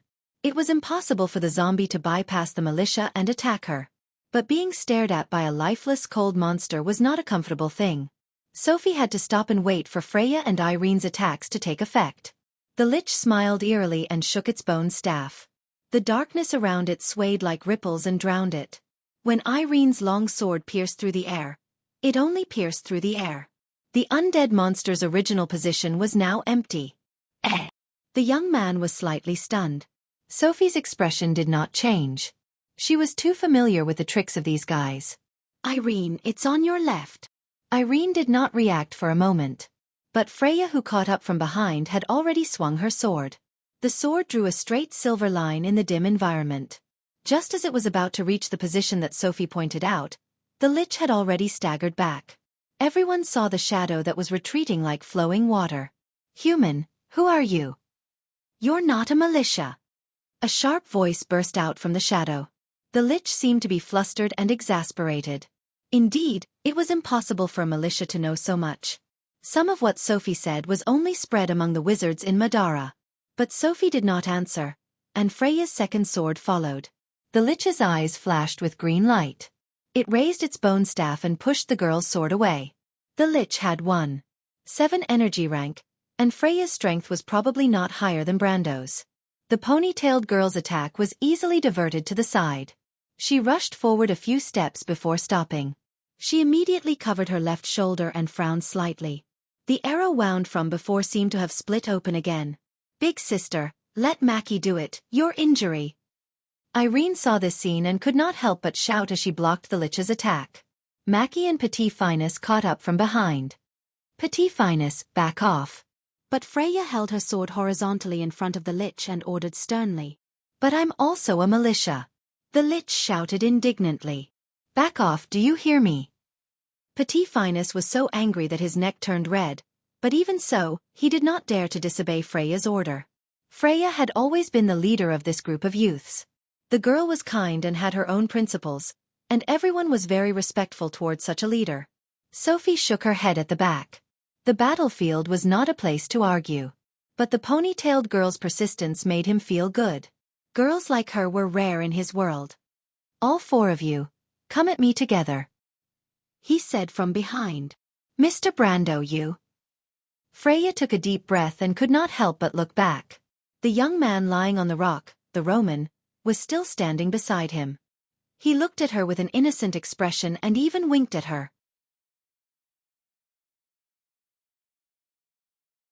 This damned girl, she defected to the enemy so quickly. She could not help but feel annoyed. The Lich is a very difficult enemy to deal with. The four of you can cover each other. Sophie answered seriously. But Petit Finus? He's also a militia. Freya bit her lips and looked back. Mackie and Irene were retreating under the Lich's attacks. If the undead monster found a chance to cast spells, this group would lose even more members. That was not something she could afford to lose. Thinking of this, she could only nod. All right. Hooray! Brando, you're amazing! Petit Finus shouted and immediately unsheathed his sword. But Freya grabbed his collar from behind and ordered sternly, "Follow me and don't go out of my range, do you understand?" Oh! A disappointed voice. After Freya and Petit Finus joined the battle, the situation immediately changed. She and Irene were the best swordsmen in this batch of Butchie's militia, and surprisingly, Petit Finus was not inferior at all. In Sophie's words, this child had a strong desire to attack, and his sword was decisive and accurate. It was not like Erwin's military swordsmanship, which focused on both offense and defense, but more like Cruz's aggressive swordsmanship. But no matter how one looked at it, this was already an extremely high evaluation from a veteran warrior's point of view. Sophie thought that perhaps when Petit Finus grew to Brando's age, his swordsmanship would not be inferior at all. Of course, his intelligence would be slightly inferior, because Brando seemed to be born for battle. He sometimes thought that if the young man in history did not die and grew up in the war, his achievements would not be any less than Freya's. But the world was unpredictable, and there were no ifs in history. Of course, the most important thing in this battle was the young man's reminder. Sophie seemed to be able to see through the Lich's thoughts, and as long as it had the slightest intention, he would be able to point it out. What was it trying to do? Why was it doing this? Was it preparing a spell? When did it need to be disturbed? The Lich became more and more frightened as it fought. The undead spirit could not feel fear, but it would still be at a loss. In the end, it screamed, "Who are you, a necromancer? Or a black knight?" This sentence was met with a merciless strike from Freya's sword, and the monster's claw that was gripping the bone staff was sent flying. The monster screamed in pain, and the green flames in its eye sockets dimmed. Despicable human! The battle finally ended with Mackie's sword, and the Lich was already exhausted from dealing with it. After its hands and bone staff were shattered, it howled unwillingly, and looked on helplessly as the sharp blade cut into its skull. With a crack, the soul fire burst out from its body. This was the monster's counterattack before it died.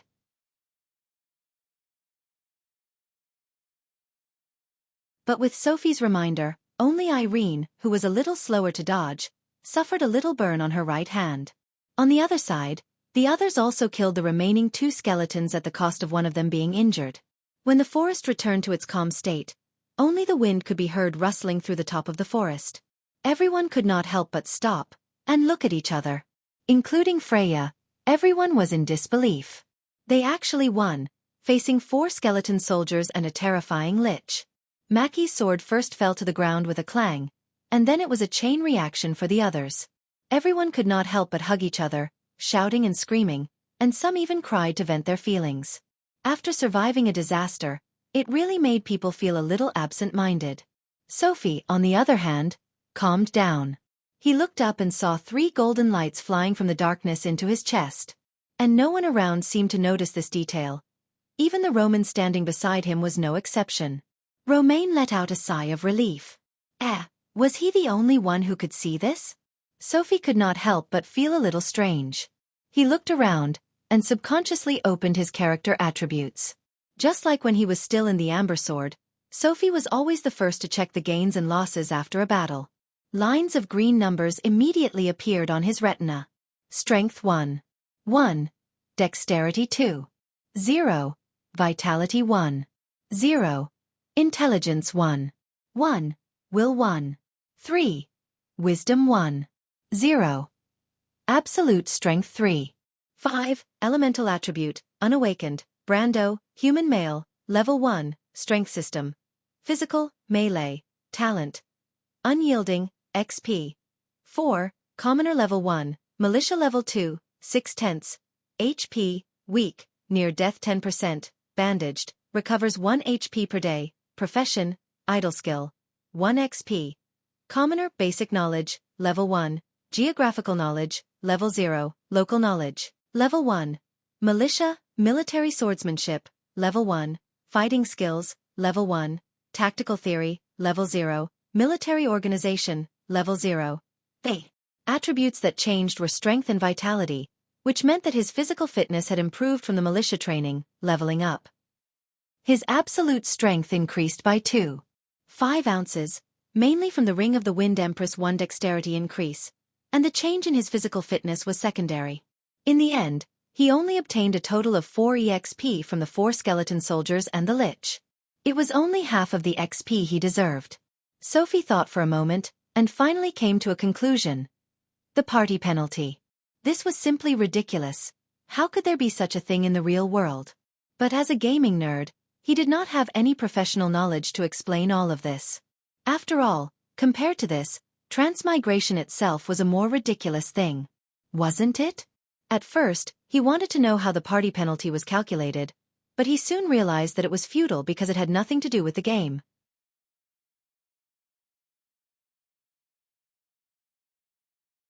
Lord Martha, thank goodness I'm a little thick-headed. He could not help but touch his forehead as he had a headache. But then Sophie looked at his militia level and hesitated for a moment.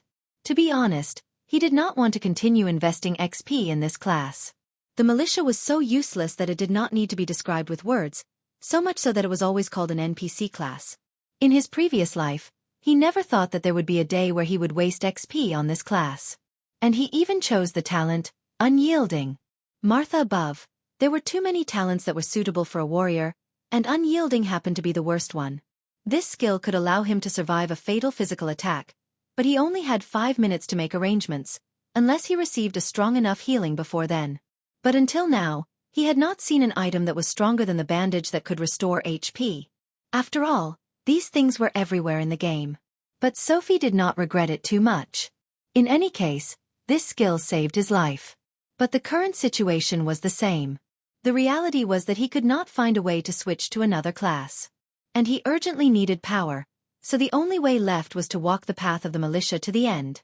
Sophie could not help but feel a little depressed for a moment. Was he going to change from a veteran warrior to a veteran militia? Hey, aren't warriors enough cannon fodder? P.S. Thank you to the 3 friends Peep Through the Galaxy, 285260808, and Marshall Shanglong for their long comments. Also, thank you to 285260808 for providing the reader group. Let me advertise, Amber Sword, Golan, 127759266. Made a map, not sure if it looks good. Come to the group if you want to see it clearly. CPW, 34H, 41A, LU. http://file2. Chidian. Com chapters 2010112517847656342716984748175006806557. JPG. You're tuning in to the Wisdom Diary YouTube channel.